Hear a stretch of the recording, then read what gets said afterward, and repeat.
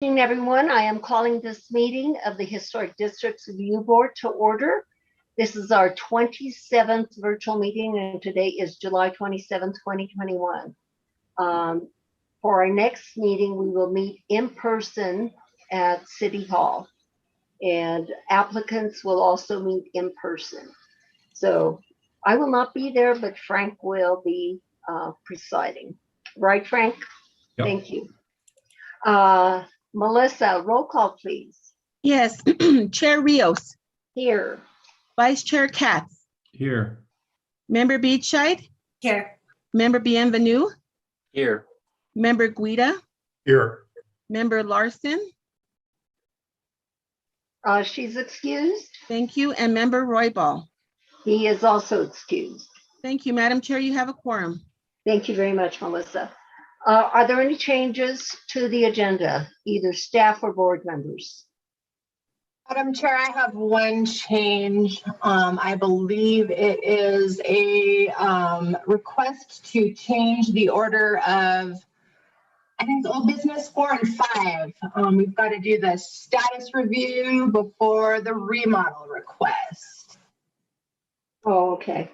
Let's see. I'm sorry, I'm multitasking, but I think that is 905 Don Miguel Place under old business, switching 4 and 5. Okay, got you. Is there a motion to approve the agenda as just amended? So moved. And remember to Rita state your seconds. name and the maker of the motion and the seconder. So that was Katz made the motion and Guida seconded.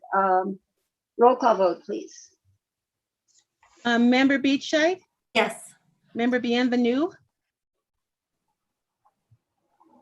Sorry, yes. Member Guida, Yes. Vice Chair Katz. Yes. The motion has been approved. Thank you, Melissa. We have minutes of July 13th, 2021. Any changes to those?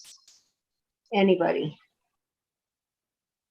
Yes, I have a change Yes, Member Katz.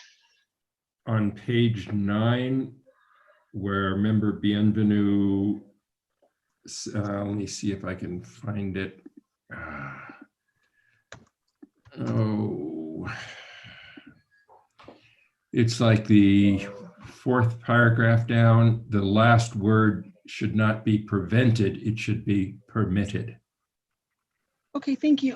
Thank you. Anyone else? Member Bienvenue. Thank you, Madam Chair. Yes, I was, Member Katz beat me to the punch on that one. On that same paragraph, just a couple minor amendments. Directly after the first open print or open quotation mark, add the words "the rule" before the word "shall." Then delete the quotation, end quotation mark after structures and move it to the end of the next sentence after the word view. And in that same sentence that begins "as such," after the word structures, add comma as defined, or rather, I'm sorry, I'll start over. Add a comma and then the words "a defined term in the ordinance," comma. And that is everything for me. Thank you. Thank you. I don't see any other hands up. So is there a motion to approve the minutes as just amended? Rita moves to approve the minutes as amended.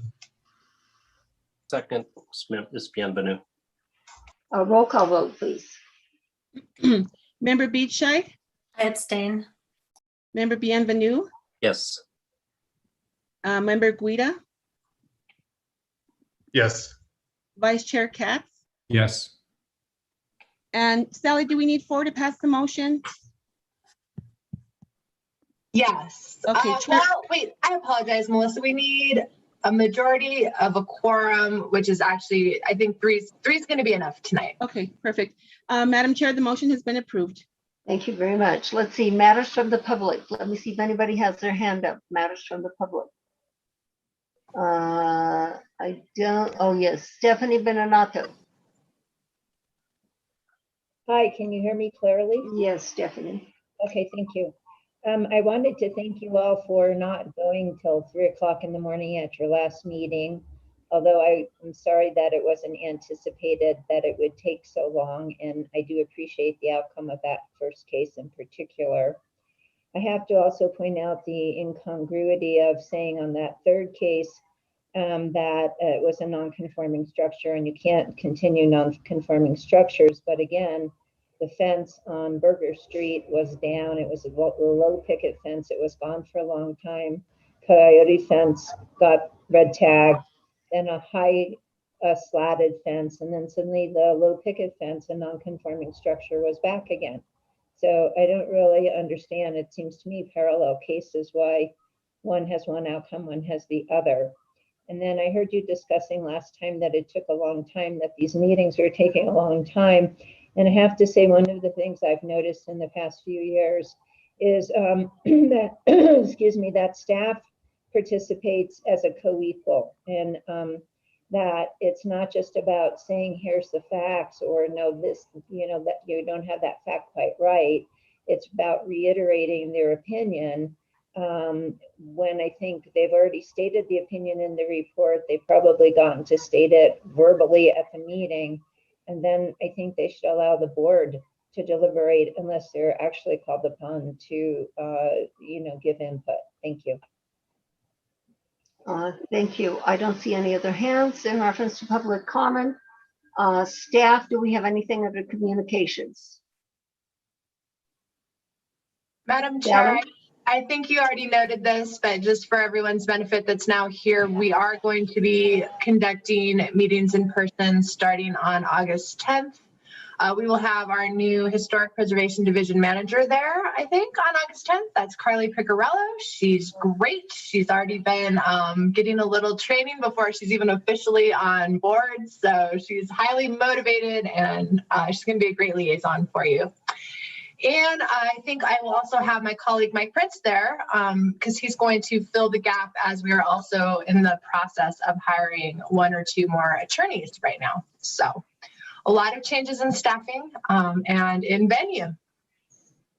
Okay, thank you, Sally. And we were definitely going to miss you, but we're going to go visit you over there at the Supreme Court.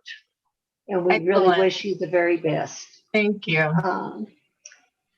We have 4 findings of fact and conclusions of law. Any changes to any of these? It appears not. Is there a Let's motion move to approve? approval of the findings and conclusions. Wait a second. Roll call vote, please. Member Beachite, I abstain. Member Bienvenue, Yes. Member Guida, Yes. Vice Chair Katz. Yes. The motion has been approved. Okay, thank you very much. Okay, ladies and gentlemen, we have a very long agenda this evening, 15 cases. We have 9 cases, I think, under that we postponed under old business, and then an additional case. And then we have 5 new cases. So I'm going to try to really be as efficient and effective as possible. And I need your help, board members and staff. I really do. And even members from the public. When you speak, please get to the point. I do feel like, obviously, that we need to give every case its due process and to be thorough. But if we can be as efficient as we possibly can, I'd really appreciate it, because all of these people are here this evening wanting to get their cases heard. So I hope that we can get through it all in an efficient manner. Thank you very much. And also, if you disagree with the decision that has been made this evening, you have the option to appeal. That would be appealing to the City Council. That would be after the findings and conclusions have been approved. You have up to 15 days after that. So with that being said, let's move on to the first case under old business. And that would be Madam Chair? Yes. Before we begin, I'd like to propose, and I appreciate the optimism. I'd like to propose that we move or postpone the 5 new cases till next week. I think it's reasonable to get through, or it's ambitious to get through 10. I wouldn't want to keep those 5 applicants waiting and disappoint them at the end of the evening. What are the feelings of the rest of the board and also the city attorney? I'd like to hear from other board members. Frank, Jennifer, John. I would think we might want to wait until, see how it's going. I'm hopeful that we'll be able to move through these cases fairly speedily. Jennifer? I mean, I think 10 is a reasonable number for any agenda. I wasn't at the last meeting, so I'm not sure where things got delayed, but We have the I support- telecom case, which took a long time. right, Yeah. right. And I don't think we have something similar to that this time, but I would support the motion now or, midway through. John? Yes, I agree. That we should be sensitive to the timing. I do think there's a possibility we can get through these. I thought last time that we were starting to move into the ones that probably wouldn't be extremely time consuming, and I'm still optimistic that that's the case. So if we could revisit that issue as we get through the majority of those, I think that would be the preferable course of action, especially since the people with the new cases that have been added on have now been alerted to the fact that in a couple of an hour and a half or so, we'll be addressing that issue, and they will find out then whether they need to stay on the line or not. Thank you. And we also have a number of cases that are up for historic review. Right. Those normally don't take too long. Sometimes they do, but normally they do not. Sally, did you want to comment on this? Sure. My only comment is that there are at least two sets of two cases that go to a single property, which I know tend to move faster. There are quite a few status cases which tend to move faster. I believe there's only one case involving an exception request. Those tend to be a little more complicated and take a little longer. And we did cancel our second meeting in August because we don't have staff availability and we're in the middle of transitioning into City Hall. So the more we can accomplish tonight, in my view, the better in terms of getting these folks processed, because it would be good to try to catch up on the pipeline of cases. But certainly I will defer to the board's motion to make, you certainly have the authority to postpone cases, particularly if things are going to go past, 11:30. That's really the governing body's cutoff, and very appropriate to follow that. So, well, Anthony, I do appreciate you wanting to just do the 10 cases, but let's look and see how it's all going. If we feel that during the process that we really are going to run over, then I think we should postpone. Also, Sally, can you help me with 2 minutes for public comment? Certainly. Okay, thank you. With that being said, let's move on to this first case, which is located at 844 Don Cubero. And this is Daniel's case.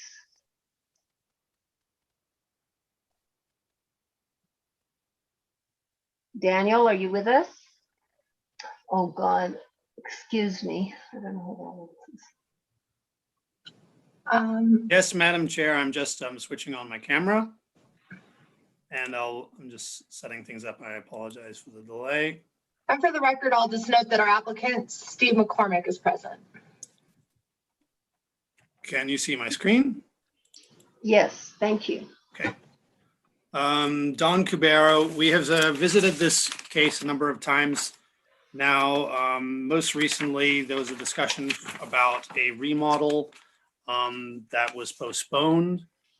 The board recommended that it would that they would need to that the status would be compromised by the proposal. This is the house in front and the cases regarding this garage in the rear. Again, here are the photos regarding the garage. Oh, my thing is, we've got a big PowerPoint and it's freezing up. So while that is loading, the case before you is a request to downgrade the historic status. Here we go. These are the photos of the garage in question. And the applicant is requesting a downgrade of historic status from contributing to non-contributing. I have my report there. I haven't read it through, but the details are in the report. My recommendation is to support the downgrading status. Stand for questions. Okay, Daniel, is this for downgrading of the garage only? Just the garage. Okay. Board members, questions for Daniel?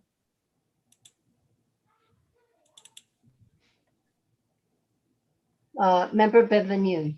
Thank you, Madam Chair. My only question for Daniel is that if I understand the HICB, the recommendation was to maintain contributing status for the garage as well as the house, because despite significant alterations, the garage still communicates its original use. So I take it you're disagreeing with that recommendation? That was my position at that time. My sense is that, yes, it does contribute. It does communicate its former use.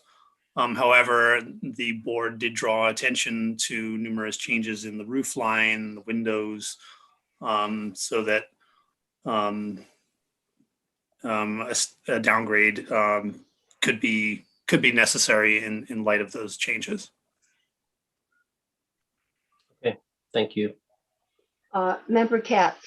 Yeah, I'm just a little puzzled as to, we had a HICB that recommended, we had staff that recommended it, and the board followed those recommendations and made it contributing. The building has not changed since April, and I am curious as to why we would change our minds now. Thank you. I and the applicant were following a consensus that came out of a board discussion. That was the April 13th discussion, I believe. And then again on June 8th, in which the proposal came forward. And there was, I think, as often in these cases, differing views, but also a recognition that a downgrade would be considered by the board. So this is responding to previous discussions by the board. Well, oh, I'm sorry. Yeah, sorry. Go ahead and finish your statement, Daniel. Just to remind the board that it circled around questions of how much integrity the building retained, given that it had clear story windows at one time, that the roof had a different form, and that those had been changed over time and could significantly or be considered considerable change to the historic integrity. Thank you, Daniel. Member Beachside. Thank you. It's my recollection the first time we heard this case for designation of the primary facade was because it had already been designated as contributing and did not have a primary facade. So I don't think we were faced with a decision to. That's correct. Right. So I think now we're being given the opportunity to revisit the status. I think when we designated the primary facade, we couldn't identify any characteristic details of the obvious primary facade that faces the street. And that led, in combination with the design change request, to the discussion about why is this contributing. So I think we're circling back and have a chance to kind of restart things here. Thank you for your comments. Member Benvenue. Thank you, Madam Chair. Yeah, my view on what transpired previously is similar, but slightly different. And that is that at the last meeting, we raised a decision tree analysis, which was essentially that we couldn't approve it as it was presented because it would clearly cause it to be downgraded as the proposal was presented to us, which is prohibited by the ordinance. So what we indicated was that there were two options. either change the design and come back to us with a revised design that would maintain the contributing status, or if the applicant really wanted to attempt to do the design as originally offered, to come back and request a downgrade. And I was concerned then, as I always am when we indicate that they can come back to us, that the applicant would take from that we were suggesting that we would grant a downgrade, which I thought we were trying to be very clear was not an indication from the board at that time, rather that was a choice that the applicant had to make, and we would consider it when it did come back to us. Which isn't to say that I don't think it potentially should be downgraded. As I expressed in the last meeting, I wasn't sure why it was ever considered contributing in the first place. But I do think it's important that we be clear on what transpired at the last meeting, which is, to the best of my recollection, as indicated. Thank you, Thanks. Member Benvenia. Any other comments in reference to this project, in reference to the status? If not, I am going to call for the applicant to come forward and get sworn in, please. Hi, can you hear me? Yes. Yes. Do you, Okay, great.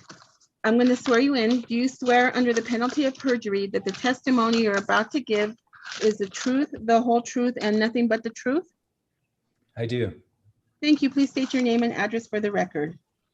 Steve McCormick, 318 West Gomez, Santa Fe, 87505. Thank you.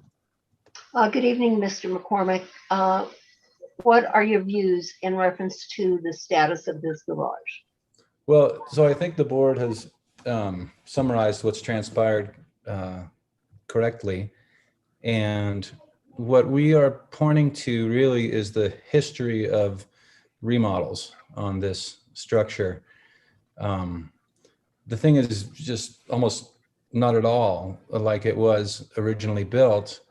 And therefore we feel like the contributing status is not appropriate and are asking the board to revisit that. We understand that designation, in fact, was made as a blanket designation in the 80s without really analyzing the structure for integrity. And so that's why we're asking the board to revisit the status of this garage only. Thank you for your comments. Daniel, in the HICP report, are they including the garage as a to remain contributing? The Higby is part of this screen survey that was done. That was the Higby that established the status. I would need to look in detail at the revised Higby, but the Higby did point to various changes that we've discussed. I'd be happy to read the history of the building if you like, off the Higby. So, and Daniel, does the footprint of the building of the garage remain? Yes, the footprint is essentially unchanged. But the height has changed, right? The height has changed.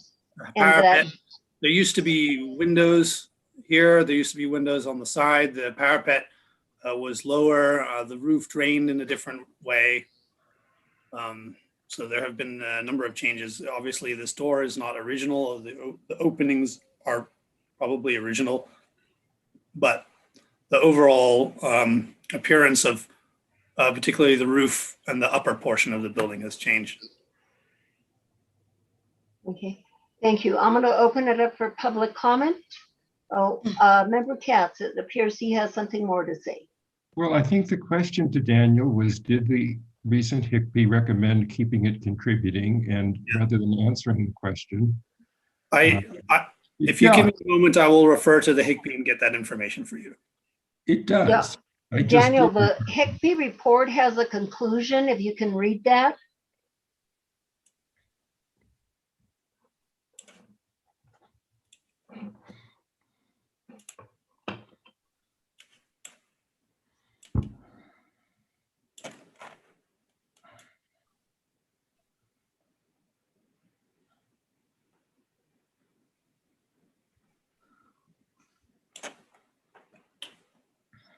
garage has experienced several alterations, including removing original windows and installing more recent units across the south elevation.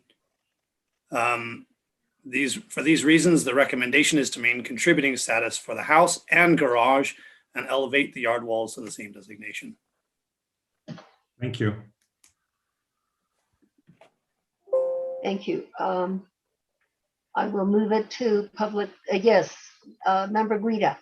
Madam Chair, we discussed this last time, and the discussion from the board and the recommendation to the applicant was that this was an option, given that there had been so many changes. So, Higbee aside, the board has already discussed this issue. Yes, but I think some board members were not there, and we need to hear the case thoroughly as well. But I do appreciate your comments, Anthony. We'll go to public comment at this time. Let me see. We have Will McDonald. Would you swear, Mr. McDonald? Yes. Mr. McDonald, do you swear under the penalty of perjury that the testimony you're about to give is the truth, the whole truth, and nothing but the truth? I do. Thank you. Please state your full name and address for the record. Will McDonald, 488 Arroyo Tenorio. Thank you. Because I'm presenting the next door neighbor's house at 848 Don Cubero, looking at that same sort of garage, I believe what was there historically is much more similar to what's at 848. This one, the front parapet has been raised from its historical height, and I think the clear story is not historical. All those things, if we were asking to make those additions or changes to a contributing structure, the board would rightfully say, we won't allow that because it would cause the building to lose its contributing status. I don't think this building has ever been considered by the board as a separate thing, separate from the main building. And I think that that it isn't a contributing status, and it doesn't have contributing status. And I think the board should affirm that. Thanks. Thank you, Will. Stephanie Beninato, would you swear her in, please? Hello? Yes. Do you swear under the penalty of perjury that the testimony you're about to give is the truth, the whole truth, and nothing but the truth? Yes. Stephanie? Thank you. Yes. Please state your name and address for the record. Please I'm state your sorry. name and address for the record. Yeah, can you hear me? Yes. Yes. Stephanie Beninato, PO Box 1601, Santa Fe, New Mexico. I think in a sense you could go either way. Yes, the roof line, the parapet has been raised. I live a block away in the historic structure, though not in the historic zone. And I had to raise the parapet because of they said it was too close to the neighboring building. So there may have been a consideration there at that time. But I think what is important is that the footprint is the same and those two openings are the same and they read as a garage. And that door, pedestrian door, vehicular door combination, I think was not as common as just having a door, a vehicular door, but is a type. And I for that reason, I think the board could easily find that it is still contributing. Thank you. Thank you very much. There are no other people from the public that wish to comment. So I will end. Sorry, Yes. Madam Chair. There were Yes. emails provided by neighbors who couldn't be at this meeting in support of the downgrade. Does the staff have any such emails? Daniel, do you have those emails? I was not sent, or I did not receive any emails to my knowledge. felt- Sally, can those be made part of the record if he did not receive them in time? I am wondering if perhaps they were submitted through PrimeGov. Do you know, Mr. McCormick? Sorry, Sally, what? Whether they were submitted through our PrimeGov system, our online, or Yeah. were they? I think they may have been. Yeah, I'm not aware of them. There's a chance that because Nicole's out of town that we may have missed a comment that may have come in. I don't know. I can sign into this and try to look. Whoa. That's great. Let me see what I can do. I'll be right. Okay, and Mr. McCormick, how many comments were there? I believe 2 neighbors have submitted emails in support of the downgrade. Okay. Thank you. In the meantime, Member Guida has his hand up. Madam Chair, I'm ready to make a motion when Sally gets back. Okay.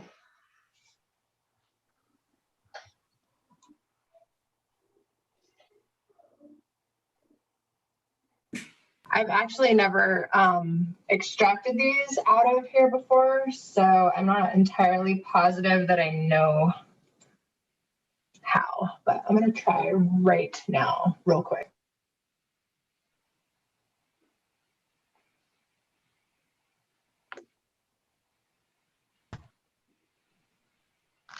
Member Beachside, did you have something? I just wonder, Madam Chair, if the applicant has those emails, if they could be just read into the record? That's the question that I'm asking Sally, if that's permissible to read Oh, them gotcha. into the record at this time, to make them I'm part of the sorry, I record. didn't get copied. I don't have them. I'm not seeing any in the system, actually. What was the name of the sender? Well, one of them was Mr. McDonough's client at 848. I believe her name's Lou, or his name's Lou. Lou. Are you there, Will? No, Will is not. I think he's not there, or at least he's not hearing us. But Sally, if those exist, can those become part of the record? Well, if they're not presented to you before you make a decision, then I don't think so. But if we can, there are none showing in PrimeGov that I am finding. I have gone into the sign-in function and I'm looking and I'm not seeing any comments for this. This is 844, right? Yes. 844. Yeah. So Lou, and do you know, was there another name?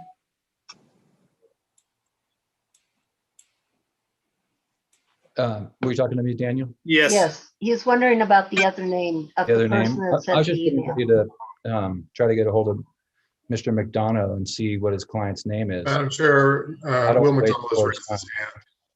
his hand.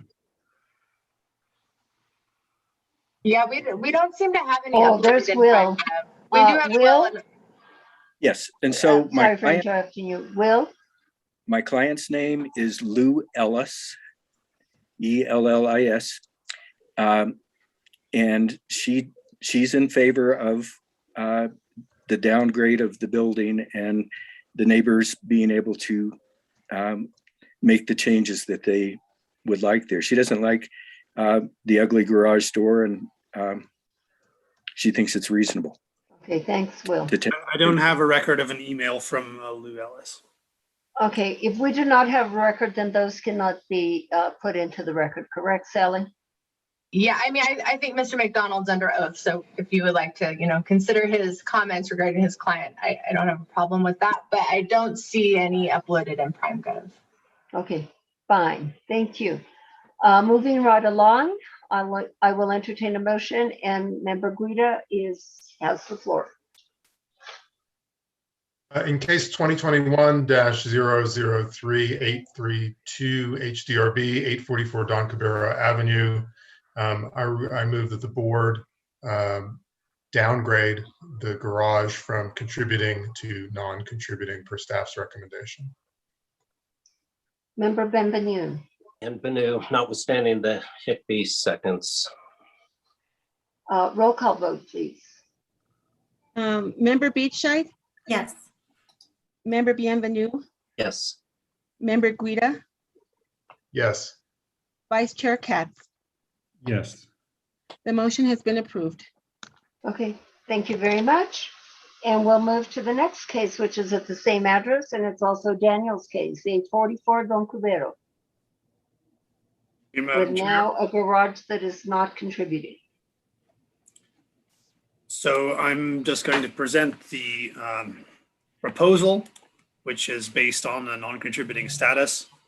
The existing doors will be removed and aluminum clad windows and doors will be installed on the north and east facades. The color of the units will be a custom mint and green to match the house. Here you can see the original has the garage door on this lower portion and the small pedestrian door here. So the placement would be reversed. I'll show you the elevation in just a moment. And there will be a new window here on this north facade. Here's the front facing. This is what we have right now, the garage door and pedestrian door. This indicates the roof behind the parapet. And the new proposal is to give it this new constellation. So with the bathroom now in this position, it used to be on the right side, and with this double door and small portal. The portal hardware and the light would be of a charcoal colored steel that's in your packet. This is the light that's proposed, and these are the mint and green colors from the main house that would be carried over to the main house. This is the charcoal and the red mahogany for the portal. Stand for questions. Thank you. Any questions for Daniel, board members? I don't see any hands that are up. So I will go to the applicant. Applicant, did you have anything to add to what Daniel just told us? I'll state that the stucco color is to remain the same. I'll re-emphasize that the doors and windows are to match the existing house. And the wood at the new portal is actually matching an existing trellis at the main house. So I feel like we're not introducing any new colors or textures to the property. Thank you, Mr. McCormick. I'll go to public comment. Anyone from the public wishing to comment? Stephanie Benanato's been sworn in. Stephanie. Yeah, thank you. I think this, of course, looks better, although I think there could have been ways of doing this and still keeping the original openings.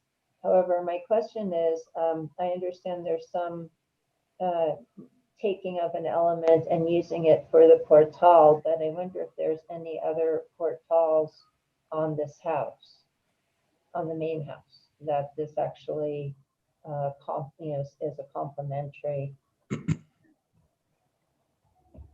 design. Thank you. Okay. She was asking about the portal. Did you want to comment on that, Mr. McCormick?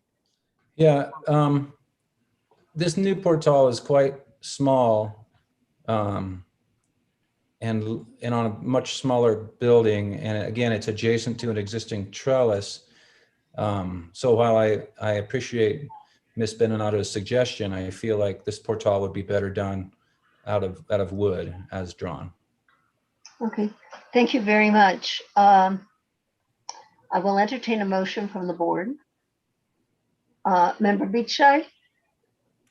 Yeah, in case 2021-003670 HDRB at 844 Don Cubero Avenue, I move to approve the application as submitted and as recommended by staff. Rita seconds. Roll call vote, please. Member Beachside, Yes. Member Bienvenue, Yes. Member Guida, Yes. Vice Chair Katz. Yes. The motion has been approved. Thank you very much, and thank you, Mr. McCormick and Daniel. Good luck on your project.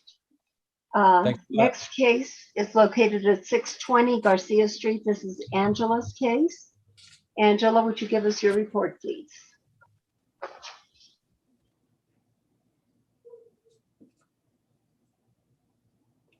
Yes, I'm going to share my screen.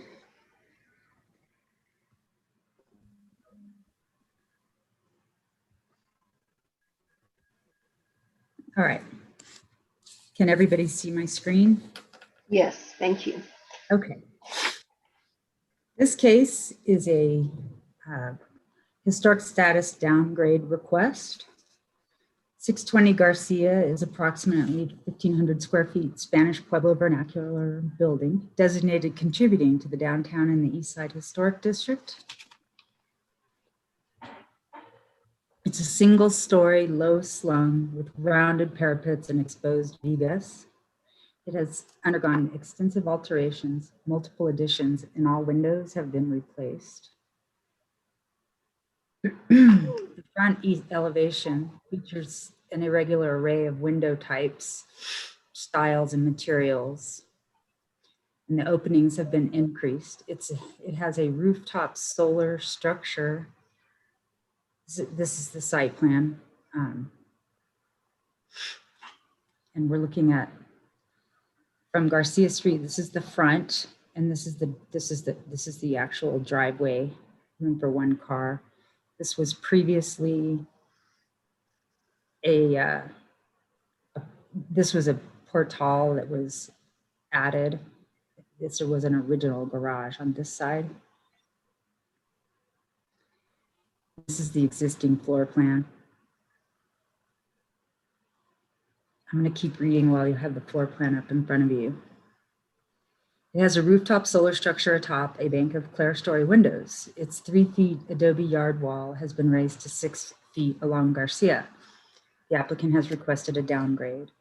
The owner provided a letter regarding the structure's contributing construction sequence that she obtained information from her neighbor who lives north of the subject property. And that letter is in your packet. According to Mr. Garcia, the neighbor, the structure was owned and altered by many different residents, saying that the original home was built in the 40s by Paul Garcia after he returned from World War II, and his family lived there until they outgrew the home. And then the next owner built the 3 feet yard wall and added a garage. The garage was later converted into a bedroom and a bathroom.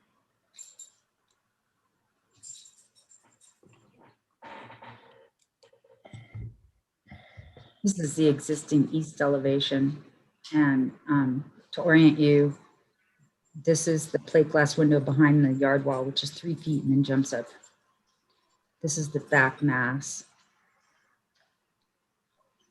This is the back of the house, the west elevation, and there's no windows. This is the north elevation. Just along the side. Garcia Street is out here. These windows are have all been replaced and are there's pictures of this that I'll go through.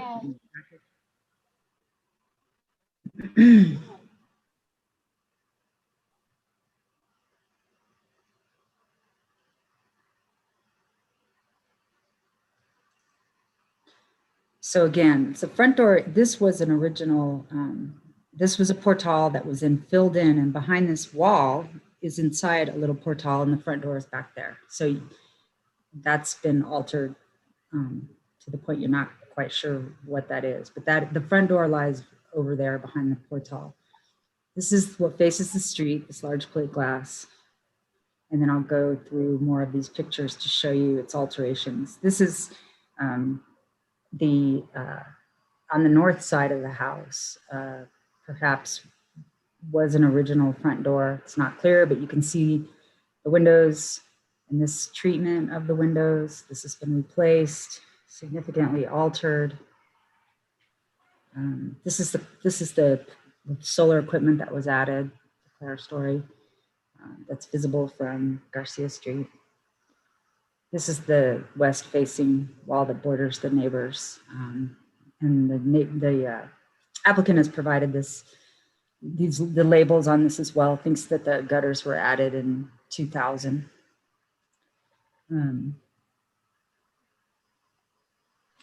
I think I've stated all of that, and we have enough to deliberate on. A lot of the windows were replaced in the 1980s. Based on all of these changes and significant alterations, staff recommends downgrading the building's historic status from contributing to non-contributing due to the multiple and substantial alterations that staff believes has eroded its integrity as a historically contributing building to the downtown and east side historic district.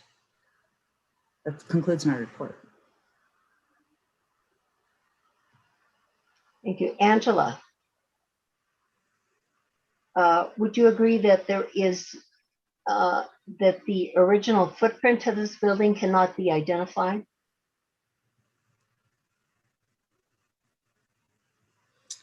I would agree that it cannot be definitively identified. That is correct. And there have been so many changes that you are recommending downgrading. That's correct. Okay, thank you. Let's see if we have other board members that have questions. It appears that there are no questions from board members, and let's hear from the applicant. Madam Chair, we have Tamara Schlitz, and perhaps she is there with her co-applicant. Let's see. David? David, Tammy and David. Okay, I think I'm unmuted. Can you We hear can me? hear you. Yes, Tammy, thanks. Okay, so I will go ahead and swear you in. Do you swear under the penalty of perjury that the testimony you're about to give is the truth, the whole truth, and nothing but the truth? Yes, to the best of my knowledge, yes. Thank you. Please state your name and address for the record. My name is Tamara Schultz. My address is 10 Shorthorn Lane, Santa Fe. Thank you. Thank you, Ms. Schultz. What do you agree with staff's recommendation that this should be downgraded, and do you have anything to add? Yes, I agree with Angela, and I'm kind of following her lead on going through this process. The only thing that I would add is the garage, Angela, when you were laying it out, as you're looking at all these different angles, the garage, actually the portal, what we called the portal that's on the south side of the house. Yep, right there, right, the outdoor portal. That master bedroom right behind it was converted into the master bedroom. It used to be the garage. And so that was done by I believe the Carr family, which was the ones that did it in the 80s. And so that's the only thing I was trying to make sure I was understanding. Okay, thank you. If you have nothing further, there's another person, Manuel Garcia, that has his hand up. Would you get him sworn in, Melissa? Yes. Do you swear under the penalty of perjury that the testimony you're about to give is the truth, the whole truth, and nothing but the truth? I do.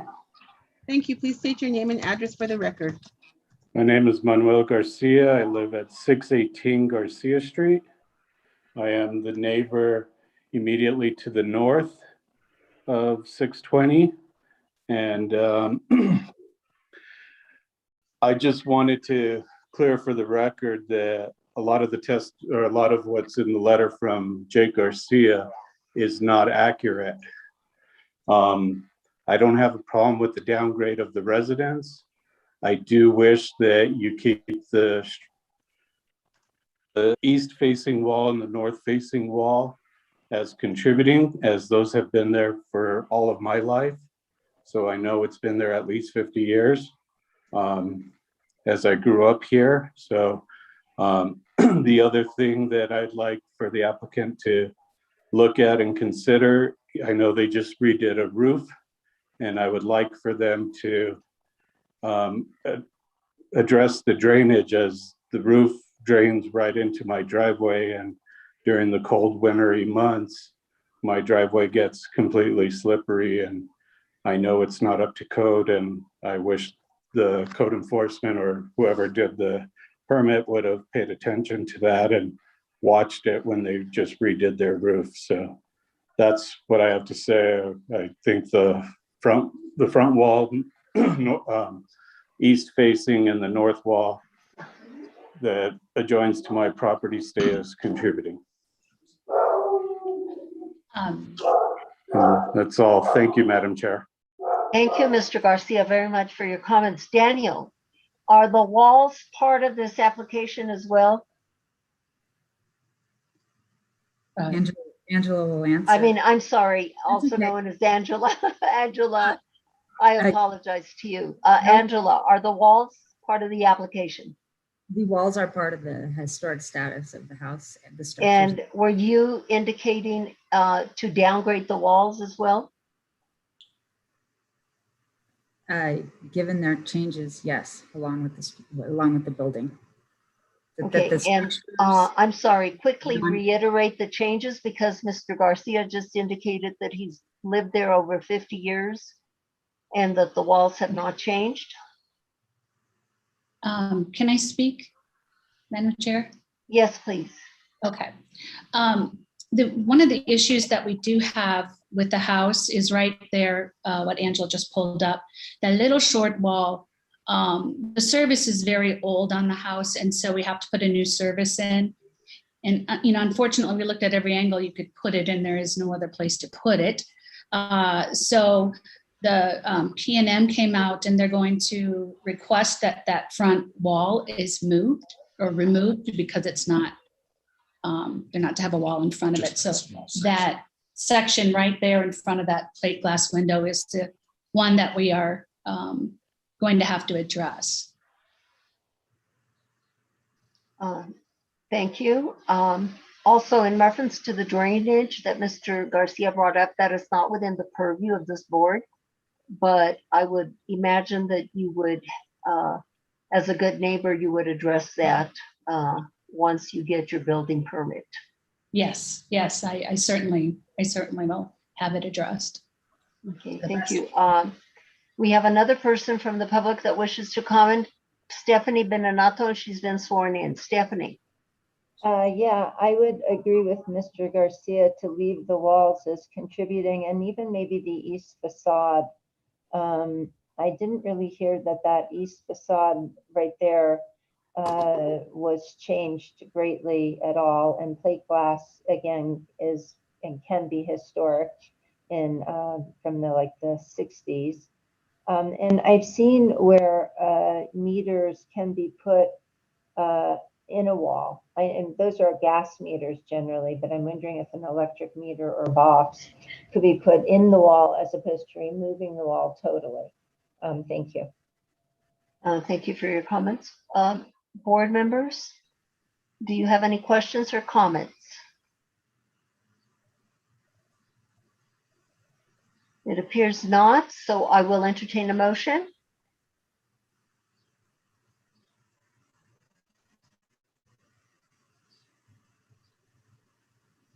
Moving right along, I will entertain a motion, board members. We heard the testimony and we're ready to do that.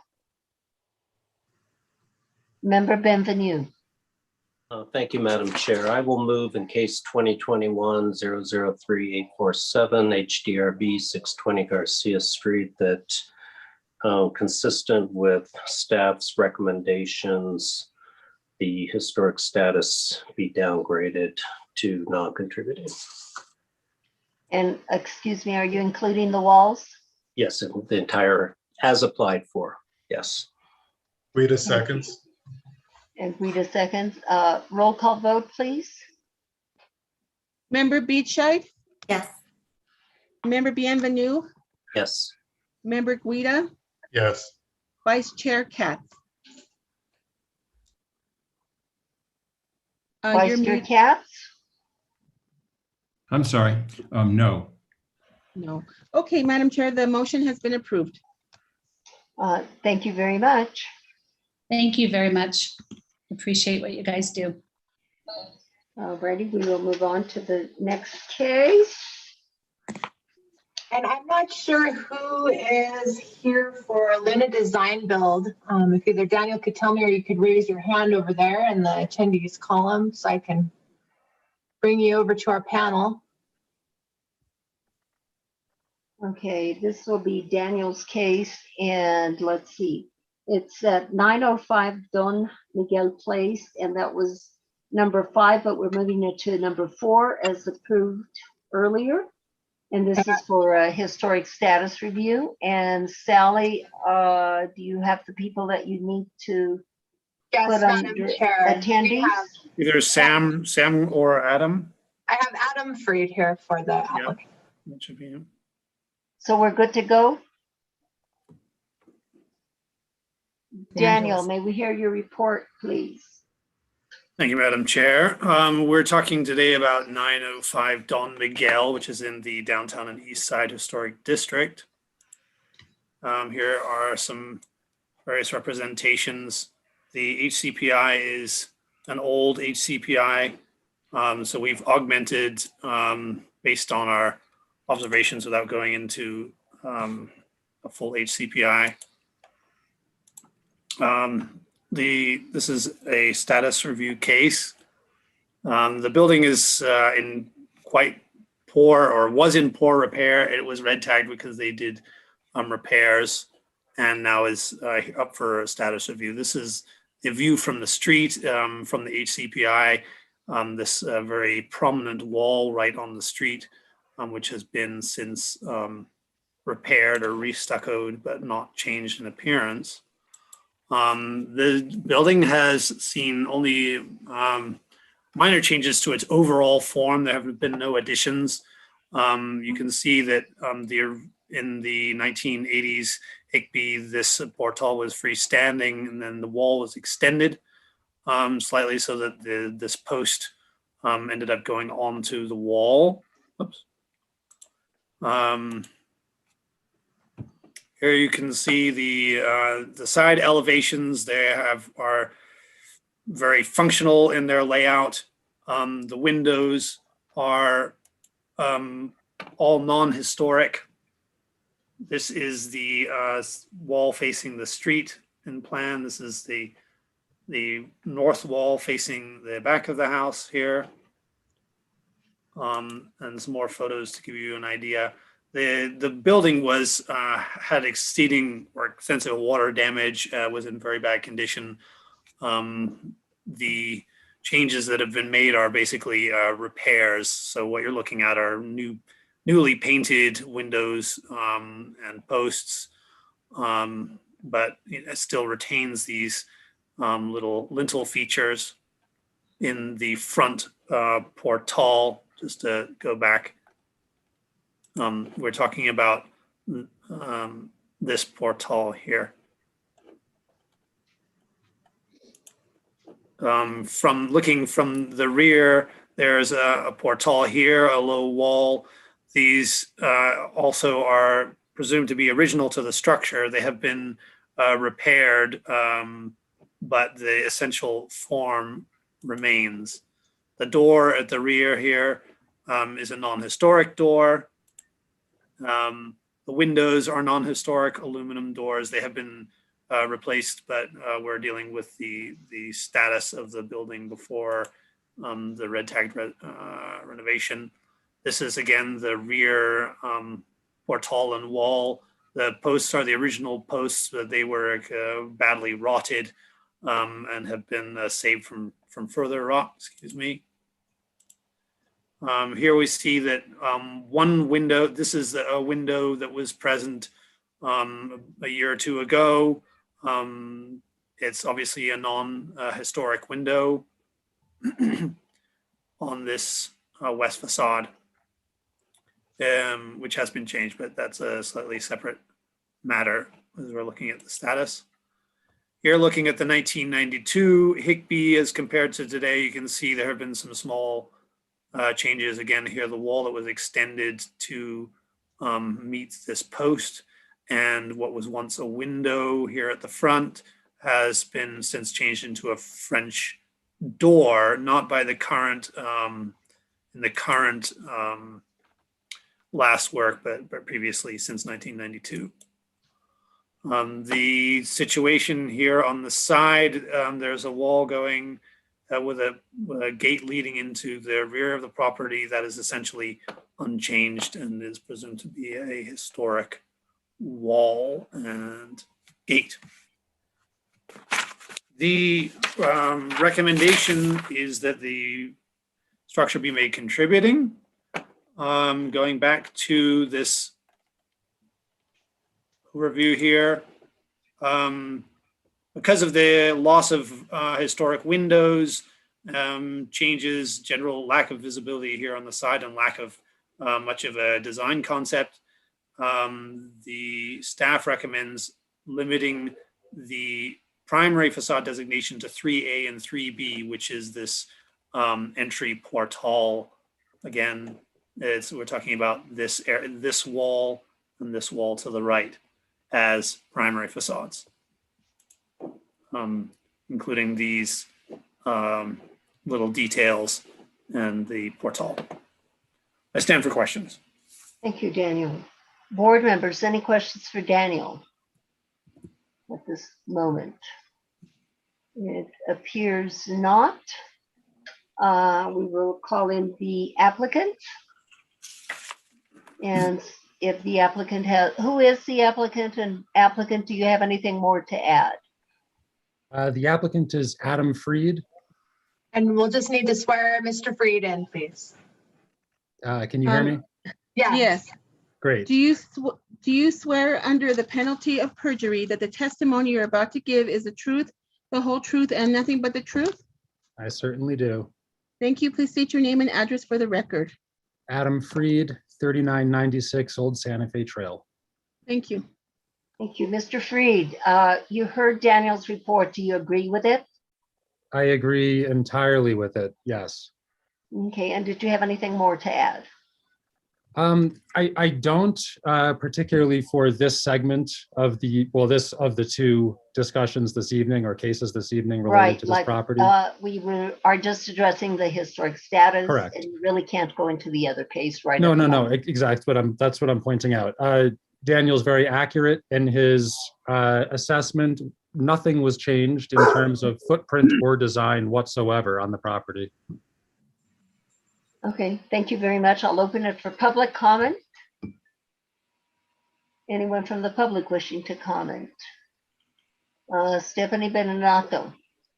Yes, it seems like a very small area of the building to designate as primary, although it does have some interesting features. And I was wondering also about this wall in the front, the curved wall, if that also should not be considered contributing as well. Thank you. Thank you, Ms. Beninato. Because I didn't read my report, I did include in the report recommendations that the wall be made contributing. Thank you for that. Thank you. You're welcome. And I was going to ask you about the wall as well. Thank you very much, Stephanie. And I will entertain a motion from the board.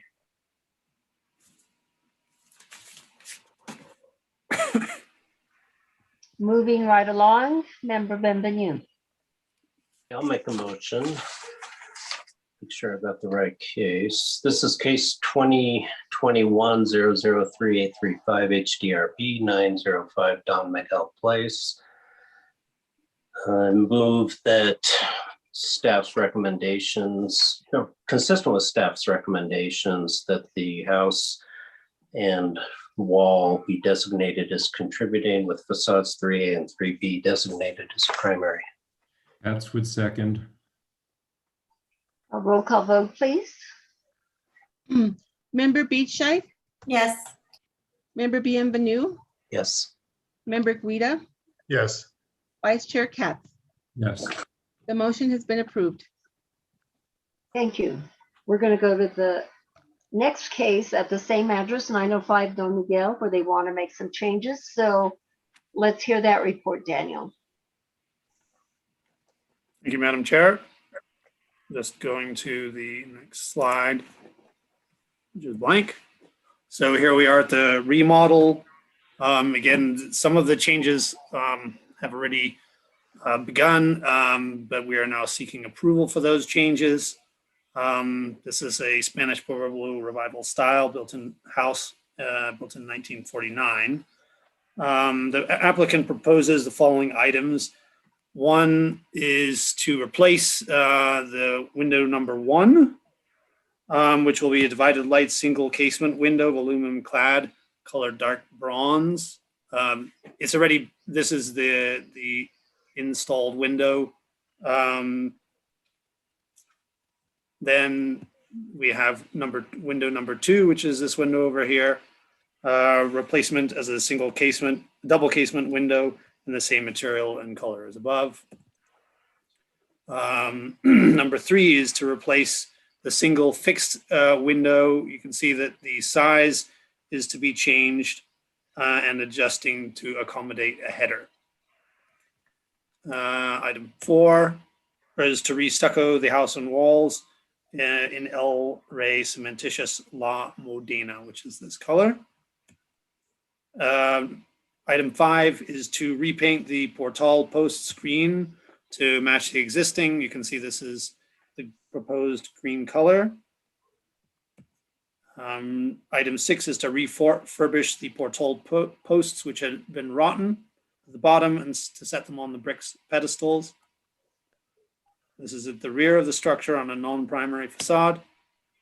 Number 7 is to install downspouts at various points in the building to accommodate the water drainage which had caused damage in the past. You can see there of the dark brown in here and this copper. Item 8 is to paint the soffits in dark brown color to match the existing on facades 2 and 4, which are the east and west facades.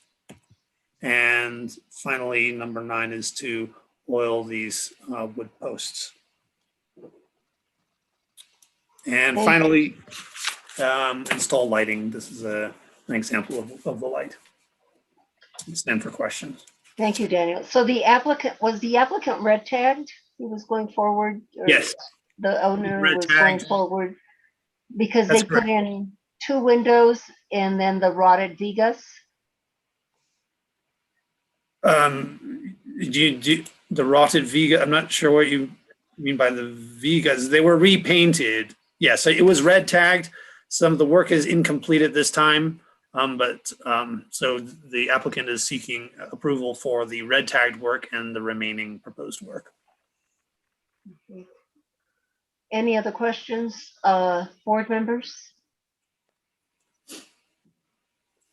I don't see any hands up, and the applicant has been sworn. Mr. Freed, what do you have to tell us about this project?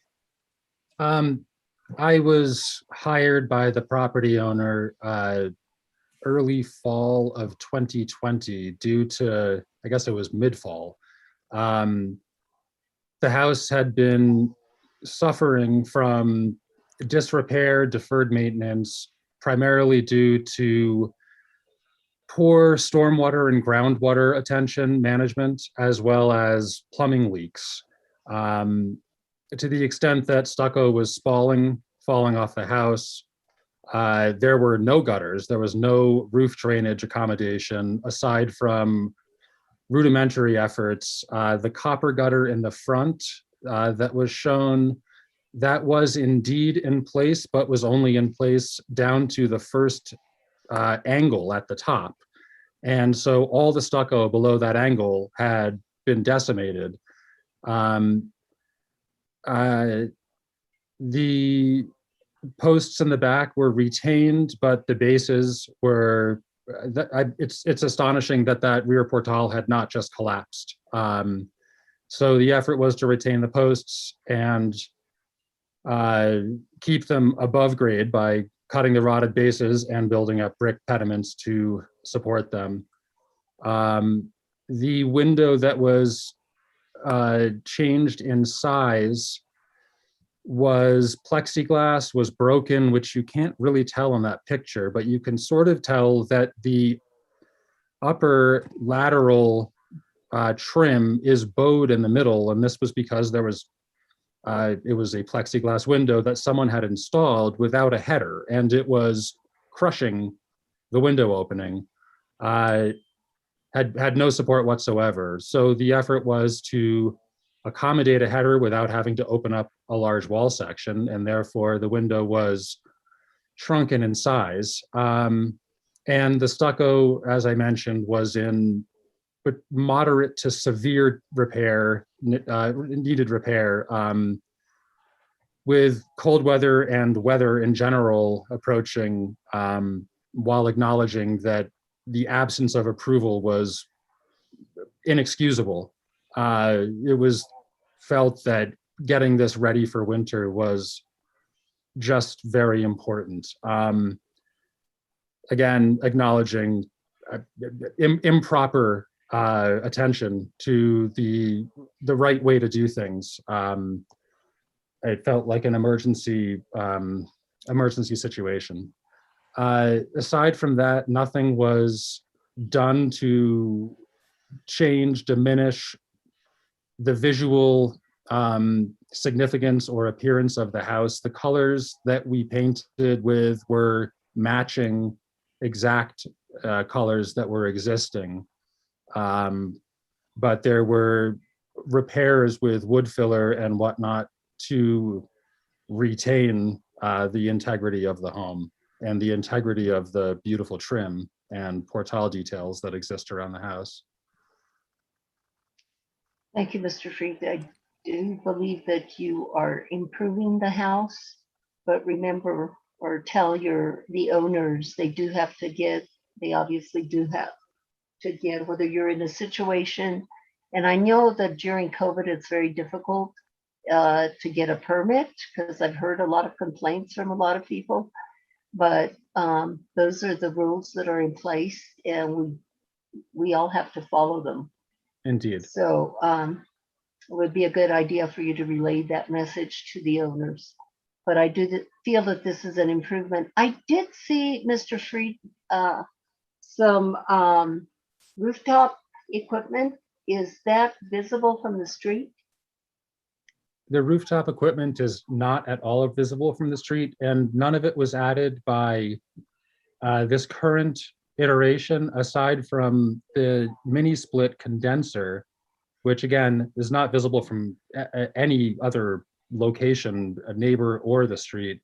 The house had no legitimate heating or cooling. There was one small kiva that, according to Bailey's chimney repair and inspection, was questionable at best, and 2 gas wall heaters which were located near existing operable windows and or doors, therefore dangerous to say the very least, one of which was causing a carbon monoxide alarm to repeatedly go off. It was qualified by a plumbing technician, HVAC specialist, as dangerous. This was judged to be the most efficient and effective way to accommodate heating in the inside of the house. Okay, thank you, Mr. Freed. Let's see, I don't see any board members that want to ask you questions. I will take it, excuse me, I will take it to public comment. Let's see, John Eddy. Would you swear in Mr. Eddy, please? Mr. Eddy, do you swear under the penalty of perjury that the testimony you're about to give is the truth, the whole truth, and nothing but the truth? Yes, thank you. Thank you. Please state your name and address for the record. My name is John Eddy. I'm at 227 East Palace Avenue, Suite D, Santa Fe, 87501. Thank you. Good evening, Mr. Eddy. You have the floor. Good evening. Thank you, Madam Chair and board members, for allowing me to speak. I can see this house really needs a lot of tender, loving care. But I did notice something that gives pause, I guess is one way to put it. And I'm sorry, but I can't identify. It's a photograph of one of the portals where a post under the portal is coming down onto a brick pedestal. That's the one, yes. And I guess maybe just some feedback in terms of, well, I guess the first question is, how important is this facade to the house in terms of its status? If I could get clarification on that, and if it's visible from the public? This is not publicly visible. This is at the rear. So this elevation is not affected by status in any way? No, it's not a primary facade. Okay. Well, Madam Chair, I just wanted to point out, maybe this could be helpful in the future.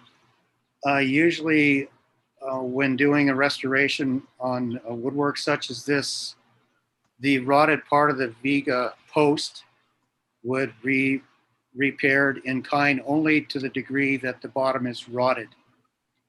And addition of a brick pedestal like this is a departure from that practice. So it's something to kind of look for in the future that is probably inappropriate should a house have a higher status and be visible from the public. Thank you. Thank you, Mr. Eddy, for pointing that out. Appreciate your comments. There's no one else that wishes to speak from the public, so I'll take it back to the board and I will entertain a motion.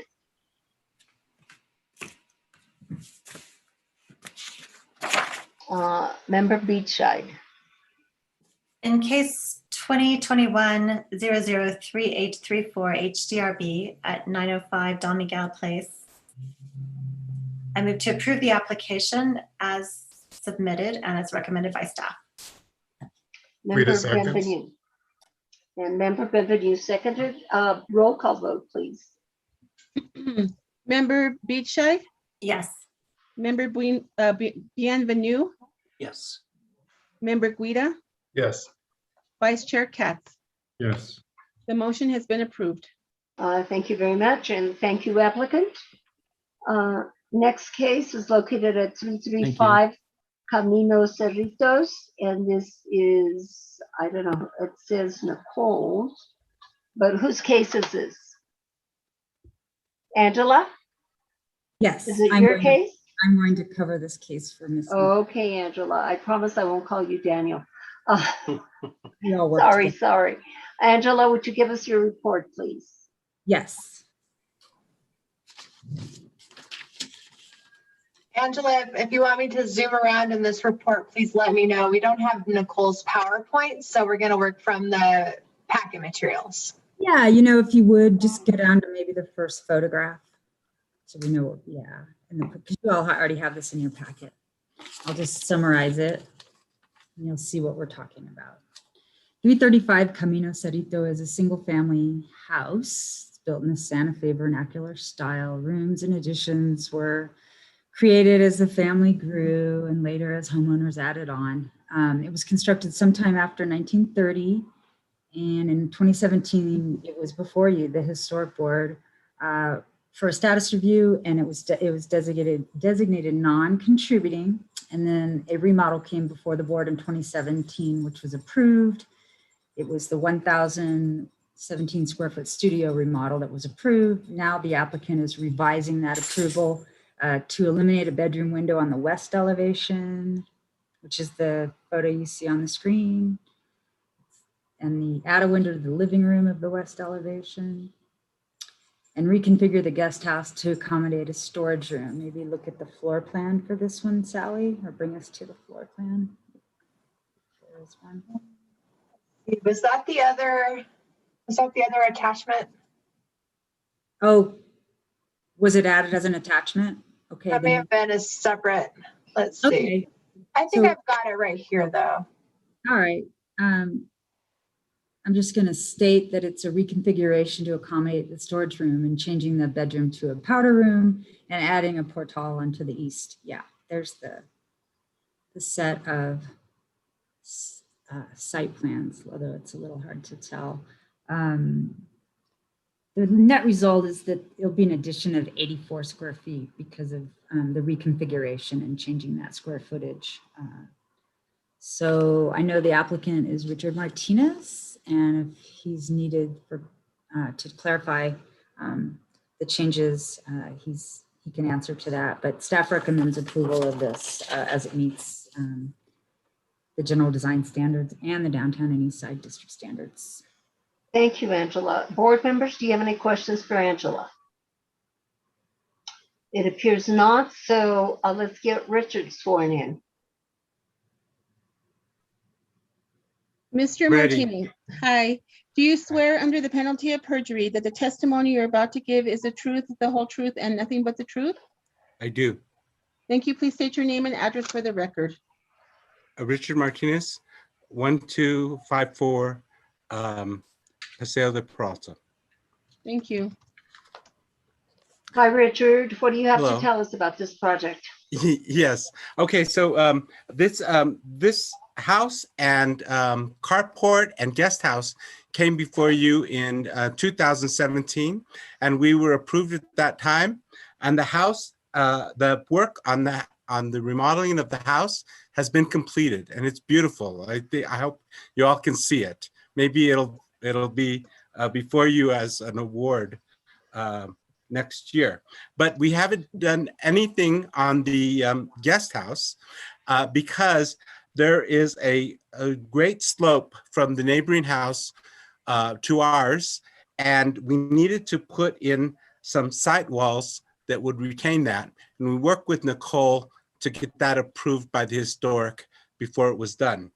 What I'm proposing now is just some revisions of the guest house, but it's basically the same plan, but some revisions to accommodate those retaining walls. So because a corner of the guest house would have gone over those retaining walls, and of course they already exist, and we can't do that.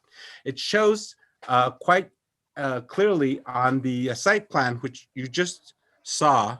And if we can pull up that site plan again, I can point out what was done. It's very simple. It's sheet number 1.A 1.0. So you keep going back. There.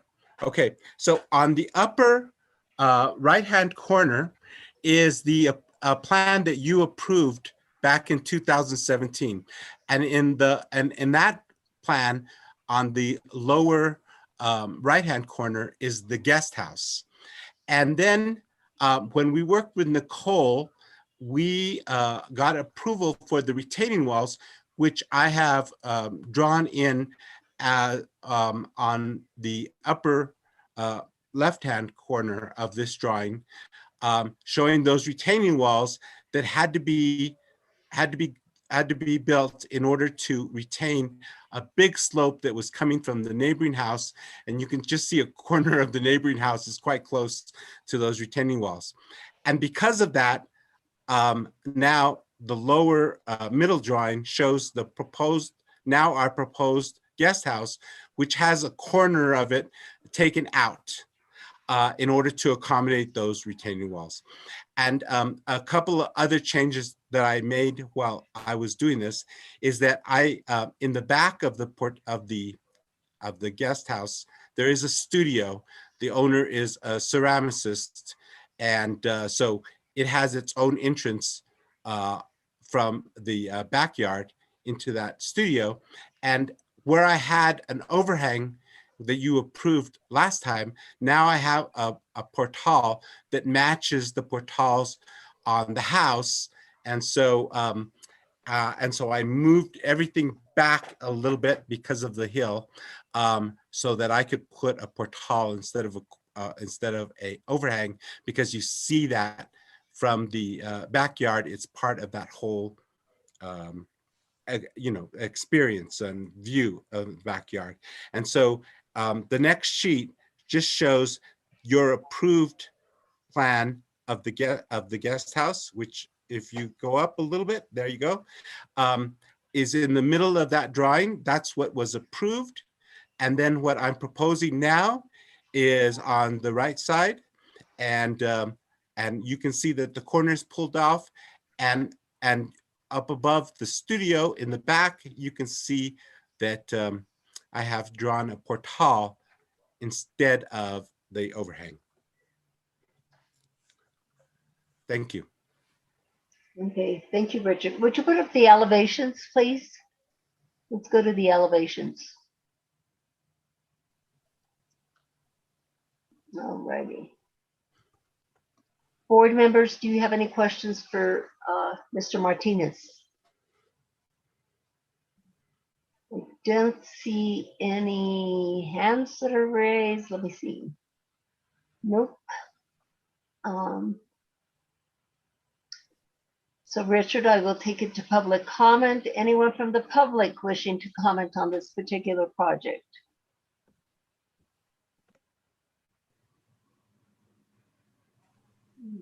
Let me see.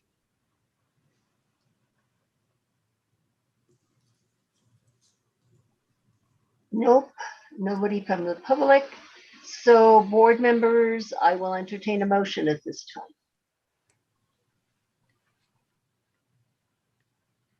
Madam Chair, We have 3 people. Member Katz. Thank you, Madam Chair. I would move in case number 2021-003846 at 335 Camino Cerritos to approve the application as submitted. Guida Thank you. seconds. And Guida seconds. Roll call vote, please. Member Beachside, Yes. Member Bienvenue, Yes. Member Guida, Yes. Vice Chair Katz. Yes. The motion has been approved. Thank you. And thank you, Richard. Thank you very much. Next case is located at 848 Don Cubero, and this is Daniel's case. Daniel, your report, please. Thank you, Madam Chair. 848 Don Cubero Avenue. We have seen before a single-family residential structure with a garage at the rear, built around 1928 with contributing status, both the house and the garage. We're talking about this garage back here. The accessory structure constructed of pentile. In 1992, it retained its historic wooden garage doors and lintel, but these were replaced with double hung windows. The original lintel, or the lintel may be original. The board heard a case on June 8th, designated primary facades for the main house, but not the garage. The applicant now returns with a proposal that works with or without primary facade designation. There are 3 parts to the proposal. The first is a 232 square foot addition on this corner. It is set back 10 feet from the front facade. This is the street facing facade. It will be 11 feet 4 inches high, below the maximum allowable height, and will be set back 10 feet. Here is the design. This is the existing front elevation. This is the proposed addition. You can see that it is higher than the main structure, but this, reminding the board, is an 8 foot, 11 foot high garage. It's a very small structure. Here is the north elevation, proposed east elevation. The colors, would be this El Rey fawn. I've done a very primitive job to try and give you an idea of the massing of this building as seen looking directly down the driveway from the street. The other point is on the main house, to change one of the windows from this larger format to a smaller one in the bathroom. The applicant points out that in documents, I believe the HCPI shows a small window like this in this location. Again, this is not a primary facade, but the applicant proposes to reduce the size of this window to something resembling its earlier incarnation to accommodate that bathroom. It will be reduced from 48 inches to 16 inches. I stand for questions. Okay, thank you, Daniel. Daniel, did you say the garage has or does it have a status? It has a status. It does not have a primary facade. Okay, and the status is what? Contributing. Okay, thank you. Board members, do you have questions for Daniel?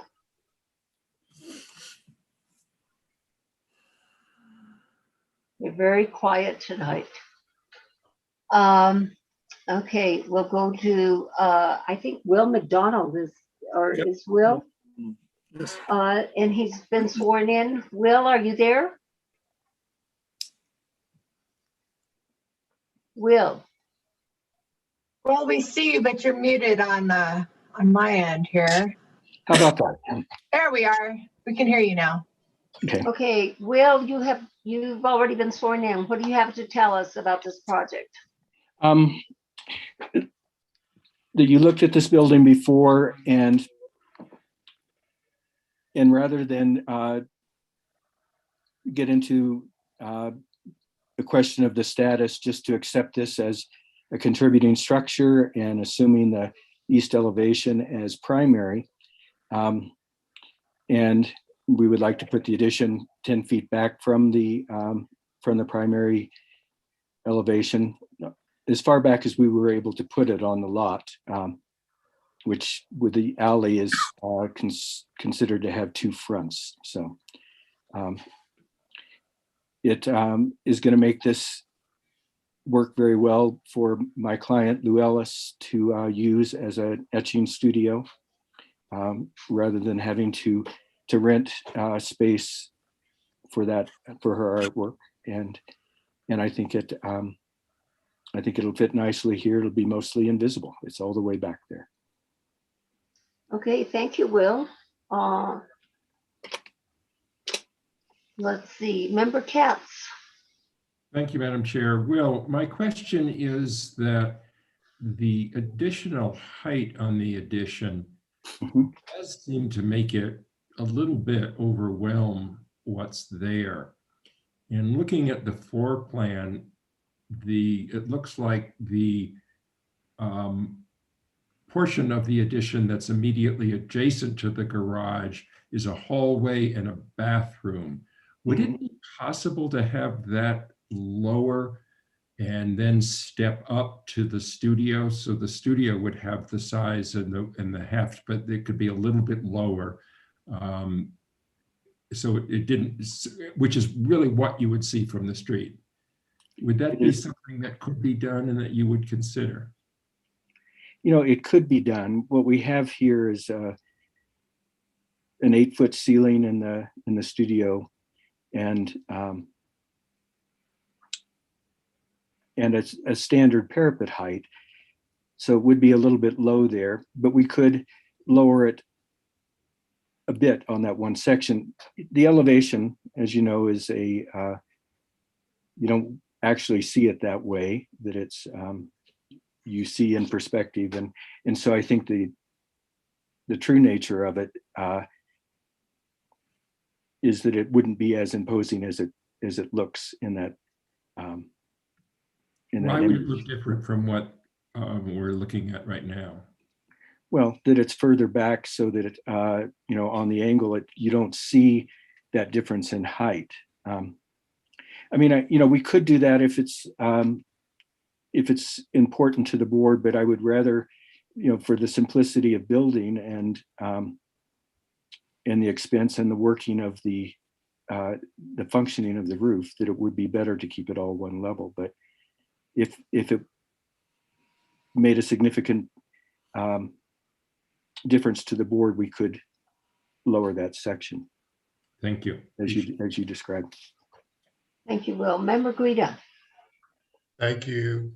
Will, it's not important to me. I understand what you're saying. In perspective, because this is set back, it would not appear as it does in a 2D elevation, or even in Daniel's rendering here, which he admitted was a bit crude. It seems to me, is it correct that the height of the addition that you're proposing is significantly shorter than the main house? It's similar in height to the main house, and it's a standard height for an 8-foot ceiling. Right, but the main house is not a grade, is it? No, it's actually it's a little bit above grade. Okay. The floor is above grade. So anyway, it's not going to be out of proportion to the house. Good. Looks good to me. Thanks. Thank you, Member Guida. Member Beachside.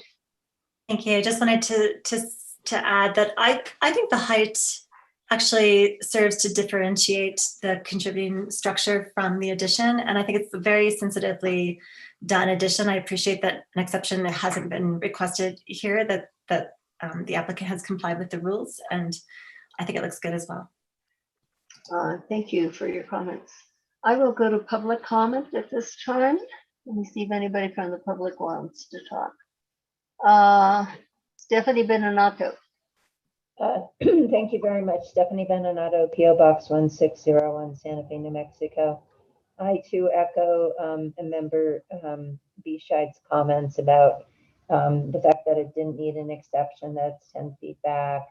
that it is distinguished from the original. I also like the idea that those double windows facing the street are going to be retained, because I do think that's kind of characteristic of that particular structure, even though it doesn't really read like a garage anymore. But again, I do appreciate that the rules were followed and exceptions were not needed. And I hope that if there's any mechanical equipment, that it'll be behind the parapet. Thank you. Thank you. Member Guido, you still have your hand up. Apologize for not lowering it. Okay, well, but maybe you want to make a motion, I don't know. Will, did you have something further to say? You still have your hand up. I'm gonna guess not. I'm going to lower my hand and thank you for Okay. hearing the case. Alrighty, I will entertain a motion, board members. And we have member Benvenue. Thank you, Madam Chair. Yeah, I agree that this is a nicely done project, and I suppose we don't need to designate a primary in this case, just because the applicant has complied as if it were designated. So on that basis, in case number 2020-003845 HDRB 848 Don Cubero Avenue, based on staff's recommendation and the record is submitted, I move to approve the application. Guido will second. Roll call vote, please, Melissa. Member, excuse me, Member Beachside? Yes. Member Bienvenue? Yes. Member Guida? Yes. Vice Chair Katz? Yes. The motion has been approved. Okay, thank Thank you. you, and thank you, Will. Next case is located at 701 East Alameda Street, and this is Daniel's case. Daniel? Thank you, Madam Chair. Can you hear me? Yes. So 701 East Alameda is a non-historic single-family residential structure in the downtown and east side historic district. The applicant is seeking approval for a red tagged project, which is in the rear. This view is kind of zoomed in. You can't see the street, but the building is already kind of nestled, visible, but somewhat nestled in relation to other buildings on the street. And I'm realizing that my slideshow is missing a photo, but I can go to the packet. Let me just get that packet, I'm sorry. It's at the rear of this, am I in the wrong, I'm in the wrong date. So we're talking about this one.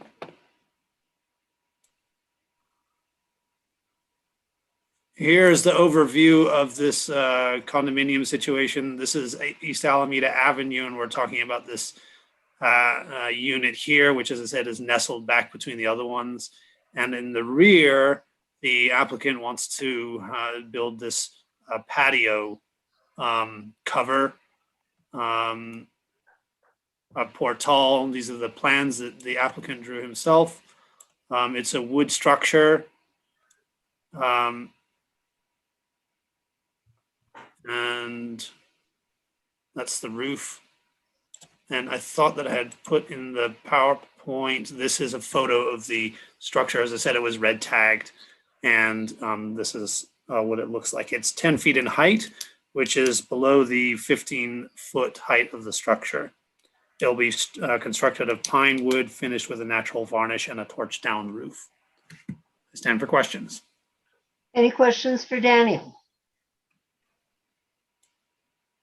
It looks like they do not have questions for you, Daniel. So who is the applicant? Madam Chair, we have Stephen Brown. Stephen Brown. And Mr. Brown, are you there? And you will need to unmute, Stephen. There we go.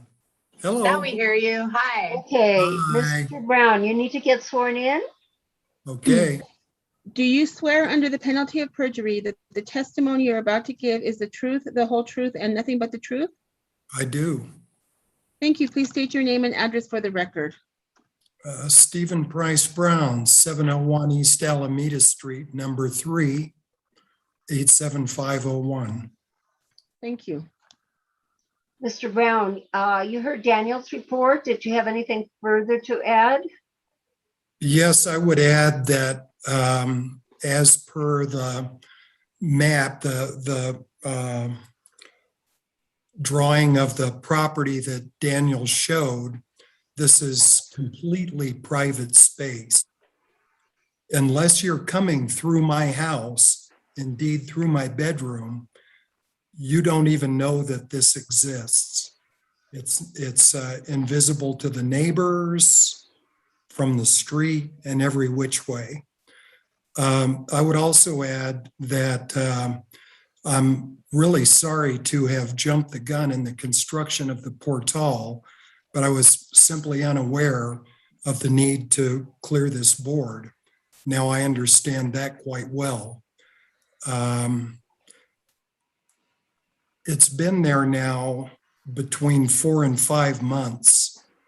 And other than the fact that it's quite a wonderful addition to my house and a very nice feature of the property, it affects no one or nothing else.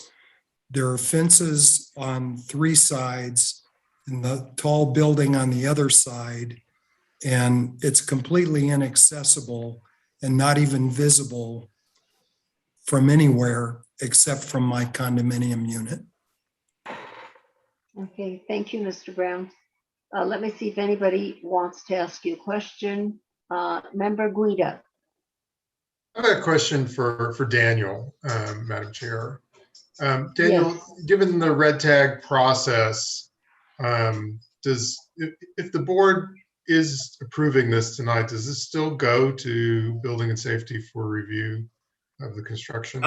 My understanding is that a construction permit was issued somehow.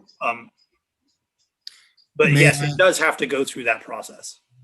Mr. Brown, did you receive a construction permit for this? The documents were submitted and reviewed, and I received an email message from, I believe it's Robert Ortiz in building permits, that said, hey, the drawings are fine, no problem. You just need to get a letter of approval from Historic Preservation. And that was a long time ago now. So my next step, pending approval, is to just take it back to them, and I think it'll be pretty much a rubber stamp there. I think that's unfortunate. I appreciate your testimony that this is a nice place to hang out, but had this board originally reviewed this, I mean, this is a design review board, and we would have made comments about the architecture of what is put here, proportions. It seems a little squatty. The construction of this thing with posts against a house is not typical. And then I guess my bigger concern, and again, it is beyond the purview of this board, but looking at your drawings, I don't see, I see some concern structurally with the sizing of the header. I see some concern structurally with the sizing of the rafters. The brace frames are a head height concern that are not allowed by code in an area of walking. So I'm surprised on both fronts that this kind of went through Building and Safety, did not come to us, and that still Building and Safety is suggesting that this is okay. But that's my reading of what's being presented. Well, your comments are well taken. I would merely reiterate that regarding the historic preservation, as a relative newcomer to Santa Fe, I was completely unaware of the requirement. And second, I would reiterate that it has been reviewed by building permits.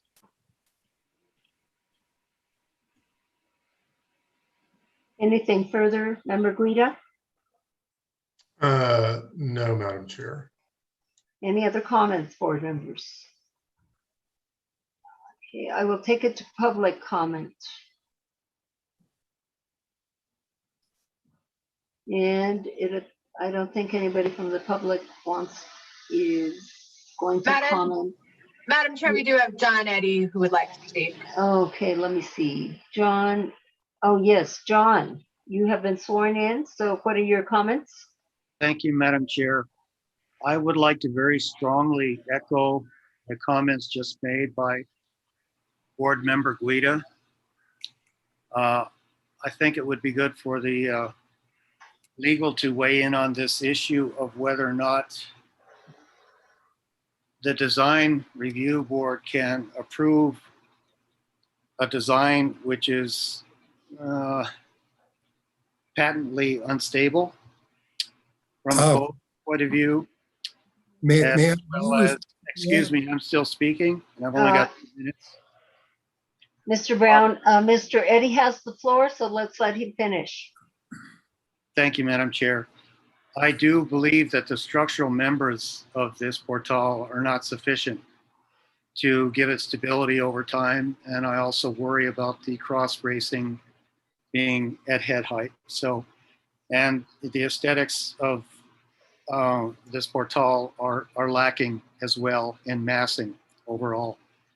That's all. I'd like to see legal staff weigh in on this issue. Thank you, Madam Chair. Yes, thank you, Mr. Eddy. Before legal weighs in, I will hear from Stephanie Beninatto.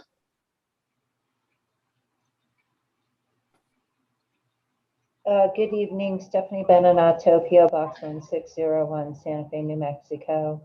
I too agree with Member Guida's comments and those of John Eddy. I'm sorry that this didn't come to historic because I do think the proportions are not really harmonious with the building itself. And I too look at it and think of it as being kind of flimsy looking, really. And again, I'm not sure. I mean, if it's structurally unsound, isn't that part of the design? I mean, isn't structural design part of design? So if you know that it's not structurally sound, maybe you have to ask for a revision. Thank you. Thank you very much. Sally, would you weigh in on this, please? Sure, Madam Chair. I mean, I recommend that the board should defer to our building code crew and our permitting crew in terms of determining building code issues, structural stability. I do think that falls outside the purview of this board, but certainly the aesthetics and in terms of the evaluation of the design under the Historic Districts Ordinance is within the purview of the board. So I think those concerns have been raised. Certainly this will ultimately need permitting and inspection through that side of the land use department, and that does always happen subsequent to historic approval. Thank you, Sally. Mr. Brown, did you want to comment? Yes, I do.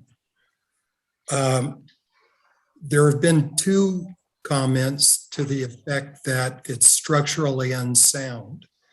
And I reject that notion emphatically.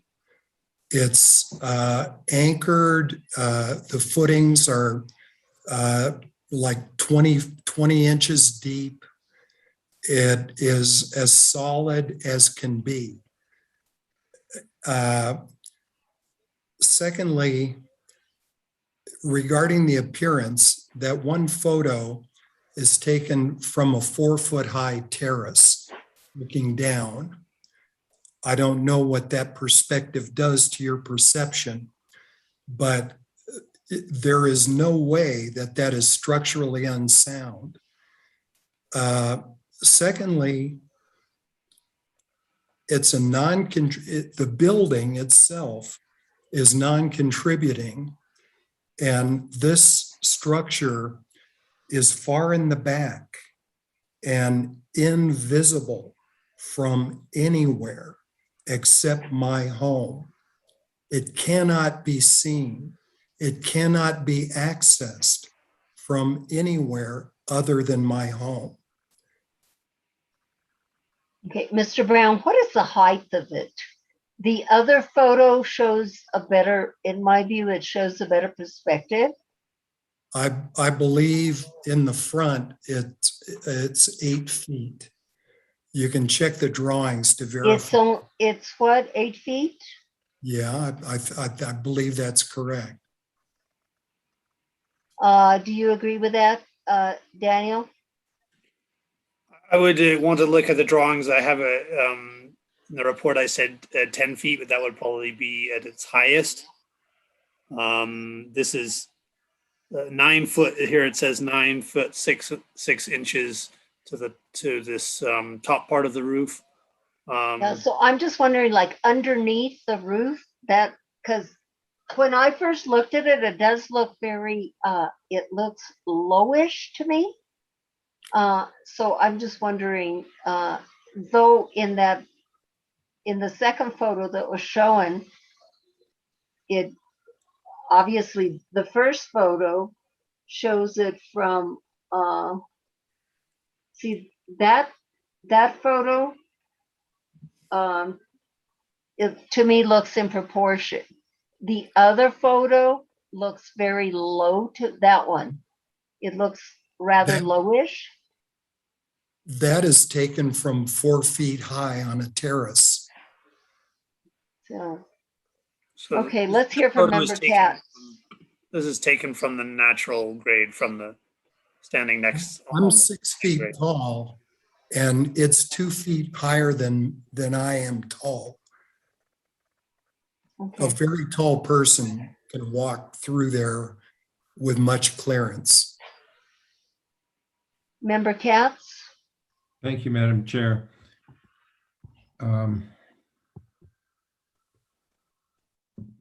I think it's always problematic for the board when somebody does something without coming to us first. And I think it's wrong for us to penalize them because they didn't come to us if it meets the design criteria. But similarly, I think it's wrong for us to approve something just because it got constructed without without coming to the board to approve it if it does not meet the design standards. And I tend to agree with Member Guida that we would not approve this way had it come to us as a plan. Thank you. Thank you. I'd like to hear from the other board members quickly. Member Benvenu. Well, thank you, Madam Chair. So I appreciate everyone's comments. My point of view is slightly different. I think that I would have approved this if it had come before us, not because I think it's a good design, which I don't, for all the reasons that have been stated, but because this has absolutely no public visibility, I think it conforms with the code, because to me, it does not make sense for this board to sit in judgment of design elements that only the owner of the property can view, particularly since the ordinance is designed to protect the outward harmonious appearance of this historic district, not the inside areas on people's private property. So for that reason, I would approve this project, provided that it receives proper approval or has received proper approval from the Building Permits Division. Thank you. I don't know if that was a motion or you're just making. That was a just statement. that was just my statement. I would make a motion, but I know you just asked Okay. for comments. Yes, I will ask for Member Beachside's comments. Yeah, I agree with Frank that this is an awkward position for us to be in, that we would not have approved this had it come to us. We would have certainly suggested some revisions, but I also understand it's not publicly visible. I feel maybe if this were a freestanding structure, it would be different, but it's attached to the house, and while non-contributing, it is an attractive house that meets all other design criteria. I feel like it probably detracts from the value of this property. But that's neither here nor there. But I feel like this should be redesigned, that we would, on the basis that we wouldn't have approved it as is, had it come to us before being built. Thank you. With all that being said, let's see, Madam Chair, can Mr. I- Brown, Madam you Chair, have can your I ask hand a up. question of Sally? I haven't raised my hand. Would you Oh, like me okay. to comment? Member Katz, excuse me? Yeah, I have a question for Sally. Yes, go right ahead.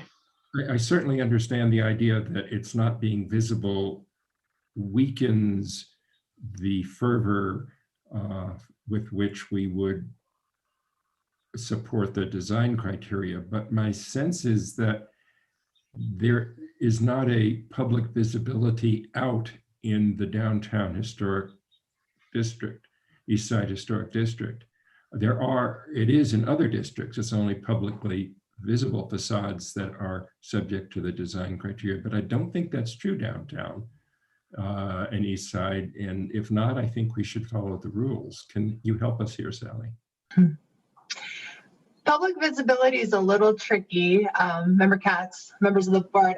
In general, our historic districts ordinance at a high level is based on public visibility. We're only regulating exterior features in terms of our sort of, general jurisdiction in the historic district to regulate design and preservation. It is based on this overarching requirement of public visibility. But when we talk about our authority in that way, we're talking about very big picture public visibility. I mean, this is visible from the airspace, it's visible possibly from, drones and the hillsides nearby. So when we look in the downtown and East Side Historic District, we look to all exterior alterations, whether or not they're visible from like a public way. And as you said, Member Katz, for our other historic districts, we do have specific district design standards that are based on whether or not something is visible from like a public way. And that's sort of a more narrow category of public visibility. So in those, we sort of evaluate it more from, the street front. So with somebody driving by, walking by, looking around in the neighborhood, are they going to be able to see it? And so that's sort of a more narrow type of public visibility that's sort of an added requirement for other districts. So long story, to make that short, I guess, downtown and East Side, the district design standards are not based on that visible from a public way requirement. And we do, in fact, regulate all exterior alterations as long as they're publicly visible in a very broad, high-level sense, has been how we have applied those standards. Thank you, Sally. Thank you. So with all that being said, I will entertain a motion, and that's Member Guida. Okay, so in case 2021-003-828 HDRB 701 East Alameda Street, Unit 3, I recommend that, I move that the board not approve the application as submitted and request that the applicant redesign and resubmit to the board at a future date. Katz will second. Roll call vote. Member Beachside, Yes. Member Bienvenue, No. Member Guida, Yes. Vice Chair Katz. Yes. The motion has been approved. Can I ask for clarification? I'm sorry, it's a denial, is that correct? That is correct. Applicant, you do have the option to appeal to the City Council, as I stated earlier at the beginning of the meeting, or you can resubmit a new design. Thank you, applicant, and thank you, board members. Attorney. We're going to move on to the next case, which is located at 608.5 Camino de la Cruz. This is Daniel's case. Thank you, Madam Chair. Just give me a moment to organize my papers, so to speak.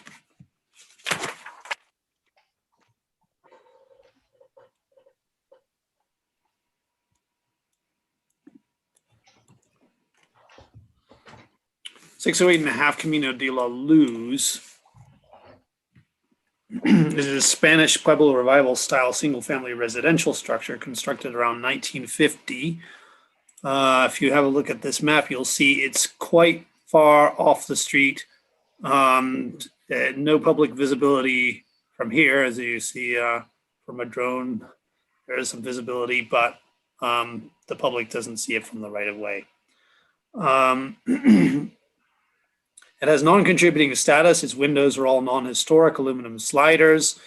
There have been some small additions, including the portal and expanding the bathroom. This is the layout. Let me see if I have. There are more photos in the packet, but we can, anyway, this is the main view as you approach the house. The applicant has a proposal. Now I've numbered the items. There are a lot of items, but it adds up to relatively minor changes. I'll try and go through them in a coherent way. Item 1 is to replace a portion of the portal with a pergola with latillas with this natural stain. That's here is the portion in question. It's here at the front of the house. Item 2 is cerise stucco in a sand color. Item 3 is a new 6-foot yard wall. The items have lumped, there are separated a number of different yard walls, but there's a yard wall here and then another yard wall attaching to the property line. Item 5 is a wood gate here at the very front of the property. And then item 6, a coyote fence between the east and west end of the yard wall and portal. I don't have that numbered, but it's visible in the site plan. East end of the yard wall and portal. That's I believe here is the coyote fence. Item 7, refurbished French doors at the west end of the portal. That is, sorry to skip around. So there's a portal proposed here, and they would include some French doors. Item 8, another coyote fence. Item 9, a coyote fence. That's again referring here to the site plan, just kind of closing off this somewhat amorphous lot.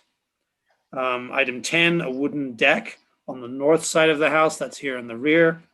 Item 11, skylights. 12, aluminum sliders. Going back here, I've gotten them numbered. I think replace all aluminum slider windows in the same size except for 2 on the living room. That's in this rear area. They're changing the windows sizes. Item 13, remove windows on the north elevation and in their place install casement windows and doors. That's this back here. Item 14 is the color, Sierra Pacific Patina Green. That's this green for the windows. And item 16 is the wood trim, which would be in this Cordovan brown color. Here are the the elevation plans. Again, I've put the numbers in. There's a lot of things, but here you can see a wall and fence, and these are the French doors, replacement of a window. And this is the rear, which is not publicly visible, but faces the view of the mountains in which they propose to put in these larger windows and door. I hope that wasn't too confusing. I stand for questions. This is the front view. This is what it looks like now. That's that photo that you saw. And here you can see the door and wall and fence. Stand for questions. Daniel, this is located in the east side, downtown east side, correct? Yes, that's correct. Am I seeing that the windows are not divided? Is that the proposal? I see no divided That lights. is a good question. I believe. I can ask the applicant. Yeah. Yes, I'm sorry. You caught me slightly off guard there. Yeah, they're supposed to be divided. I think that public visibility,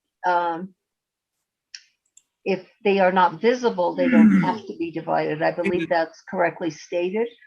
It may be that that they do meet the 30-inch rule despite their undivided appearance. Okay, well, we'll ask the applicant. Member Guida. I'm sorry, I had my hand raised from last time. Okay, Member Beachside. I just have a question which can also be addressed to the applicant if needed, about the French doors. They appear to me to not be connected to a wall on one side. Do they contain glass, and are they attached to a fence or? Well, they're attached to this portal post. I would ask the applicant for a little bit more clarity. Okay, that's fine. Thank you. Okay, let's swear in the applicant or applicants. Okay, Madam Chair, I think we have Will McDonald previously sworn. Oh, okay, Will, tell us about this project. Tell us about the two questions that have been asked about the divided lights and about the French doors. Yes, okay. So let me just talk about the French doors first. My client, Sherry Sinclair, who is listening in, and she may be able to speak to this as well, is one who,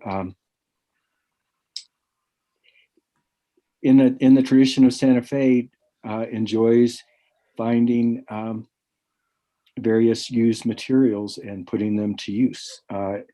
And she found these French doors, and she would like to put them there. So they're 10 light French doors, and so they would be connected to the portal post. Yes, that's right, Daniel, and the wall on the other side there. And so it's I think it fits with the tradition of how things have been built in this town for a long time, and I think it'll actually look nice. It'll be and again, all of this is mostly invisible. So I didn't propose, I showed this with no divided lights, and Chair Rios, I am, I'm aware in downtown and East Side that that the reading of the code has recently been based on 14-5, 2E, 1C, which says single panes of glass larger than 30 inches in any dimension are not permissible, except as otherwise provided in this section. And so you go by that, and that's an absolute, and that's under old Santa Fe style. You go on and look at 14-5.2E, 2 recent Santa Fe style. And this relates to the previous section. In that section 2E, it says the publicly visible facade of any building and any adjoining walls shall, except as otherwise be provided, be of one color. So they're talking about publicly visible facades. And then later in that paragraph, windows, doors, and portals on publicly visible portions of the building and walls shall be of one of the old Santa Fe styles. And my reading of that is that on non-publicly visible portions of a building, the windows, doors, and portals do not need to be of one of the old Santa Fe styles.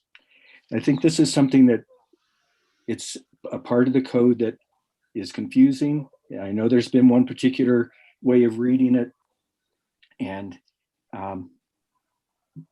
but I think here in that section on the downtown east side, talking about recent Santa Fe style, the whole section is about publicly visible.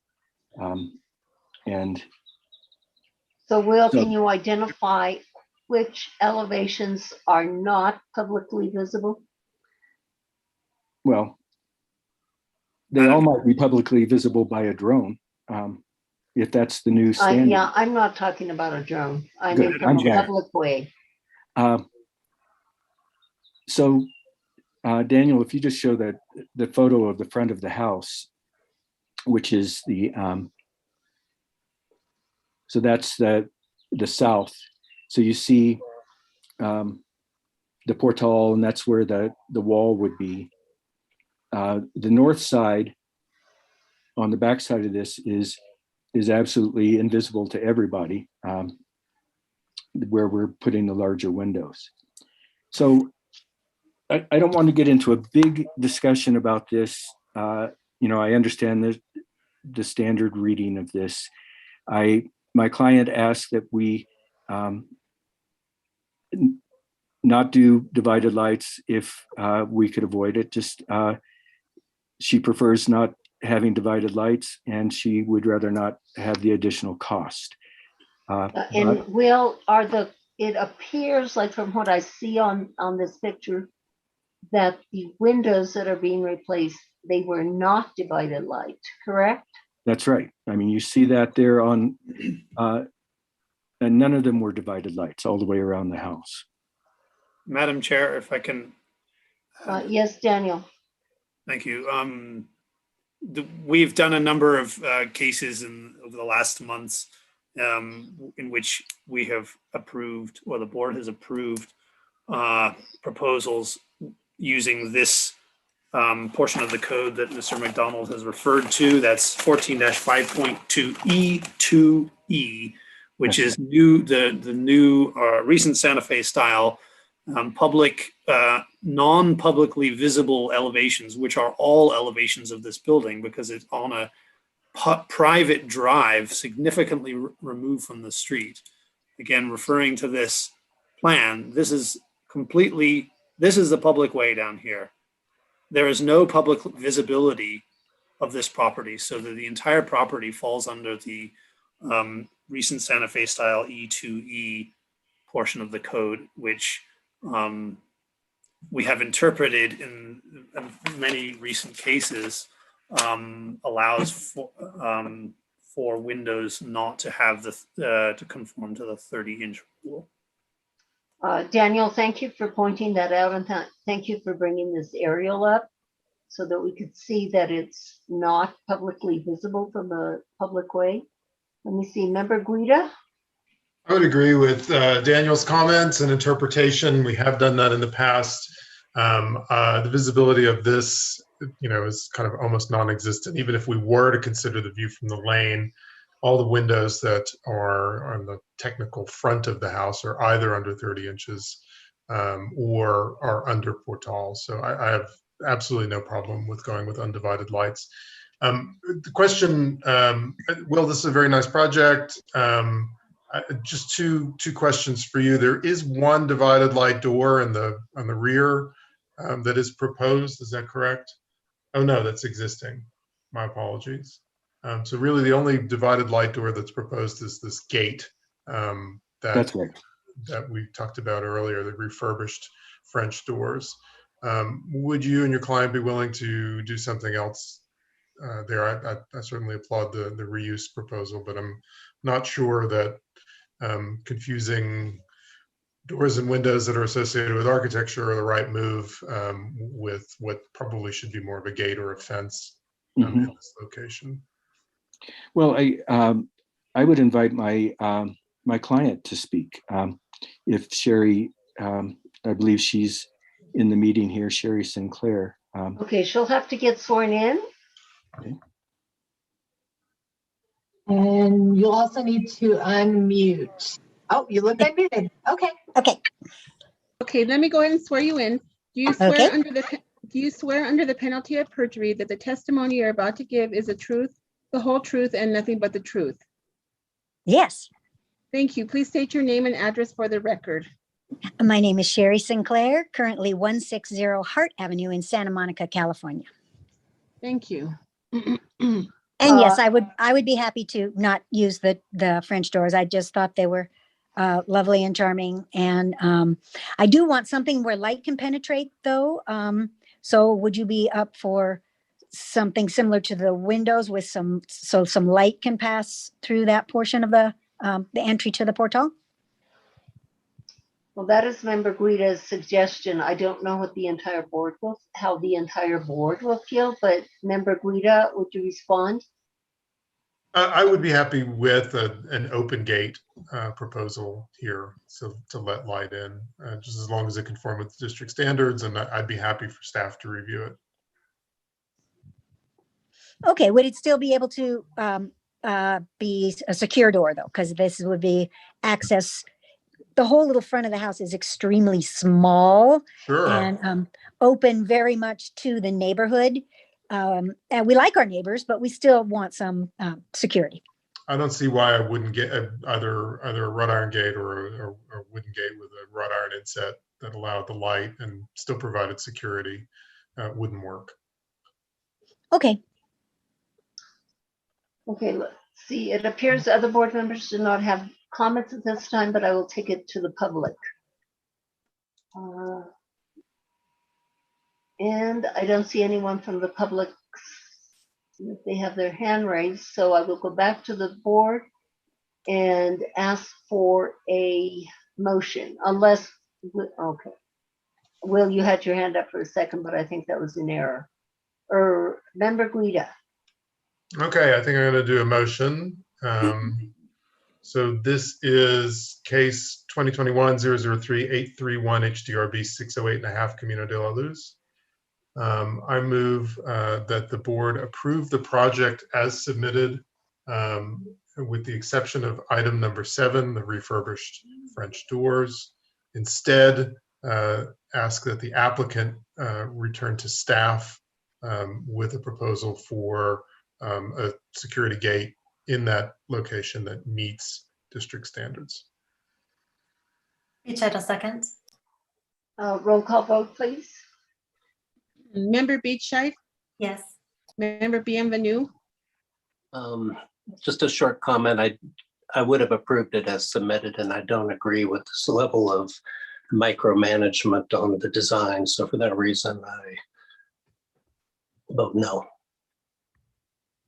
Okay, Member Guida? Yes. Vice Chair Katz? Yes. The motion has been approved. Thank you, Will, and thank you, board. applicant. Good luck with the rest of your evening. Thanks, Yes. Will. Thanks a lot. Okay, the next case is located at 206 McKenzie, and this is Daniel's case. Thank you, Madam Daniel. Chair. 206 McKenzie, you are probably all aware of. This is the white building quite near the City Hall. It was constructed in a vernacular manner. That's a term used in the CBI. It's a unique structure. It doesn't conform to the code because it predates the code at many points. It dates back to 1898. It has undergone numerous changes, including style changes, and has its own individuality. The long projected hallway and massing in between an addition built for solar gain, for example. Here's the original solar sort of a greenhouse. And the garage at the corner were both in place by 1948. After 1970, pitched roofs and alterations to the garage's westernmost massing occurred, and two freestanding carports were also constructed. We're looking at some changes now. The first one is to go back to this. This is the facing south when you're on Mackenzie Street. This is the composite view, of course. When you stand down here, it's an imposing large building. It has these windows along here. Item 1 is to provide some protection using metal grates. This photo is taken from the, what is that, the east facade. And the proposal is to replicate this kind of style on these windows. Items 2 is to construct a cornice. I'm going to skip around a little bit, but here we are. So here is again that facade. The proposal, the existing has this pitched roof here, and the proposal is to construct a cornice on this elevation. It is a primary elevation, which will require an exception. The changes are needed to improve the drainage, because right now the water basically tips right onto the pedestrian as he or she enters the building. Item 3 is to construct a new carport, which is at the rear. There's very limited public visibility into this portion of the property. There'll be 629 square feet and have wood posts and beams and a torch down roof. Item 4 is to construct a new greenhouse. Again, we saw this photo here. Historically, there has been a greenhouse. This roof, which has been demolished for safety reasons, was a not sure what the material is, but it was a so the light could penetrate, so that it could function as a growing space. The proposal is to reconstruct with an altered design. This is a close-up of the design with roof glazing, green portion of the roof, a lot of windows. These will require an exception, various exceptions, to construct within 10 feet of a primary facade, to construct a window with more window than wall area. But the intention is clear, which is to retain the individuality of this structure and the particular use that it has had over time, and to continue that use. I hope I have presented that coherently. Staff recommends that the exception criteria have been met and recommends approval of the project, finding that it complies with sections 14-5.2 D and E. Thank you, Daniel. Any questions, board members, for Daniel at this time? It appears not. Let's take it to the applicant. Who is the applicant, and let's get him or her sworn in. Madam Chair, we have Braden Furry here. Okay. Do you swear under the penalty of perjury that the testimony you're about to give is the truth, the whole truth, and nothing but the truth? I do. Thank you. Please Braden. state your name and address for the record. Braden Furry, 1512 Pacheco Street, number 8A105, Santa Fe 87505. Thank you. Thank you. And was the last name Perry? Furry. Puri. Okay, Mr. Puri, what do you have to tell us in addition to what staff just told us? We could just go down one by one. So in this elevation, there's what is showing 4 windows in the 2 circles on the left that are existing windows. Because of the nature of the business within the building, their internal security has some pretty strict guidelines, and part of that is window protection. So basically the picture down below is taken directly from the Griffin Street side, which is around the corner on the left of the elevation. And what we want to do is just do a direct replica of that and just proportion it for each of the windows that are circled. Moving to the greenhouse. This greenhouse, as Daniel stated, was here pre-historic code. It was removed because of deferred maintenance. It was actually a safety hazard to the public, so it was torn down, but the owners would like to put it back and use it for the use of a greenhouse. The roof that you see here, that was actually a translucent corrugated panel. So it was actually plastic, basically. But we would also like to modernize it for modern greenhouses, for their constructability and environmental insulation and everything that goes with a modern greenhouse. The greenhouse proposal sits within the exact footprint of the previous greenhouse. So we're not adding any space, we're not taking any away. It sits within 3 existing walls that are there on site now. And it just happens to be right adjacent to, right above where the cursor is now. That short section is a primary facade. So that's why we need the exception, because it's within the 10 feet of that facade.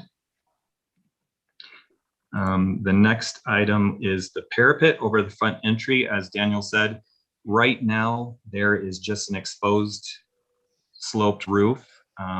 So every time it rains or snow melts, basically all the drainage comes right off the front edge of that, directly onto the sidewalk, and does not provide any protection for passerbys or anybody on the sidewalk.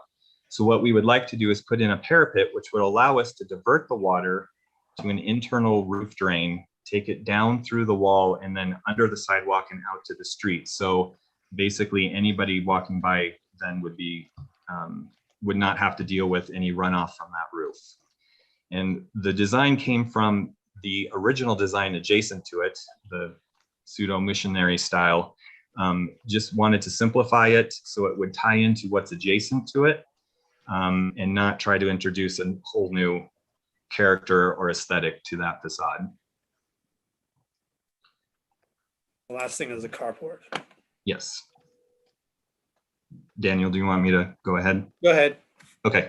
So again, there is an existing carport there now. There was a second one that was also torn down because of hazard to the public. It was just through deferred maintenance and lack of any attention to it was falling in. So the owners would just like to put it back. We have retained most of the large wood timbers from the original structure, and we would like to reuse those as much as we can so that when it's built adjacent to the existing one, it basically ties right in. It's almost, we're basically just replacing it where it was before. And that's it? Yes. Okay, thank you. This is a building that's over 100 years old. And Daniel, is the status of it contributing or higher Yes, up? it's a contributing building, and the staff report does include a diagram showing the primary facades. Okay. Thank you. Changes are being made to the primary facades, and an exception has been requested. Thank you. Member Benvenu. Thank you, Madam Chair. First of all, I just continue to think that you're doing a wonderful job on this project. The last time you came before us, I was speaking for myself, and I think for the board, I was, and I think we all were very impressed with the work that's being done here. And I think that these additional requests are entirely appropriate and in keeping with the building and its needs for future use. So I support that, but I just have a couple of questions on things that I don't think are before us today that I wanted to clarify. On one of the elevation drawings, the Griffin Street elevation, there's an indication on the proposed drawing of a new electronic display monitor at the window. And we specifically did not approve that display monitor when it came before us the last time. And I just want to make sure you're not requesting approval indirectly through this elevation drawing. Actually, what I was sent from the historic board was that it was approved administratively for a 90-day period. That may be true. There may have been a temporary approval. Is that what this is indicating then? Yes. A 90-day temporary installation? That's what the administrative approval was included. Okay, and is that consistent with your understanding, Daniel? Sorry, I do not know about that approval, but that doesn't mean that it doesn't exist. Okay, I just want to make sure that this isn't being requested as a permanent installation on that window. Secondly, the photographs, I'm just curious, I don't recall this structure at the corner, I guess it would be the northeast corner, Griffin and Mackenzie. What is that metal structure on the exterior of the building that looks new in the photographs? I imagine it's covering something up, but I can't quite tell from the pictures. Oh, there's a condensing unit for a mini split that's within the building behind it, and it's covering that. And I don't believe that came before us for approval. Did that receive administrative approval? I don't know. I honestly took over for the previous architect on here just recently, so this is just what I know was already there when I started the project. So I can't honestly answer that question. It seems in general, the board is not approving anything that is not made explicit in the application. Right. So now I'm beyond that and asking whether that was ever approved. That is something that I would have to research. There have been a number of administrative approvals on this project. Okay, if you could let me know, I would appreciate that. And then I don't believe we approved or had come before us any gate designs for that opening we're seeing into the parking area on this same photograph. What is the status of the gate? The gate right now is just a solid piece that rolls into place when locked. It's a metal that's painted black. So it's just a solid black rolling gate. And Daniel, is that something that was approved either by the board or administratively? And I believe what that's is the it's been there the whole time. There hasn't, as far as it's the same gate. I believe so, yes. Could you find that out as well and let us know? I can, I will research and I can summarize what has been approved or send you the approvals. All right. Okay. Thank you. Thank you. It's my understanding that gate was pre-existing. Okay, I appreciate that. Thank you. The gate would usually need board approval, I think, at that location. So it's unlikely that there would be any administrative approval for a gate there. Okay, any other questions, board members, at this time, or comments? And thank you for your comments, Member Benvenu. I will open it to the public. And I don't see anyone from the public. Yes, Stephanie Beninato. Good evening, Stephanie Beninato. I don't have problems with putting the guards on the windows or even changing the cornice on the primary facade, because I do think it fits in quite well and it is addressing a pragmatic and logistical, in a sense, problem of water. I do have problems, and the carport too, since it was there and it doesn't seem to be really that visible. But what I really have problems with is the greenhouse, because it really changes the whole look of that part of the building. And I think there's ways of designing it like this older one, where you don't need so much glass because you're getting it from the roof. And it may not be as efficient, but it is a historic structure, and replacing it with a design that seems more in keeping with the original, I think would be better than this giving an exception for an all glass building. And then the other thing that surprises me is the number, seemingly, of administrative approvals, especially for putting things like condensers on a roof, where you would think that they should be screened, and it doesn't appear that they are. So I, as a member of the public, would support Member Bienvenu's request for information on what has been administratively approved in this project. Thank you. Thank you, Stephanie. Can I make a note? Yes. Thank you. It does say also in the report, though, that this greenhouse addition is a non-historic addition. So the one that is shown in the photograph. So changing the design is not reverting back to any or destroying any historic precedent. Thank you for that, Daniel. Okay, it appears we have no further comments from the public. I will take it back to the board, and Member Guida has a comment or question. Madam Chair, I'm ready to make a motion. Let's hear it. Okay, in case 2021-003-828 HDRB 206 Mackenzie Street, I move that the board approve the project as submitted, noting that the exception criteria have been met. Is there a second? Beachside Bennett second. seconds.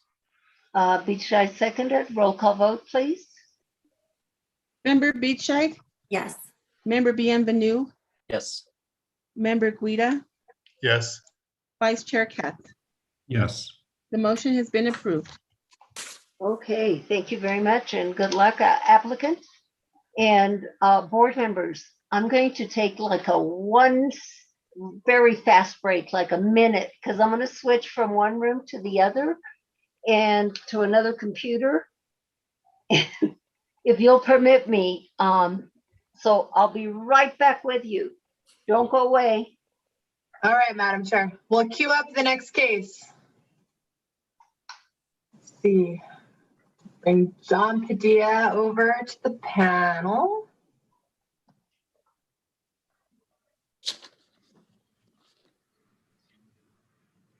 I am here. Hi, John.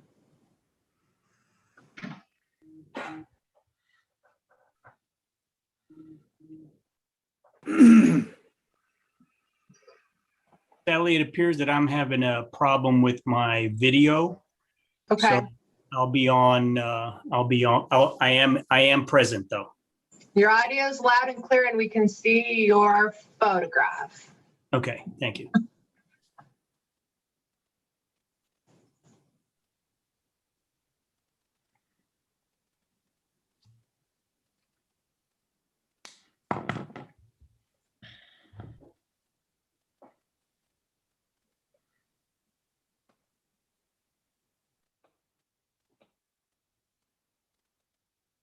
My phone. Sure.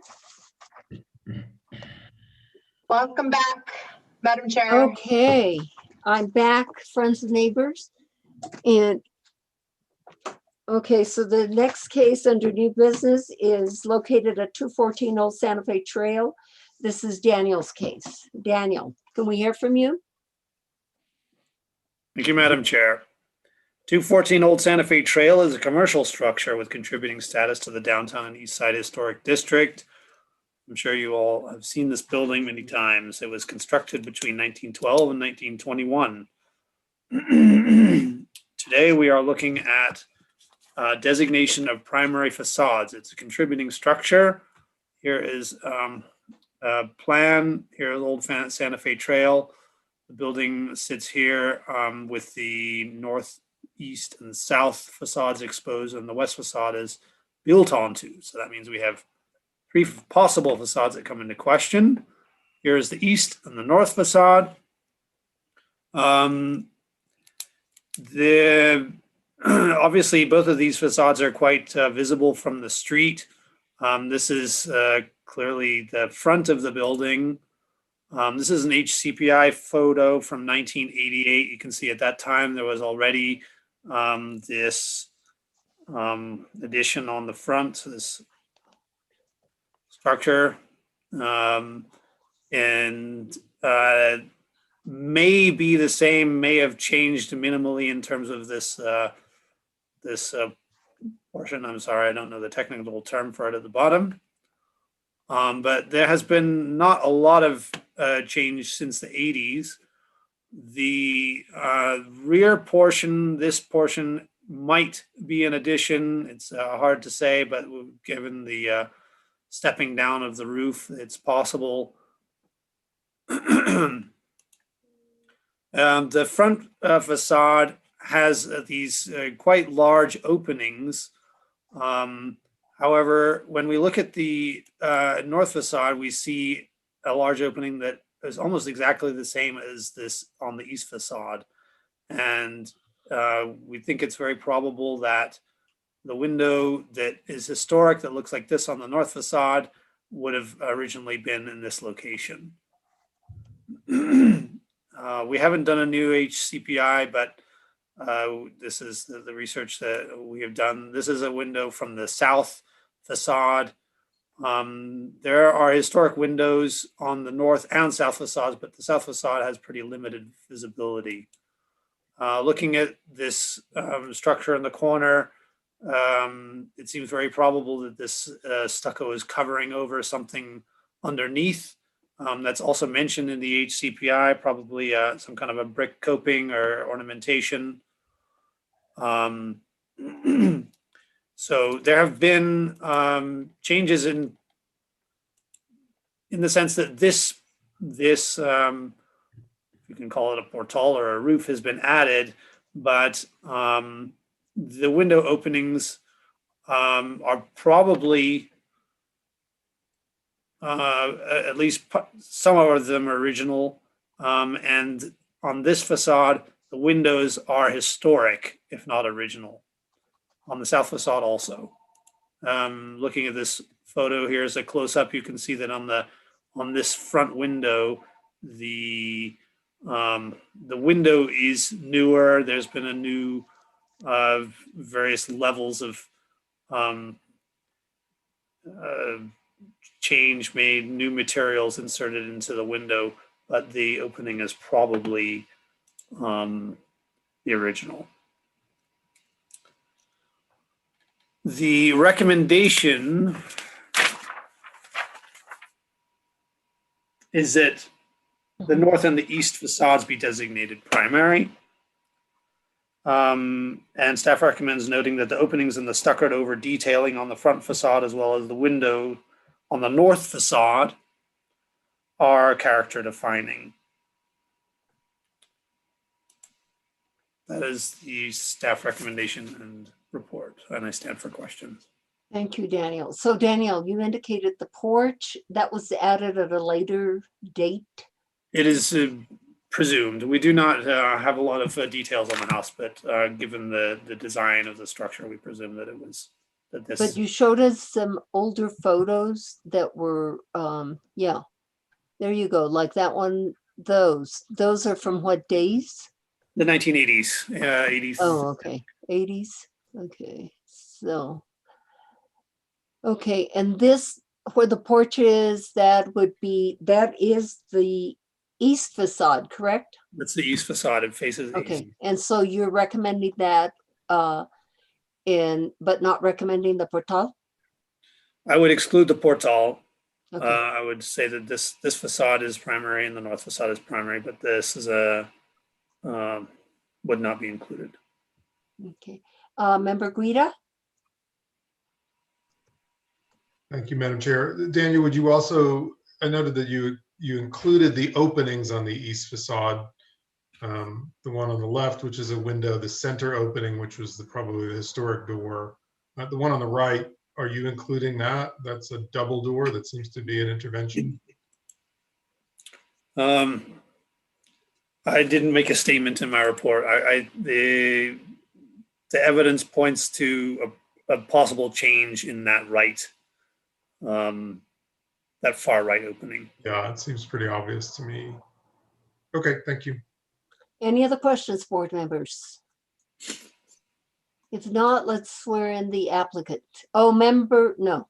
Okay, I thought someone else had his hand up, but no. Yes. Chair, we have John Padilla. Okay. Would you swear him in, Melissa? Yes, sure. Do you swear under the penalty of perjury that the testimony you're about to give is the truth, the whole truth, and nothing but the truth? I do. Thank you. Please state your name and address for the record. Sure. John Padilla, P.O. Box 22986, Santa Fe, New Mexico, 87502. Thank you. Good evening, John. What do you have to tell us in addition to what staff just told us? And do you agree with their recommendation? Madam Chair, thank you, and members of the board. If I could have access, I wanted to look at a couple of more photos that were not presented to you this evening. So if I could have access to share. Sure. You should be able to do that as a member of the panel. Okay, no, there it is. Thank you. Sure. All right, you should be able to see my screen, which are is the application from 1988. One of the items that I wanted to express was that this definitely, the porch, as we call it, I really wouldn't call it a portal because of its design, along with the very spindly 4x4 posts that were original in 1988, is definitely an addition. Member Guida had spoken about or addressed the three openings that exist, the double doors that were here, an awkward type window here, which goes to the floor as far as the base with a bit of a sill, and then multiple lights above it. And then this door, this window to the east is very similar to the other windows that were on the north and the south facade. And as you can see there, the head of the windows and doors are all about the same. This one here goes to the floor. This one here is above the floor. The other thing I wanted to point out is particularly the columns, the rafters that are shown in this hip roof porch that was added on to it. That's there. I wanted to share some additional photos that were part of the report. You can see gutters and downspouts now applied. The rafters are no longer visible on the portal or the porch out here. And the columns have changed significantly. They are a carved, large 8x8 column that's there. My client has recently purchased the property. My client controls the property as of January of 2000. So all of this done prior to his taking ownership of the property. The windows absolutely have no disagreement with the staff report that these are historic windows. As a matter of fact, when you look at them, they are pretty significant and really define the north facade and the south facade that is a very limited public view, but this is a very public view. The other thing I wanted to show was these windows in a little more detail. The opening, so Member Guida had mentioned the opening had been changed. This now has not only a door, but a transom over it and framed in a wood panel that was done. So it's definitely significantly changed the opening. And I want to show you these two windows. So agreed with Daniel. As a matter of fact, when we did the site visit, we agreed that the historic opening from north to south and head to sill is the original opening, but has been changed with the glazing that is on there. Whatever detail was here has been covered over. And this window here, I believe I have another shot of it. Nope, this is the south facade. And I'll go back to this window, is that tall window, kind of awkwardly shaped. As you can see, the head is actually a different height here than even the door. So the question of the north facade being primary, I wanted to mention that there's been enough changes and enough additions to the facade that I am requesting that the board consider this front facade, east facade, as not a primary facade, but definitely designating the north facade, which truly shows the historic character of the building or the old grocery store that was there. These parapets up here have all been added on upon site visit on the roof. Looking at it, this actually has a slope that goes from here all the way to the back and drains to the back. So this parapet here was added, and these parapets here have been added. Obviously, there was some type of coping on this building that has been covered over. So, we're really supporting staff's recommendation of the east facade. The north facade being primary.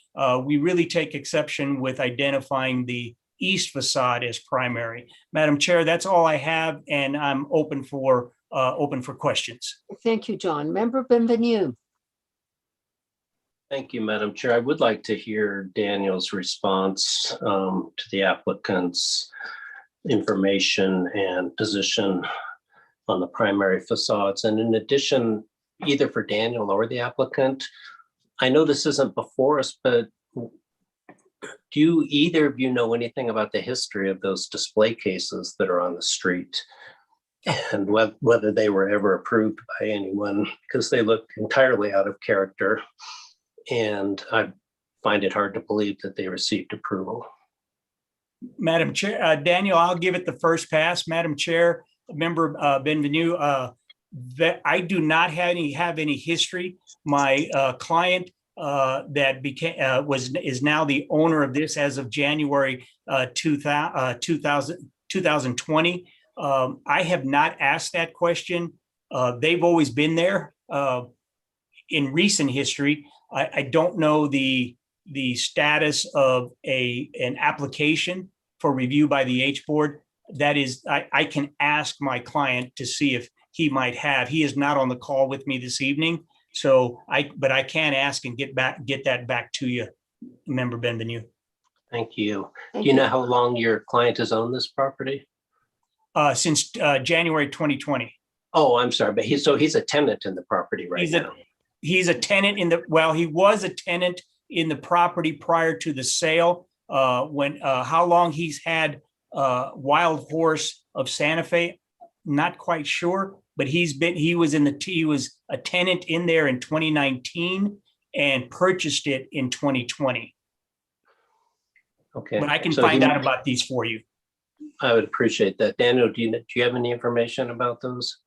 I don't have any information about those boxes. As to my recommendation on the primary facades, I think looking into the past and the future, I don't know about these raised corners. Mr. Badia says they're later additions. I couldn't affirm or deny it. What I see is a symmetrical looking front. I don't know if John, do you have a floor plan? It occurs to me that possibly the windows, that the front was a symmetrical design with a door in the middle and two identical windows on each side. And the door the central door became a window, and the door that's now a door, the original window became the front door. So I think that there is there are the traces of the original building underneath that might sometime in the future be resuscitated. Not making it primary, you're likely to lose this historic front. So that was my thought on that front facade. Madam Chair, if I might respond, Daniel, I think your comment could be valid, because I could see this appears to be what might have been an historic single door at some point when maybe this was a residence, and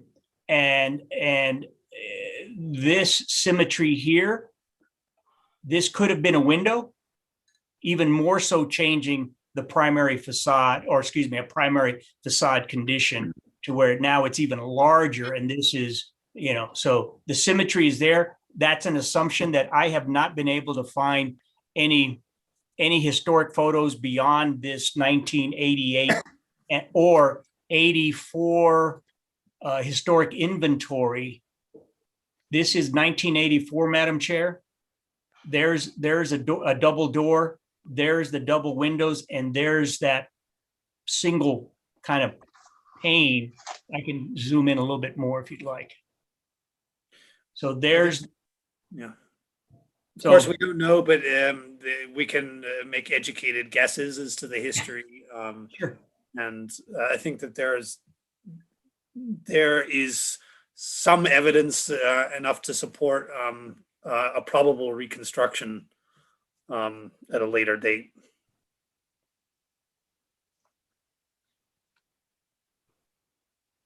So I'm a little confused. Daniel, I want you to answer this, and maybe John as well. What remains on that east facade regarding windows and doors that are historic? nothing. Shall I answer?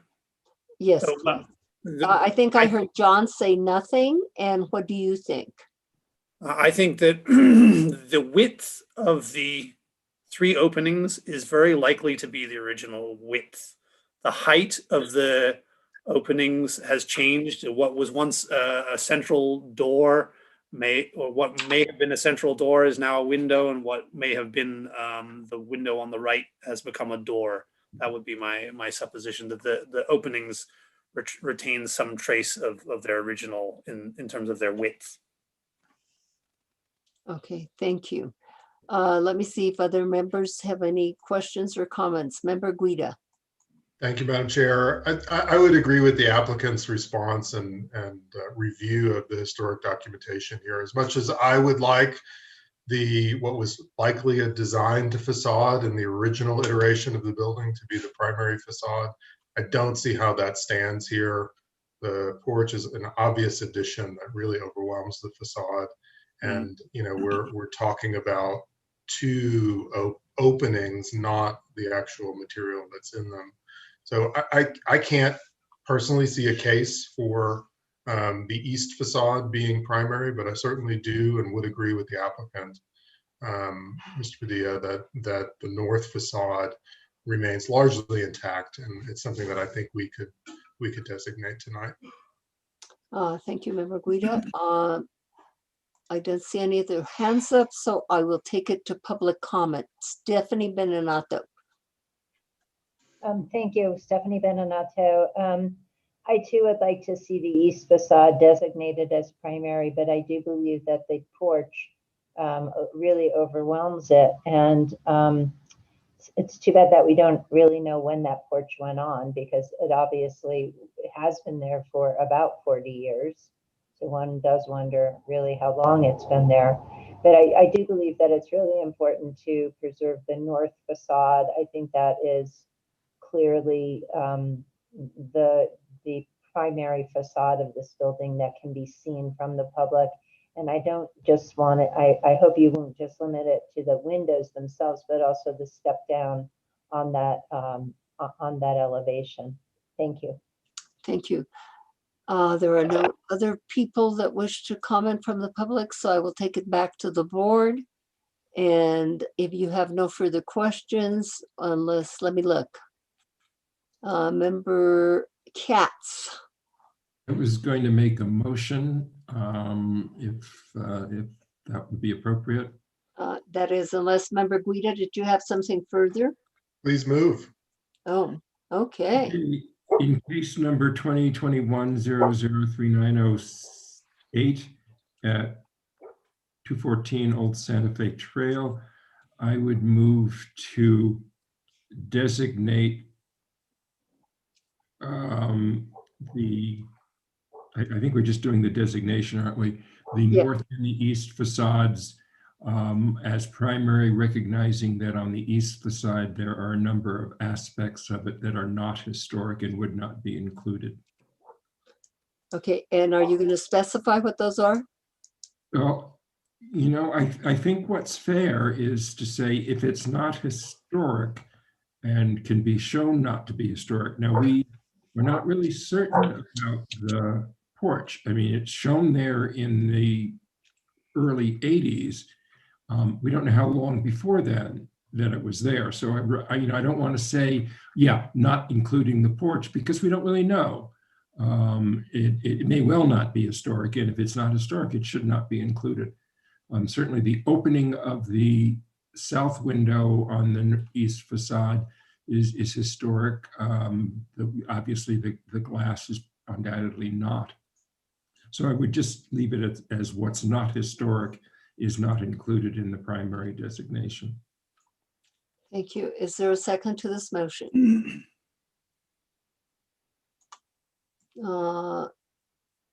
Failure for second, so the motion dies.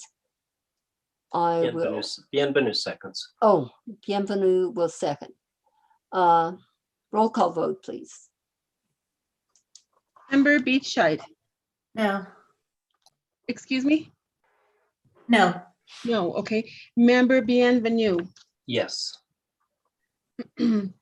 Member Guida. No. Vice Chair Katz. Yes. Chair Rios.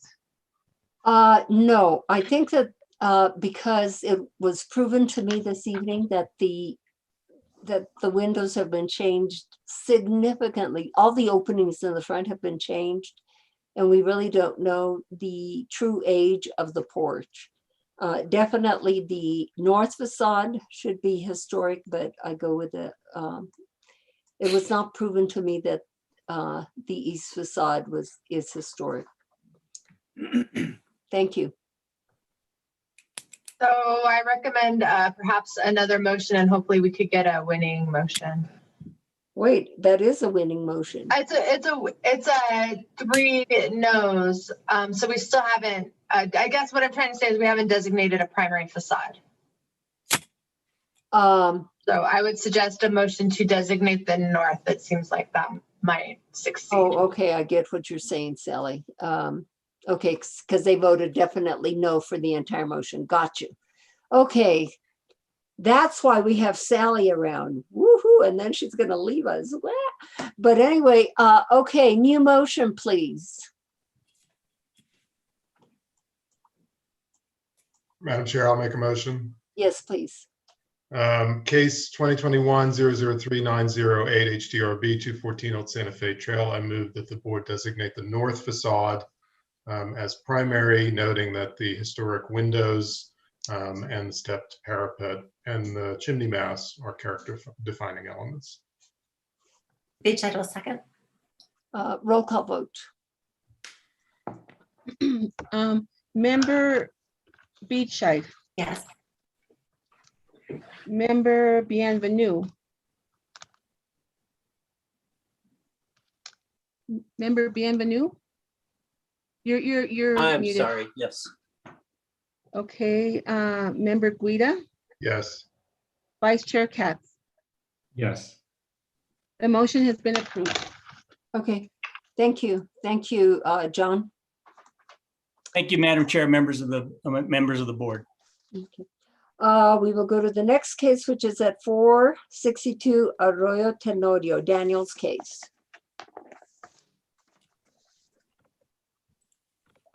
Thank you, Madam Chair.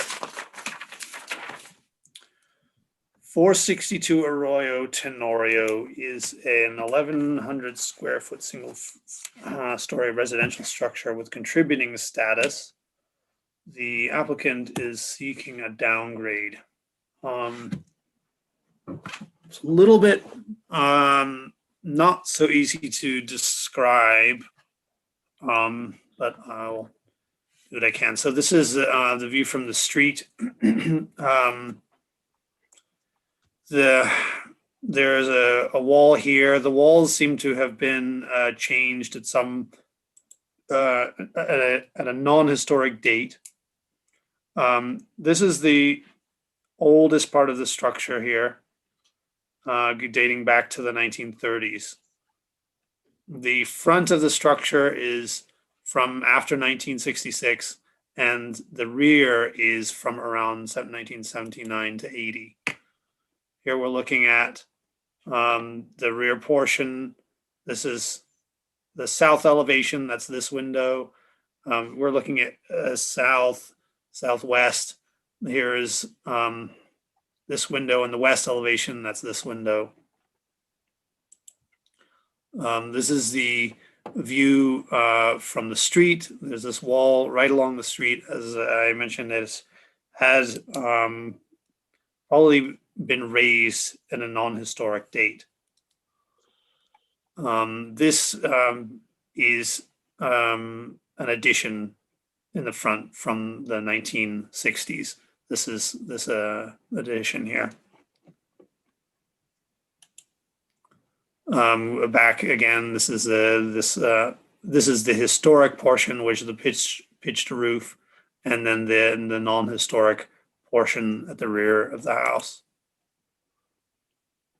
You're looking at the east elevation. This is the historic portion in the middle again, and the newer portions at the front and the back with non-historic windows. This is looking from the rear of the property towards the street again. The historic portion here in the middle. A wall that existed in some portion capacity, but has seen alterations more recently. And again, this back portion. So the situation is that we have a house that has seen multiple changes, including this roof line. There are historic windows here. This is a nice historic portion of the building here, but what remains of the original structure has been obscured quite a bit, and there have been significant additions to the property. There are more details in the report. Given the number of non-historic changes to the structure and the loss of integrity, the staff recommends that the structure be downgraded. Thank you, Daniel. So Daniel, this house has just been altered to the point of the only thing that remains is that portion with that sloping roof that is historic. That seems to be the consensus, yeah. And maybe a couple of windows that you indicated. The windows here are historic, but these in the rear portion, these are all new windows. Okay, thank you, Daniel. Any other questions for Daniel at this time? Member Katz. Thank you, Madam Chair. Daniel, I'm a little confused. Do you have a graphic that might show when each of those additions were built? I heard you saying that one might have been 1966, would mean that it is. Well, what I have is, I do have a floor plan, but this is looking from the west. I can pull up a floor plan, but this shows the various additions from that side. If you give me... Well, no, that helps. So that on the left, the post 66 is that's historic, perhaps, and that's the front of the building. Yeah, it is historic. I think the window, the massing anyway, the windows are new. There have been changes to the front. So that the massing is technically historic, but there have also been renovations to it at a non-historic time. Thank you. Member Guida. Thank you, Chair Rios. Daniel, more of a philosophical question, maybe one that we've covered before.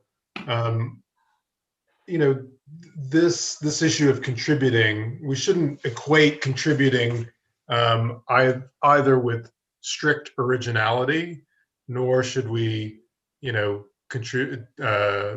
associate it with, in my view, just something being old. Right? That's not the definition per the code. It's that it has character defining elements that contribute to district, to an understanding of a place and time, and to the character of that district. Is that correct? I'm paraphrasing, of course. So yeah, I mean the code has a requirement about 50 years, and then it has a requirement about character. There's no doubt that this house has a lot of character, but there is a portion, part of the code that says something like, you know, the integrity of the original building. The additions are done very much in keeping with a particular vernacular style. I like this building a lot. I think it has a lot of character, and I think it contributes in its architectural expression to the district a lot. It happens that the material is, for the most part, not historic. So that's true in a lot of Santa Fe, right? Right. So, but in terms of the code, contributing, what is contributing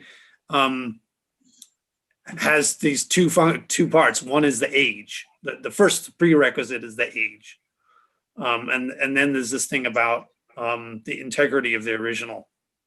So while it does have a lot of character, there is this problem really in terms of the particular wording of the code that that would point to a non-contributing status.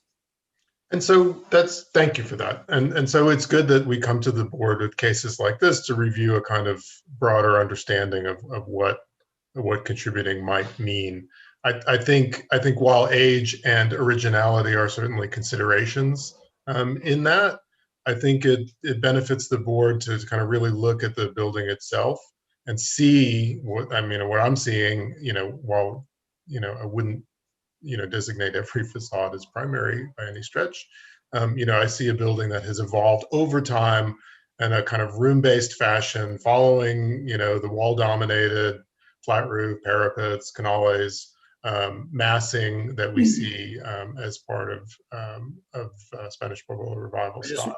I'm going to just stop the screen share because I want to pull up the floor plan, which I have in an email, which might also shed a little light onto it. Just this moment. I'll also say that this is a building with immensely more character than the previous case, where we were arguing about very small details on a facade that really shouldn't have been considered as primary. So, for me, I'm not willing to just downgrade it because it's not original or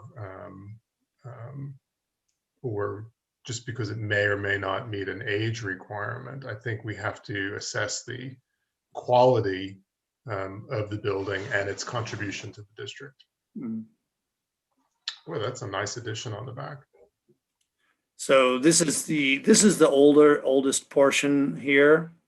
I think that this portion encloses an old historic fragment, but it is essentially new. And this is the 1960s portion. So as you said, this was probably the original structure with an outbuilding, and then that was enclosed and became this.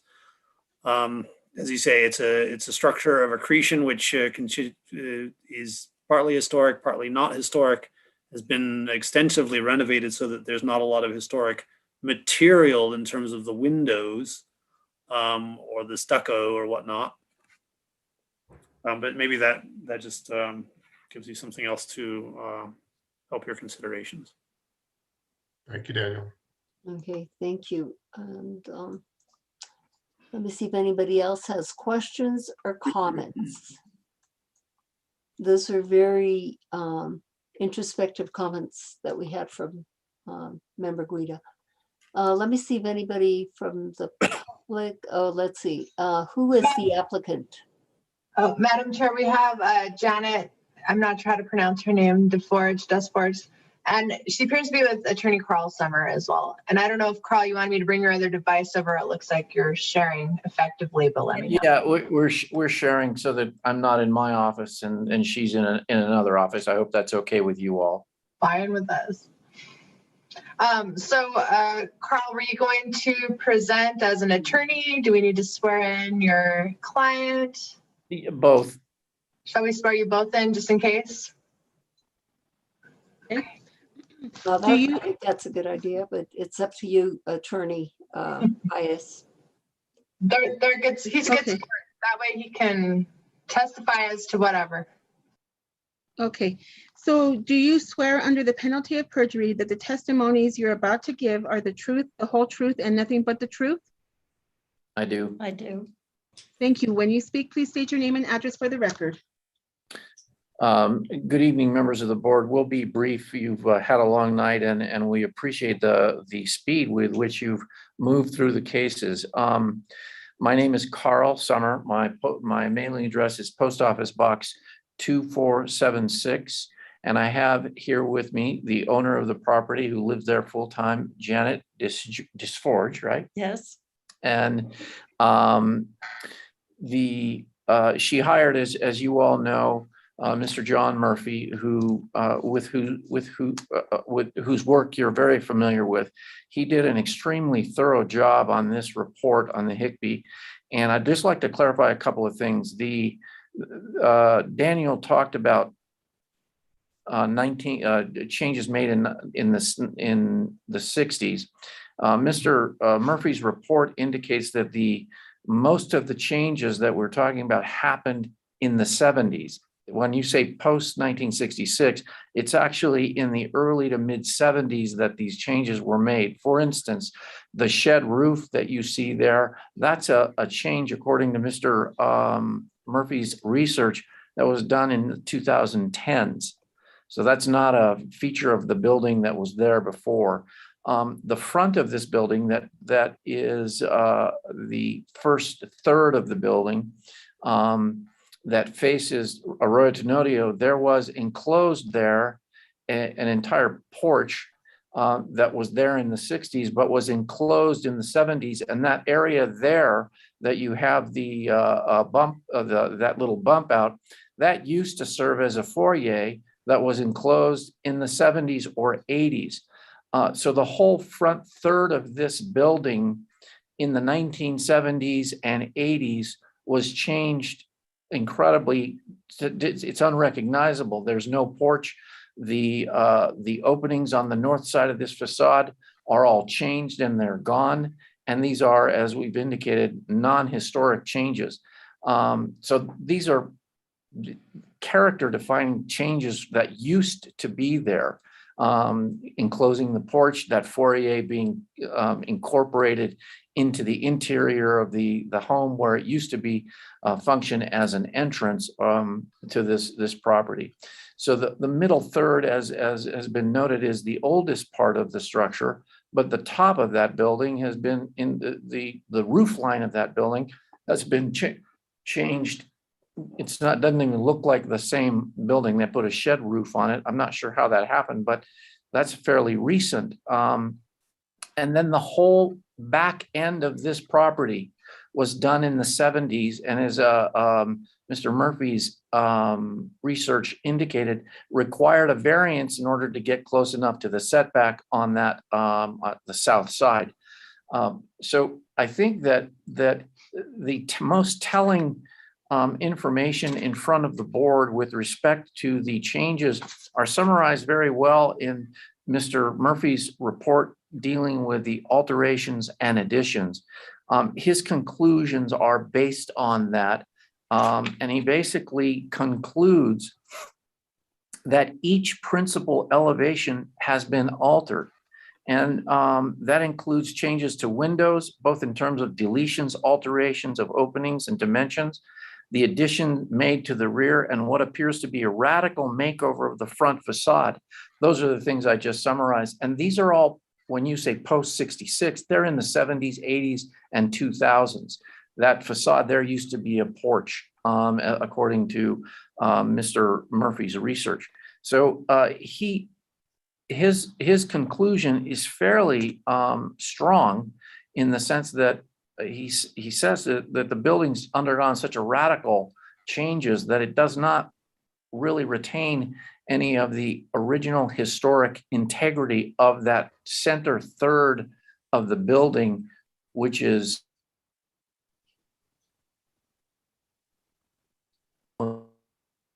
south, and the roof line of it has been changed. And so for those reasons, he concludes that this is a non-contributing building. As the board is fully aware, they don't need to hear from me on what the importance of these kind of designations are to the integrity of the district. Calling something contributing means that it has retained its essential integrity. Though changes have been made, this building does not retain any of its original character, except for the middle third of the western facade. And even that has been changed significantly with the roof line. So for those, Janet doesn't have changes to rip the thing down or change it radically. And I'll have her tell you what she intends to do with it, but she wants to be able to do certain things that are fairly minor. And I'd like you, Janet, why don't you tell the board what you'd like to do? I need to interrupt you. This is for a historic status review, so we cannot go into what changes are being proposed. That would have to be under another case. All right, I understand. Thank you. And so I would just say the changes that will come back to you with them. So I submit to you that the evidence in front of you under the standard of the retention of the integrity of this structure support the conclusion that while this building has a great deal of character, it's very interesting to look at. That character is not historic, and it is in keeping with the design criteria of the ordinance, but it is not in keeping with the preservation aspect of the ordinance in terms of designation as contributing. So we submit to you that the building is not contributing and does not meet that criteria, and that's the purpose for the request. And we'd stand for. Thank you, Mr. Summers. Let me hear from Daniel. Can you respond to what Mr. Summers just presented? I think he's done a good job in augmenting what I said. So you agree with his comments? Yes, I agree. Thank you. Member Katz?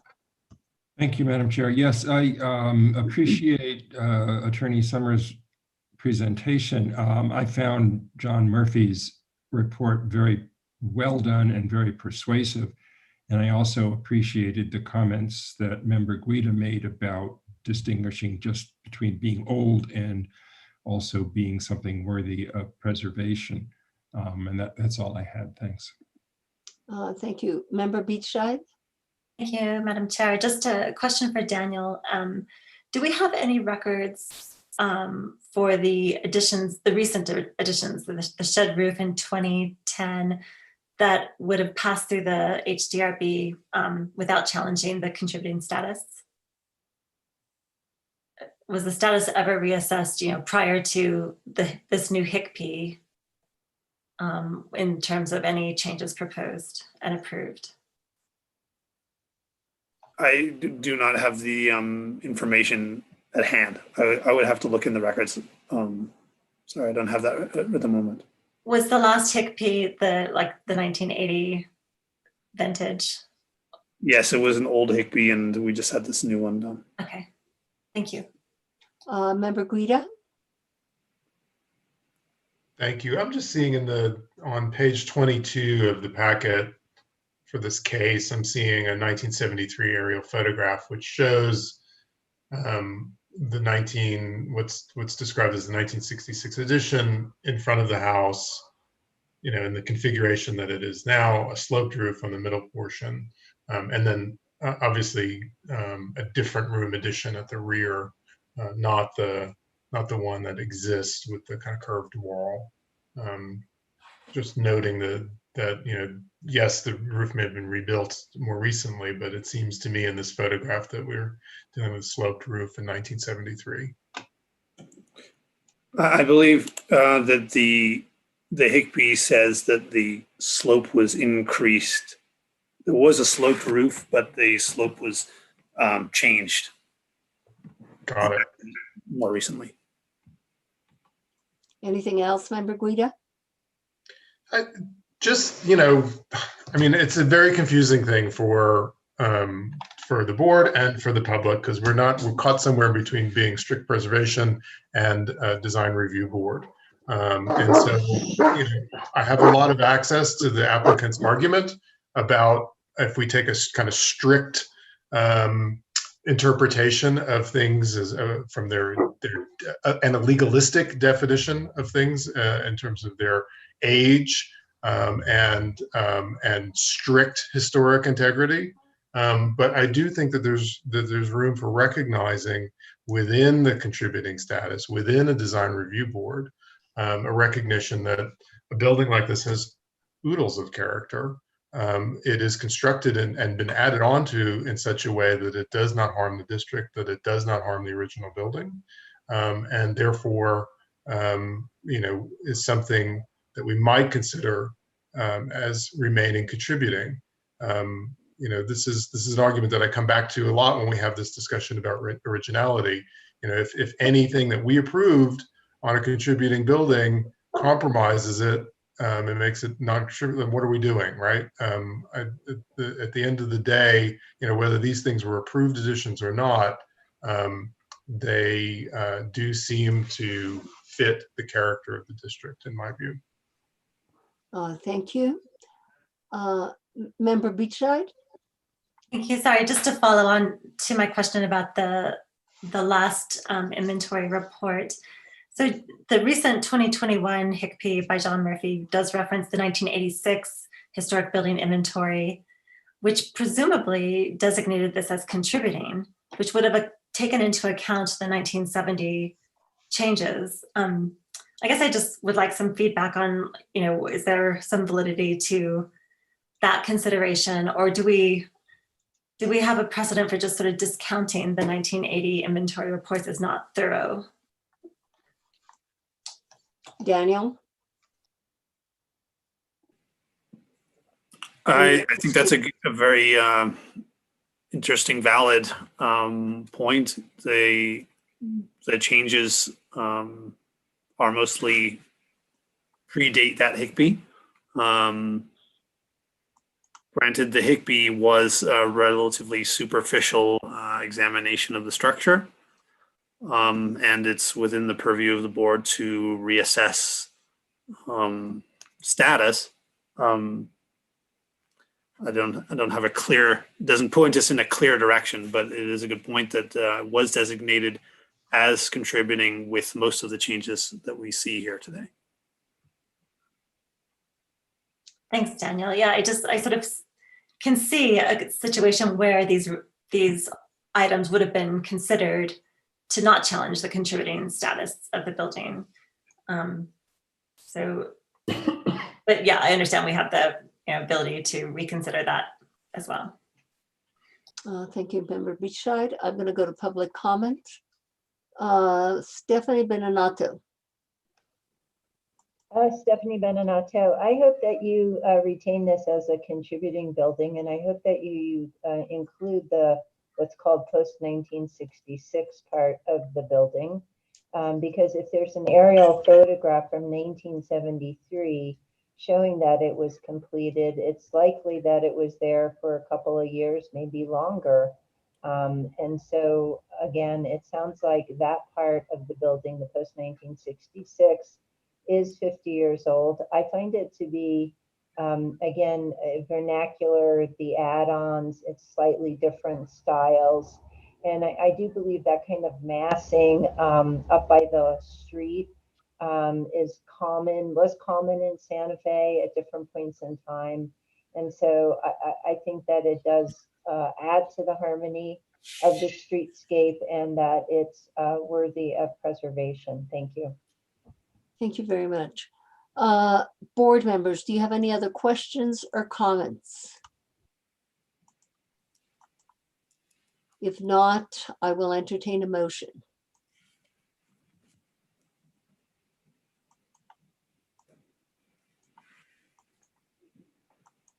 I know you're all seriously thinking about this. It is something to very seriously and in depth think about. I'll give you another 30 seconds. Member Guida. I'll take a stab at a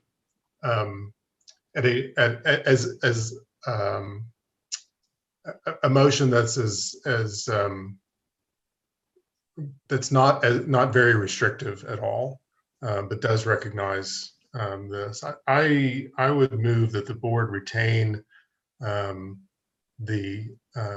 contributing designation. So I'm sorry, this is case 2021 00339, 003-911 HDRB 462 Arroyo Tenorio Street. I would move that the board retain the house's contributing status and only designate the, is it the west facade, Daniel? The one at the lower edge of the page? This is the west facade. You could Yes. designate this west facade. I mean, yeah. Yeah, so designate the west facade as contributing, noting that the key aspects are the tripartite massing of serial additions from 1966, the original house, and then an addition on the back. Is there a second to this motion? Beachhead will second. Roll call vote? Member Beachside, Yes. Member Bienvenue, Yes. Member Guida, Yes. Vice Chair Katz. No. The motion has been approved. Madam Chair, Yes. could just a quick clarification for Member Guida's motion is I'm looking at the photograph that Daniel has up now. Is that entire facade within the scope of the motion as designated as contributing that facade? Would you clarify that, Member Guida? Yes, Carl, yes, to clarify, yes, it would be the west facade of the building. I didn't call out yard walls on this. And so on the addition that is done in the 70s in the back there, I think you remarked it was tastefully done. Is that included in that as well? It is, but I'm remarking that the massing is what we're interested in. Okay, Not necessarily the strict detailing. And certainly we have allowance within our process to grant exceptions to a primary facade. Well, thank you for the clarification. I understand the motion. Madam Chair, just to intervene, I'm sorry. So when the definition of a facade means that this is a separate facade, and these would be that this portion here is a separate facade from this portion. So I would say that the facade extends from this front bump out to here. Can you see my screen? Yeah. That would be one facade that you could designate. This would be a separate facade if it were to be designated primary.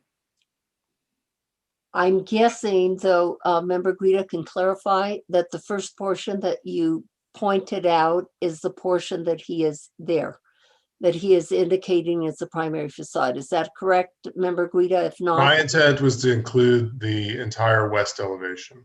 okay. Well, that would include two facades. Would it include the south-facing facade? Or would it include? This would be one facade. That's another facade, and probably this would be a third facade. Okay, and how would you identify those? Well, let's call them 1, Daniel. 2, and 3. I don't know. Say again?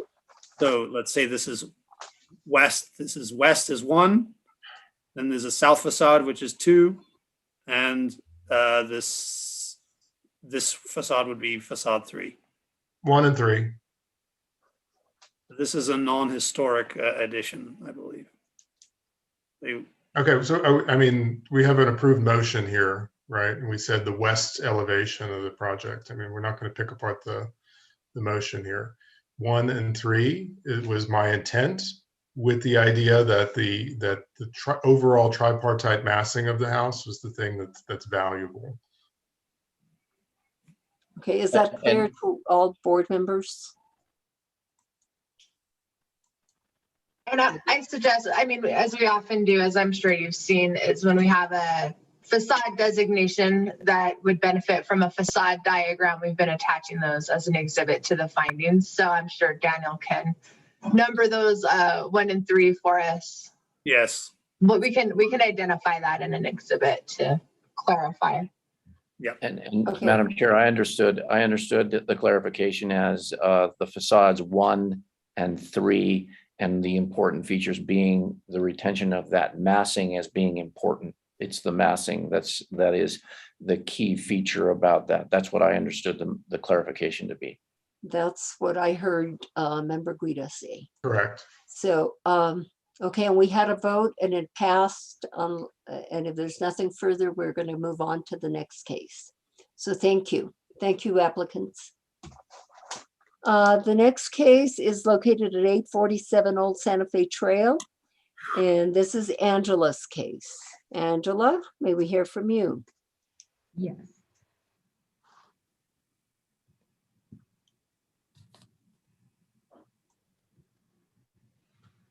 Okay, 847 Old Santa Fe Trail. This is a case for a remodel / new construction. The board reviewed this case and designated it contributing the house and structures. I think last fall, maybe in January. This is the front of the house. The applicant's proposing to add, this is the existing garage. The applicant would like to add a new freestanding garage here. This is the site plan showing entrance off of Old Santa Fe Trail, driveway, main house. And this is the existing garage, which is contributing. It's part of the contributing status of the house. And this is the vacant space that is occupied by a non-historic wooden structure of some sort, which is proposed to be removed to make room for a new garage. Applicant would like to use the existing garage as a studio and build a new garage. This is the proposed south elevation of the garage. Let's see if there's any good nuggets in my staff report I can throw out there. The garage itself will be a 555 square foot freestanding building, and it's going to be 12 feet high, 10 inches, which is the maximum allowable height. The finishes on the garage will match the existing, which is cementitious buckskin with white trim at the openings. I'm going to go through these, and that is going to conclude my report. Simple garage. It's the side with the door. Another side. This is the northeast elevation. Again, this is the site. That's the site for the garage. More pictures of the existing house. That's the existing garage. So Old Santa Fe Trail's out here. This is the driveway entrance. So you're looking at the east elevation of the existing garage here. It's historic material and features. This is the back of the existing garage with the beautiful tree.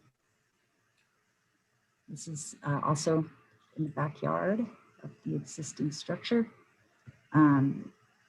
These are this is the driveway entrance with the garage being here. This is the front of the house. This was designated as a primary facade. Nothing's being touched or added onto that.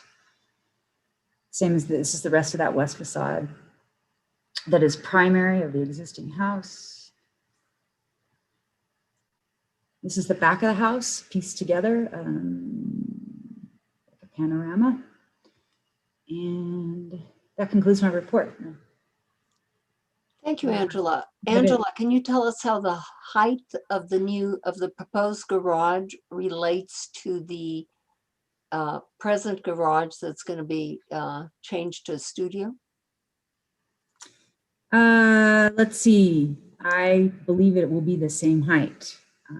Okay, and I can clarify that with the applicant. Sorry, it's kind of late. Any other questions for Angela? It appears not, so let's swear in Chris Purvis. I'm here. Okay, do you swear under the penalty of perjury that the testimony you're about to give is the truth, the whole truth, and nothing but the truth? I do. Thank you. Please state your name and address for the record. Christopher Purvis, 518 Old Santa Fe Trail. Thank you. Chris, good evening. Will the height of the proposed garage, how does it relate to the existing garage? Madam Chair, I'd say it's a couple of feet taller. The reason for the new garage is the owner has purchased an RV and needs to be able to stick it in the garage. So it's as short as we could make it and still get the RV inside the garage. Okay, thank you, Chris. Let me see if other board members have questions for you. Any questions or comments, board members, for Chris? Let's see, Member Katz. Is the current garage statist? Yes. So it's contributing. Whoa, thank you. Any other questions, board members? It appears not. I'm going to take it to public comment. Stephanie Beninata. Good evening, thank you. My questions are, how far away is the building, the proposed garage from the existing garage? That is not only between the buildings, but then is the proposed garage slightly behind the existing garage, or is it does it start before the existing garage? Starts before. So I wonder if it doesn't overwhelm the contributing building that is that garage and its facade, and whether it could be set back so that it was, I think the term is not proud of the contributing garage. Thank you. Thank you. I'll have you answer those questions, Chris, but let me see if there's anybody else that wishes to comment, and it appears not.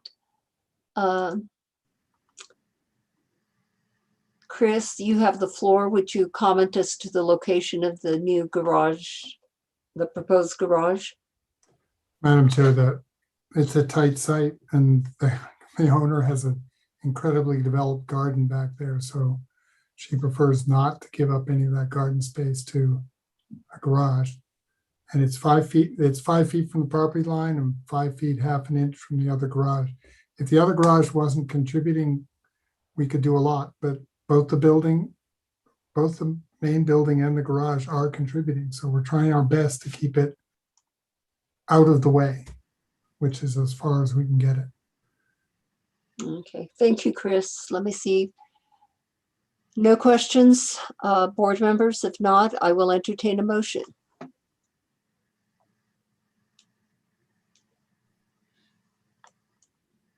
Member Beachside.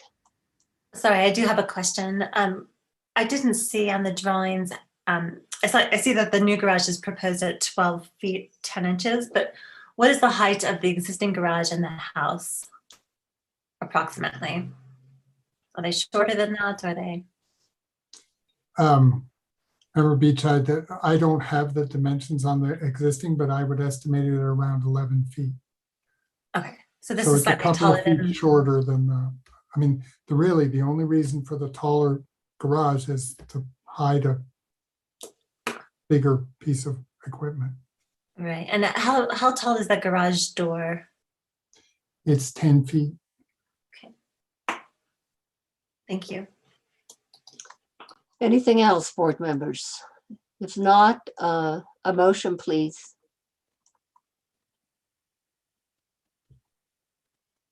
We've moved right along very nicely all evening. And the case does require a motion. Member Guida. A question. I'm sorry, Madam Chair. Oh, Chris, no problem. do you suspect that, I mean, it would have been nice to have a drawing of the adjacent garage and the house as well. I'm kind of following up on Member Beachside's question. Is this new garage taller than the house? Well, the house is actually up higher, so no, I don't believe it's taller than the house. It is taller than the garage. Yes. The house, the finished floor level of the house is 2 feet higher than grade, as you remember from the east elevation. Correct. And it's significant, all of this, as you can see from the site plan, this garage is way back from the house. It is in front of the garage, but its front is way back from the front of the house. Let's see. Okay. Any other questions or comments?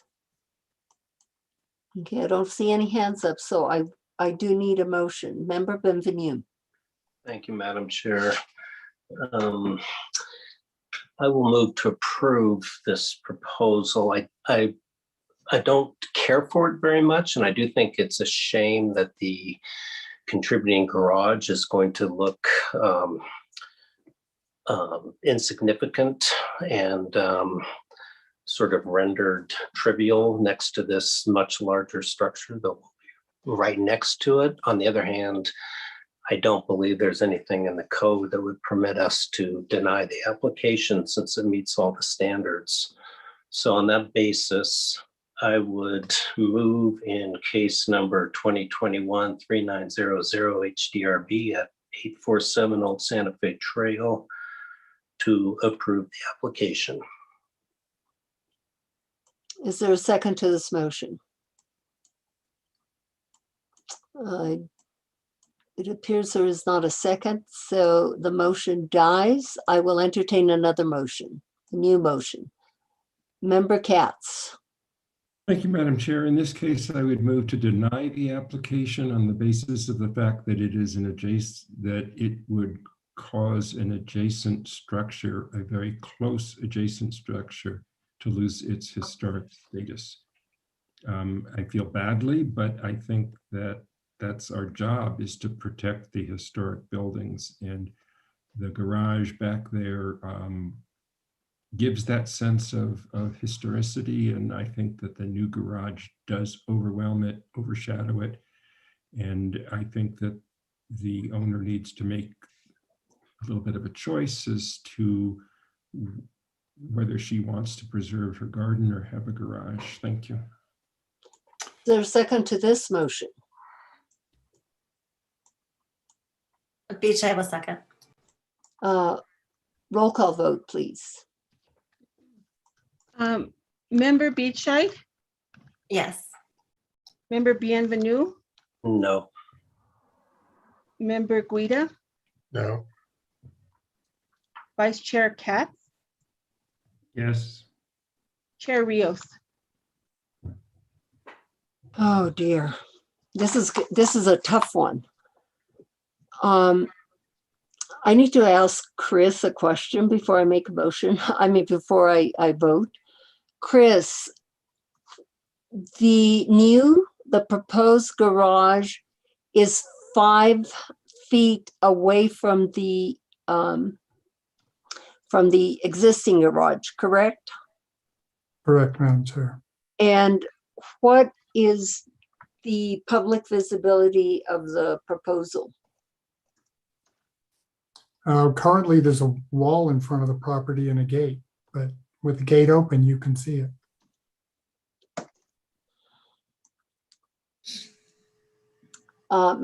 Would you take it back to the elevation, please? I'm not taking this lightly.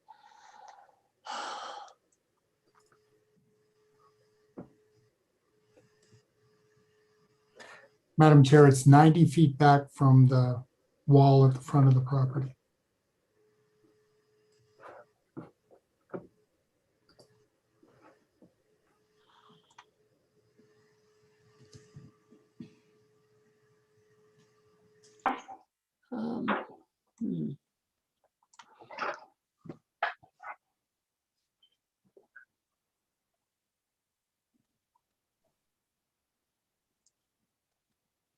And that is the lowest heights, correct? You indicated?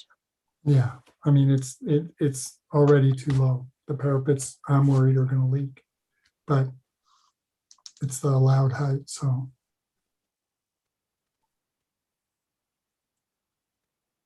And is there anything else that you can do to camouflage this if I vote in favor? Well, we could certainly do some landscaping. We could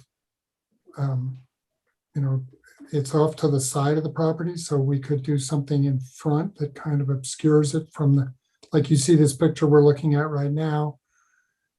You can see the current driveway, the gravel pattern is different. It's a lighter color, so we could plant something right up there at the corner so you'd miss half the garage. And I think the owner would be in favor of that anyhow, because she's doing this to really put something away so she doesn't have to see it, or her neighbors don't have to see it. Okay, I'll vote in favor of it. And Chris, it wasn't part of the motion, but I'll just ask you to please try to obscure this as much as possible. Madam Chair, I think the motion with the second is to deny the application. Okay, oops. So I think your vote may be a no on this one. I'm sorry. I vote no then. Sorry, the discussion took a long while. I tell you, that's why we have you, Sally. No worries. So we have a passing motion, but no decision on the application. So again, perhaps a new attempt at a motion. So Sally, excuse me, the motion failed, right? Because the motion, oh yeah, you're right. Well, yeah, you're right. The motion failed. Yes, Melissa. Melissa's my backup. We back each other up. So I think I'm really getting confused now. Okay, so need a new motion. Member Beachside. I don't have a motion, but I just want to make sure all the board members are aware that there seems to be 61 feet with which the owner can work to set the garage back so that it's not adjacent to the existing garage, which is contributing.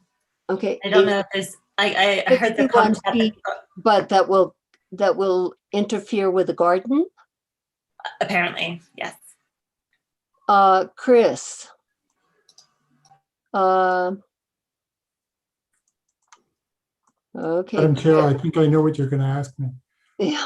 Why don't we, can I propose we split? I don't have the owner here and I know she's not awake anymore. Okay, what if we I'm getting, we could split the difference and say, we'll move the garage, the current garage.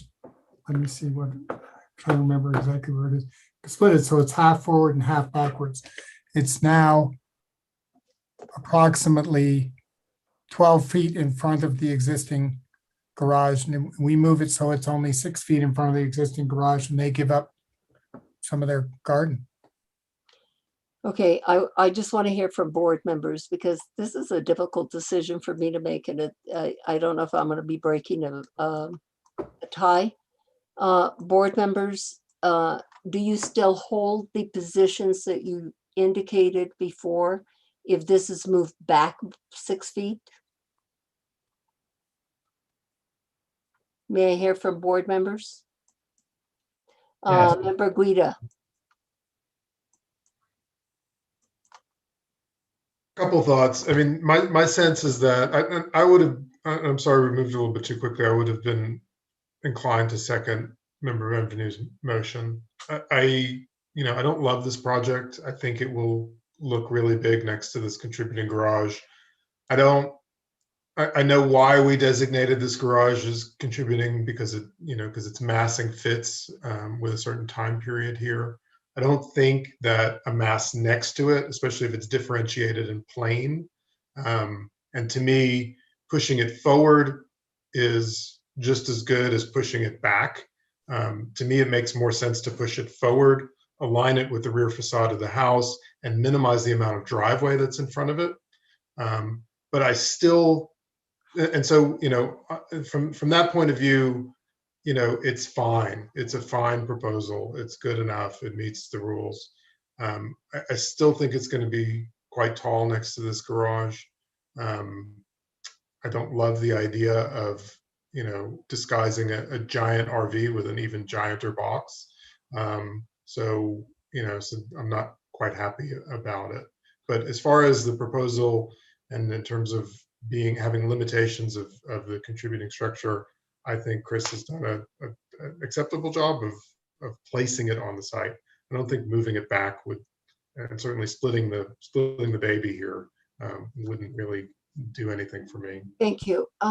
Any other board members have comments? Member Katz? I appreciate the conundrum that we're facing and the desire to help out owners, but I kind of agree with what Anthony is saying, that it really does overwhelm the contributing garage. And I think the answer is that we say no. Not the answer is that we accommodate the owner and say, put a large unwieldy RV in a larger unwieldy box. And so I would recommend voting no. And I wish that it weren't that case, but I think we have the job to protect contributing structures. Thank you. Okay, so I think I need to entertain another motion. Correct? Yes, please. As Melissa artfully noted, we did not have a winning motion or a decision on the application at this point. Okay, so we're back at square one, and if I can hear a new motion, please.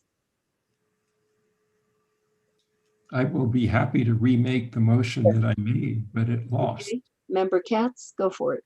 Yes, I will move in this case to deny the application on the basis of the fact that the proposed garage overwhelms the contributing structure next door and would endanger its status. Thank you. And Beachai will second. okay, roll call vote, please.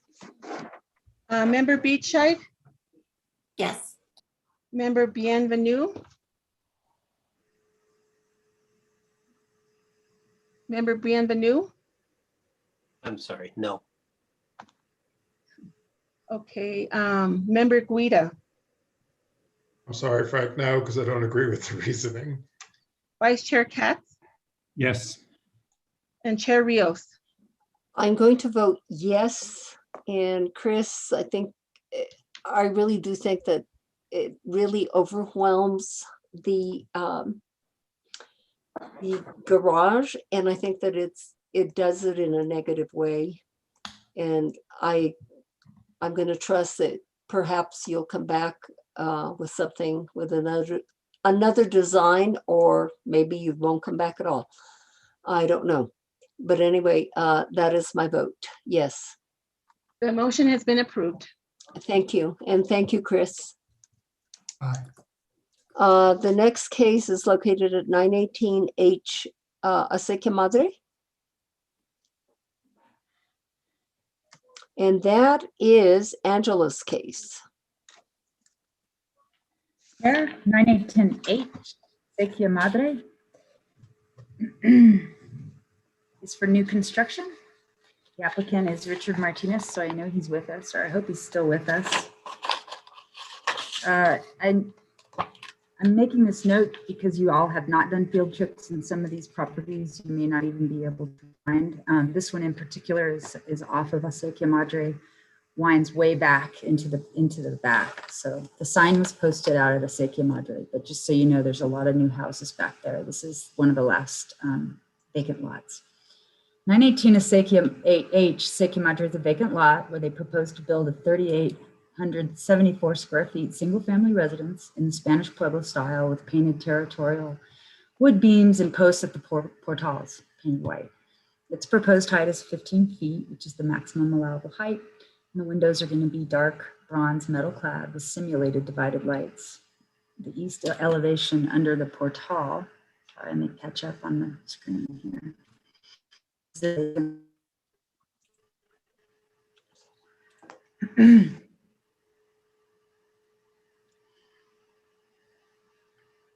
It has a considerable slope from, you're looking at the north, looking north, and the street access is where that car is, and the site slopes to the west.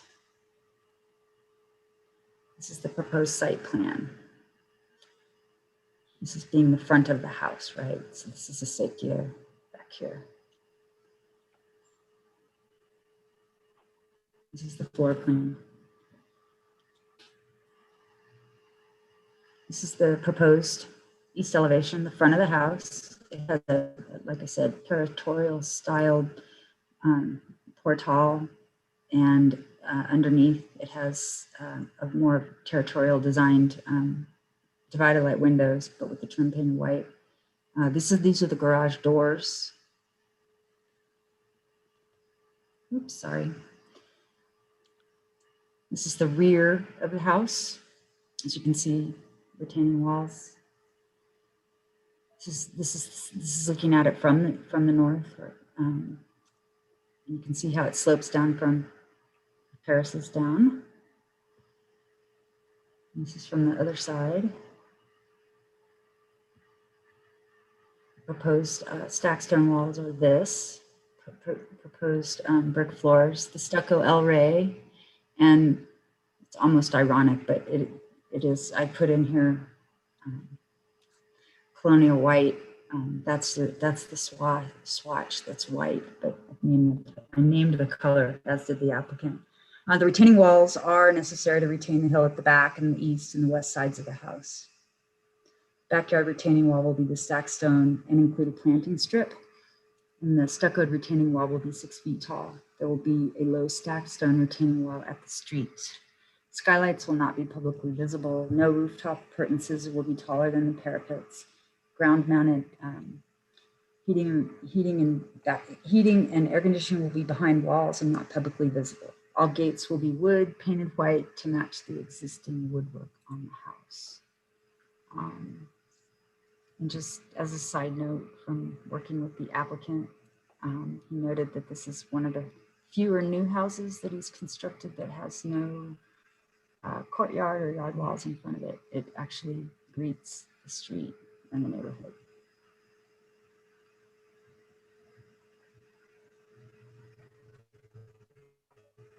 So that concludes my report. Thank you, Angela. Where exactly is 918? Where is it? 918? Yeah, Yeah, where is this project? On a Acequia. If you can tell me if I'm on Camino de Montesol and Acequia Madre. Okay, go. At that cross point, and I'm heading north on Camino de Montesol. I mean south, excuse me, south.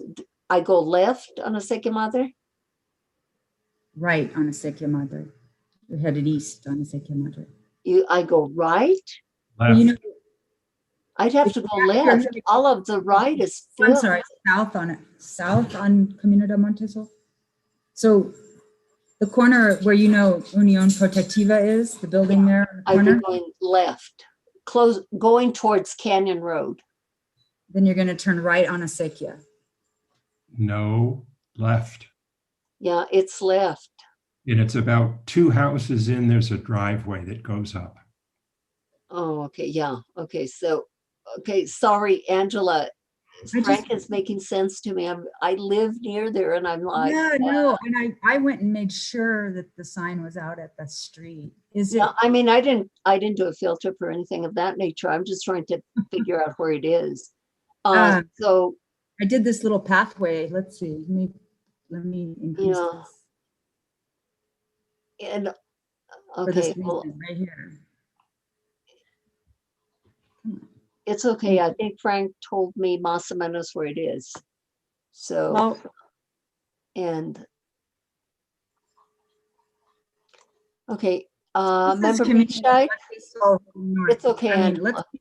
no, I really feel like this is important to make clear that this is Montesol. This is Acequia Madre headed east, right? So it's right in here. Yes. So I don't know when you say left, I'm just saying it is east of Monte del Sol on Yeah. Acequia. Right. Is that what Okay. you all were saying? Okay, so Yeah. see how far back? Yeah, okay. This, and then it winds like this, and this is all public way.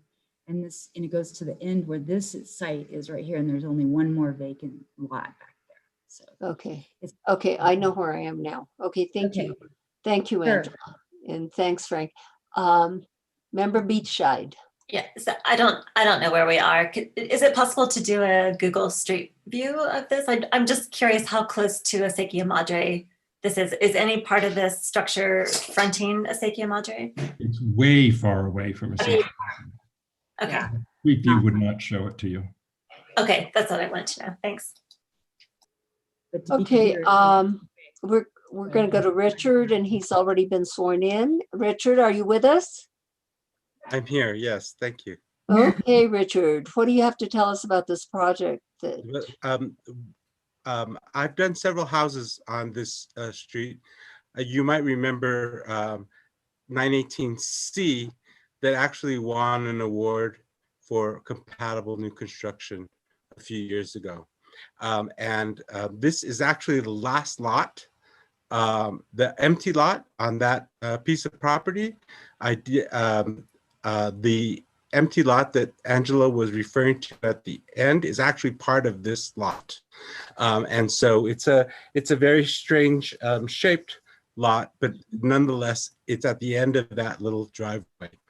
What she was referring to when she talked about not having a wall in front, when we were meeting, I was commenting that a lot of houses in Santa Fe have walls between them and the street. You go through a gate into a little courtyard, and then you find the front door.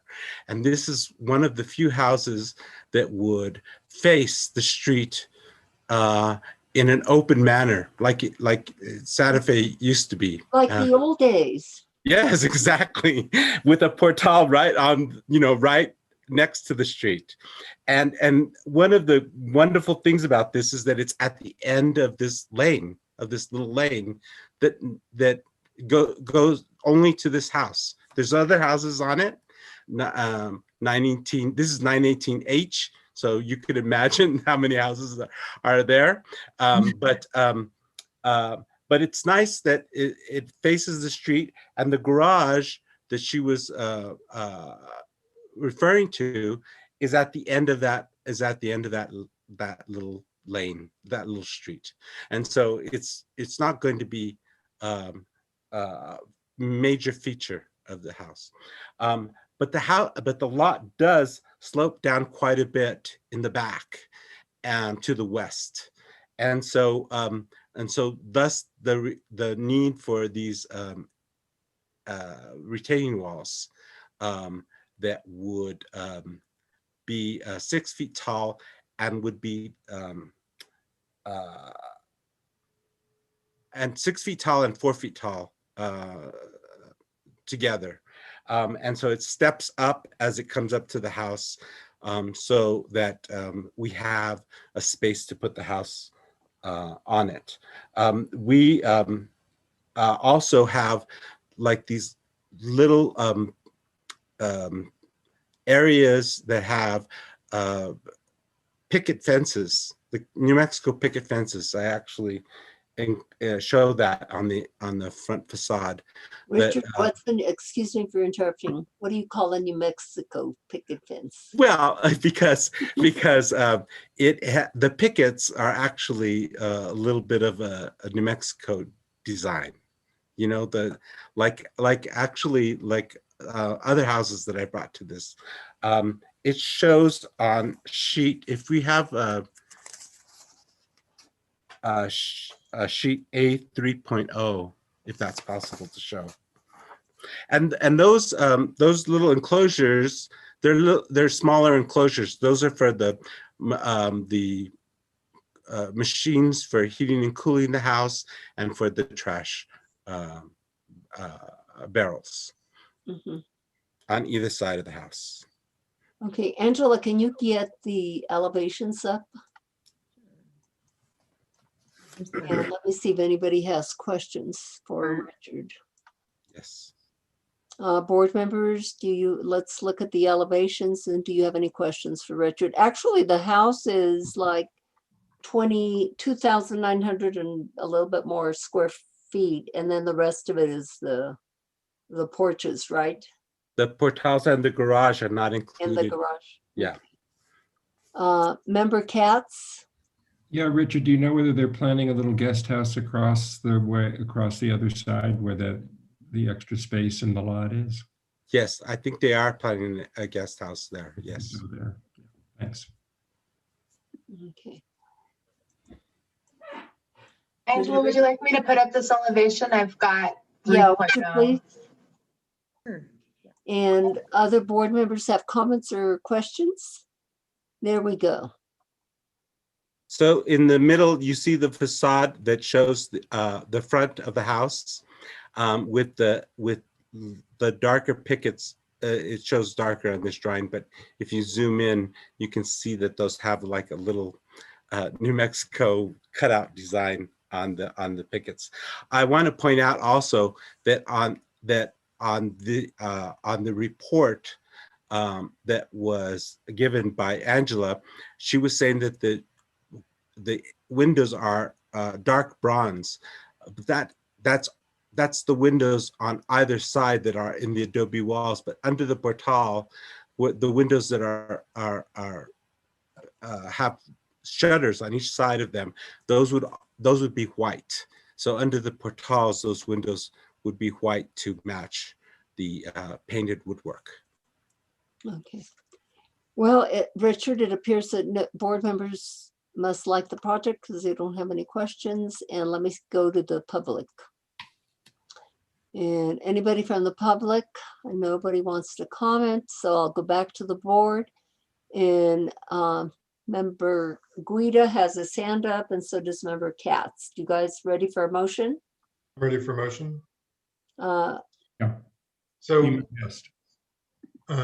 in case 2021-003901 HDRB 918H Seiki Madre, I move that the board approve the project as submitted. Second.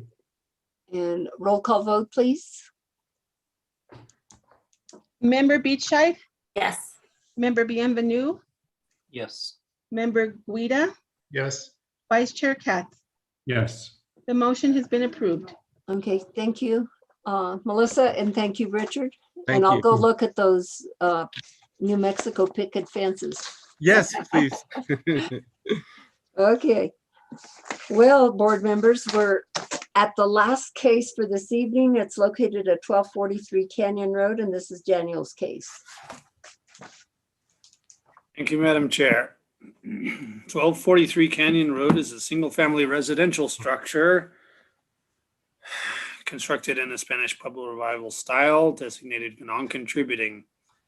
We saw this case, property on September 8th, 2020. The board approved a proposal for changes which included moving the entry gate back from the street and constructing a detached garage, among some other items. This is what the gate currently looks like in the existing streetscape. This is the existing situation. House behind the wall here, the gate in this right here, the far east of the property. The original proposal had a gate set back from the street and this garage down here. The applicant now proposed with three major items. One is to redesign the west garage here. Bathroom will be reduced from 13 to 12 inches in height on the west side and will be only 5 feet 6 inches on the east side. Here is a plan. It's basically being reduced in height. This is on the left. You have the approved, and on the right is sorry. It's a little hard to see. So you got west garage approved, and then west garage approved east elevation. So, and then this is the proposed. So the design is changing quite a bit, but it's the mass is reduced in height. Then we have the gate. Here again was the approved situation, and the proposal is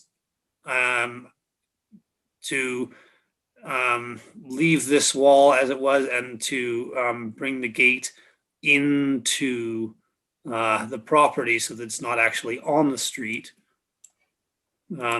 this is the approved gate design as part of the wall, and this is the new gate design, which would be not facing onto the street, but off the street. A metal frame with wood boards. Finally, the approved plan last time did not include any structure in this location just north of the yard wall. The revised application includes a new 600 square foot garage and entry gate off the parking area. This will not be publicly visible as it's behind this wall here. The stucco will be buckskin and garage doors will be wood with a mahogany stain. Here's a sort of plan of the garage that's intended. I stand for questions. Okay, Member Katz. Thank you, Madam Chair. On the far east portion of the lot where the gate currently is, I assume that gate is going away. And it basically is swiveling 90 degrees to the left. Correct. Yeah. Is the opening where the current gate is going to be narrowed? It looks narrower than what the current gate is, but I'm not sure. I would defer to Mr. Martinez. I'm not sure he's in the exact detail of that. Okay, thank you. I'll ask him. Any other questions? No. Okay, so let's go to Mr. Martinez. Hello. Let me explain the three elements that the approved plan that have changed. Okay. One is that you're right, Frank. The gate is at 90 degrees from the street, so it's behind the wall. But we're not planning to narrow at all the opening. Just remove the existing gate. Right now, you have to stop in the street in order to operate that gate, and that doesn't work very well. So we had proposed before that the gate would sit back off the street, but now we're proposing that we just leave that opening and that you're able to pull in and then open the gate. And then when you come into the parking area, what we have is a new garage that we weren't proposing before that would be hidden, or as not really hidden, but under a portal that would run along the whole facade, that would contain the gate, the person gate that goes into the project, the garage doors. They would be again underneath this portal, and then like a little bench, just sort of a nice long facade, more an easy way and an inviting way, hopefully, to come into the house. On the other side of the property, the garage that we had already gotten approval for, we found that we could lower the ground in front of the garage by a couple of feet, because you actually come in at a level in which we can lower the driveway inside of the property. And so we're able to push that garage down. And so from the back of the garage, from the garden side, what you see from the house is actually could be just a wall with a garage behind it, but it's only 5 feet tall. And so you're not even aware that there's a garage and a utility yard behind that wall. And we also included a small bathroom, changing room, shower for the pool area that is right next to that bathroom right there. The rectangle in the center is the pool itself and then with a deck around it. That is existing. So that's our plan. They're all. Ooh, Richard, we can't hear you. Oh, I'm sorry. Oh, there you go. We can hear you now. Okay, sorry. Oh, my computer's telling me my internet connection is unstable. Oh, okay. Sorry. Well, did you have anything further? No, that's it. So Richard, how many garages are on this property? Right now, there are none. And, okay, and then I'm you're, proposing 2. okay, One at each gate. One is for the owners. One is part of the utility entrance at the back of the property. Those gates already are, those openings already exist with gates in them right now. We're proposing to move one of the gates, but otherwise, two garages I'm proposing. let me see, if board members have any other questions? Board members, any other questions? It appears not. Let me see if there's anyone from the public. It's Stephanie Beninato. Stephanie. Good evening. It's not so late as the last meeting. I just don't really understand why you really need 2 garages, and a garage doesn't have to be an entrance into something else. And so I don't know. I just don't understand the need for that at all. I appreciate that the gate is being pushed back from the street. I think, yeah, it's a safety hazard to have to sit on that kind of narrow area of canyon to be able to get into your property. But again, the second garage is just, I don't understand it. I don't understand the need for it as a entry to an electrical area or whatever, utility area. It really doesn't make sense as an entry to anything. Thank you. Thank you. I don't see anyone else from the public wanting to comment. So I will take it back to the board, and Member Guida has his hand up, and so does Member Katz. Member Guida. I'm ready to make a motion, Madam Chair. Yeah, Member Katz, did you have something further, or was it a motion? It's a motion, thanks. Okay, Member Guida. Case 2021-003-907, 1243 Canyon Road. I move that the board approve the project as submitted. That's a very nice project, Richard. Second. And roll call vote, please. Member Beachside, Yes. Member Bienvenue, Yes. Member Guida, Yes. Vice Chair Katz. Yes. The motion has been approved. Okay, thank you. Thank you, Richard, and good Thank luck you with very your much. projects. Thank Next, do we have any discussion items? Sally?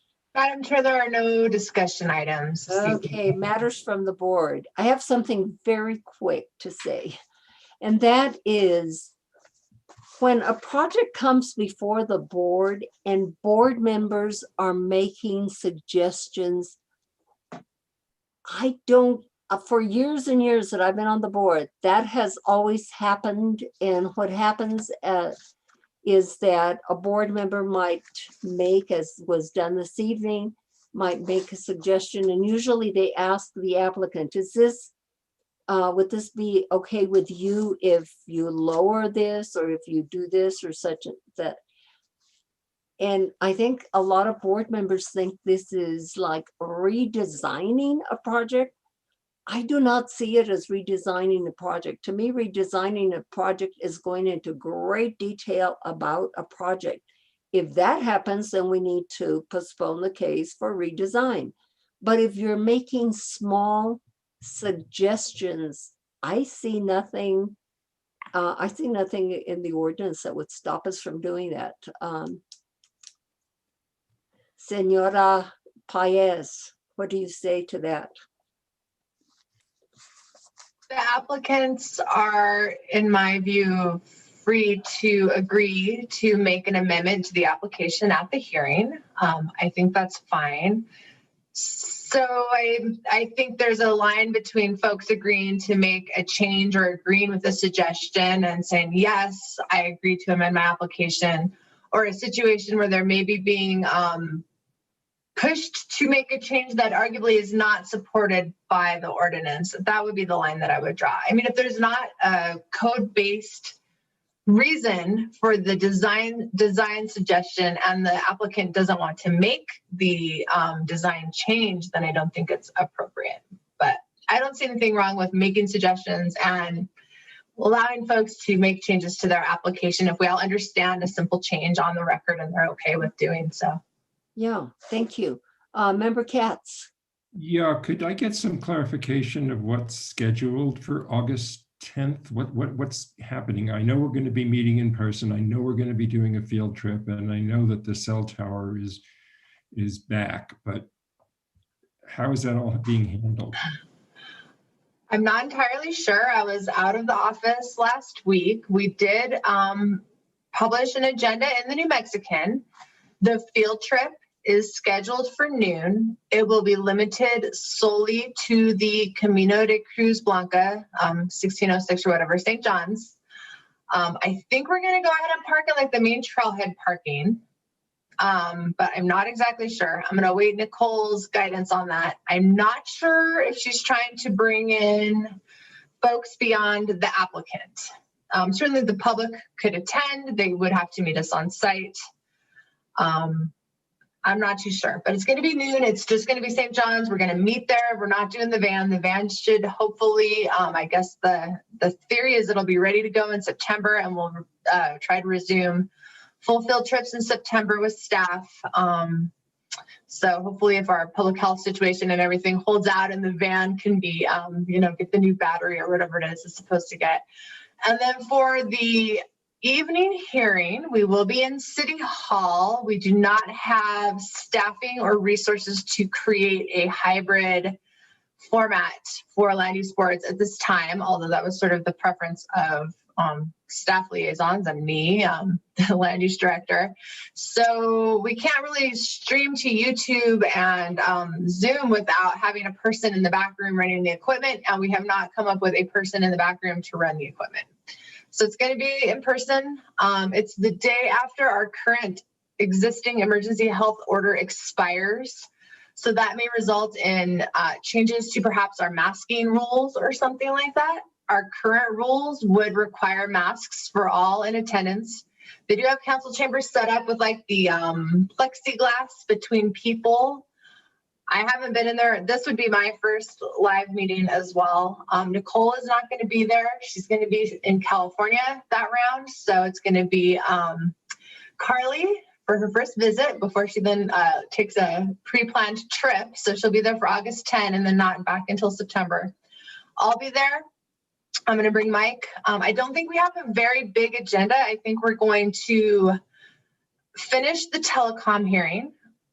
Jennifer, I'm going to email you and Flynn and encourage you guys to watch the video. I know it's painful, and maybe be prepared if you'd like to participate in that case. You can certainly participate and vote in it if you review the record of what we did last time.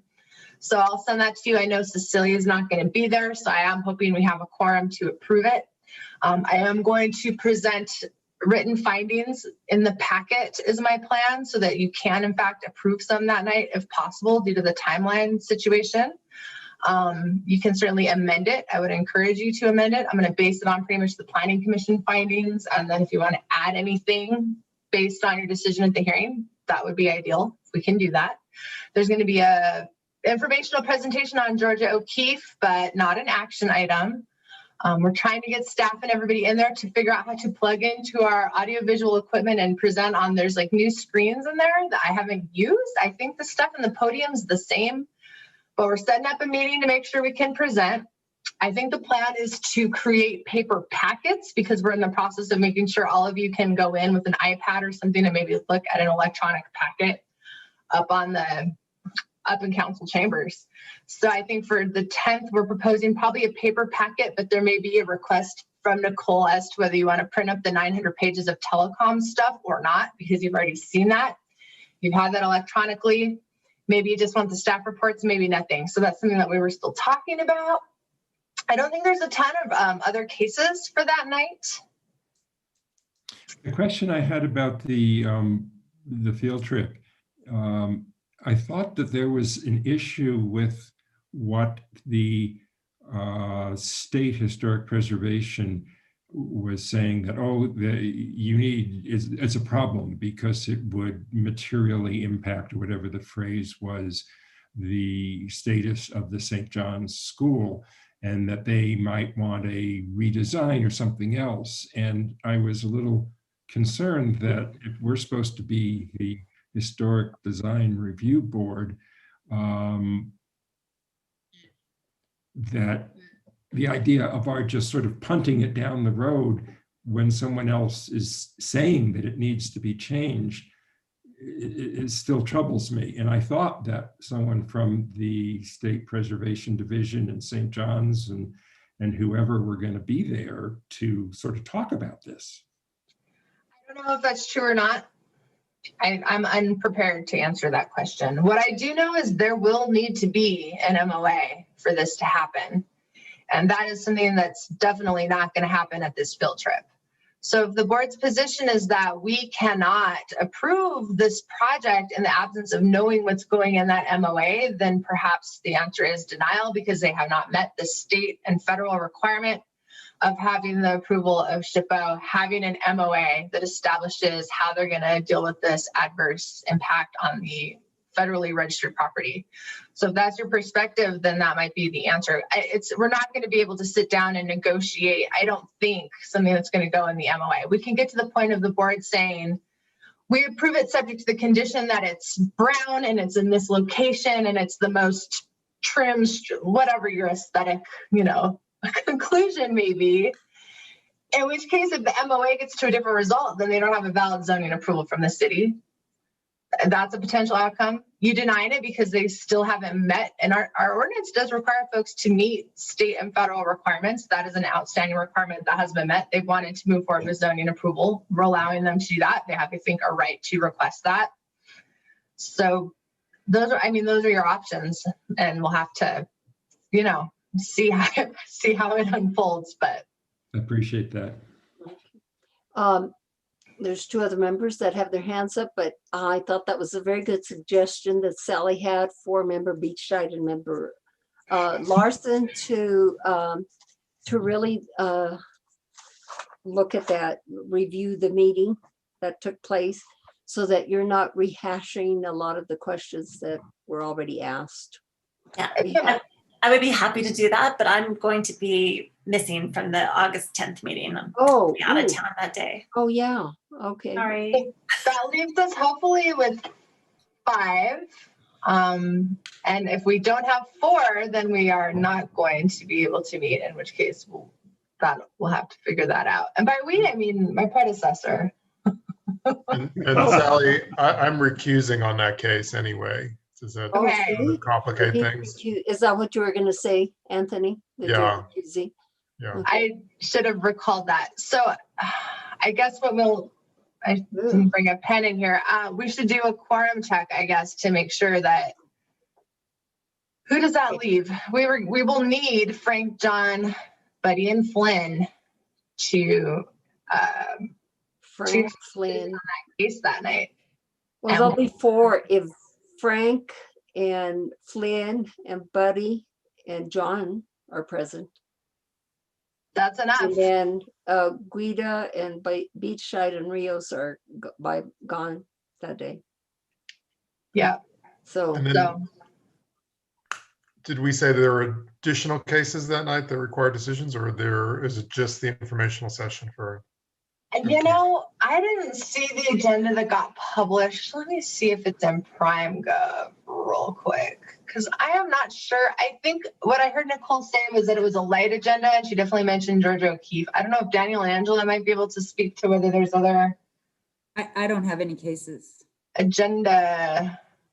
I've got old business is Community Cruz Blanca, and new business is 1 case from Daniel, plus an informational presentation on the Georgia O'Keeffe The one new case is 259 Montoya Circle number 2, and it involves proposals to construct a railing and deck and repair stucco on a non-contributing structure. Oh, that seems, well. So it's a pretty. That's a reason to be there. I'll be there. Oh, Okay. Well, the informational presentation is scheduled first Yeah. as well, and Okay. yeah, so. Good. And Sally, that's going to be your last meeting? That's my last meeting. That is my last night meeting, my last land use board meeting. Unless I have to go to city council, I guess there's a potential for being at city council the next night, but yeah, it's my last H board meeting for sure. We'll miss you. Thank you. Definitely. So much. Thank you. Uh, I'll miss you too. Ladies and gentlemen, unless you have something further, this meeting is adjourned. And One it is- last item, Madam Chair. I'm sorry I Yes. doubted my board colleagues. We got through 15 cases in 4.5 hours, averaging 18 minutes per case. That's what I was going to say. Well done. I'm really proud of you all. Thank you so much. It's really Can't go helpful. five. Really helpful to clear the decks, especially with the, Carly coming in and everything turning over. So I appreciate your focus and determination to get through those tonight. Yeah, Thank and you, it also Sally. has Thank to you, do with Danielle the and type Angela. of cases that we had this evening, and everybody did a great job. Don't be intimidated. I know none of you are the types that are intimidated by cases, so ask the questions that are necessary, but I just say be succinct and continue to do your jobs, because that's what we do. And I think this board takes everything very seriously, and I love that. And you're thorough, and you're not afraid to ask the questions. And I think glad to be staff was on serving with point. you all. Huh? Staff was on point tonight, big time, and Melissa was bringing it as always. She's like invisible. It'll be nice to see you in real life, Melissa. Oh yeah, Melissa is, oh my gosh, she's the bomb. the Melissa, bomb. you did such a good job on the minutes. Oh Shout my out gosh. to Melissa. You are really, really, really good. Gosh, we're all so good. We're all so good. And I will humble present and the modest. trophies next time, friends and neighbors, but good night for right now. Thanks all. Good Night, night. Oh, Frank, good luck. Sounded like you'll be fine. I think I'll survive.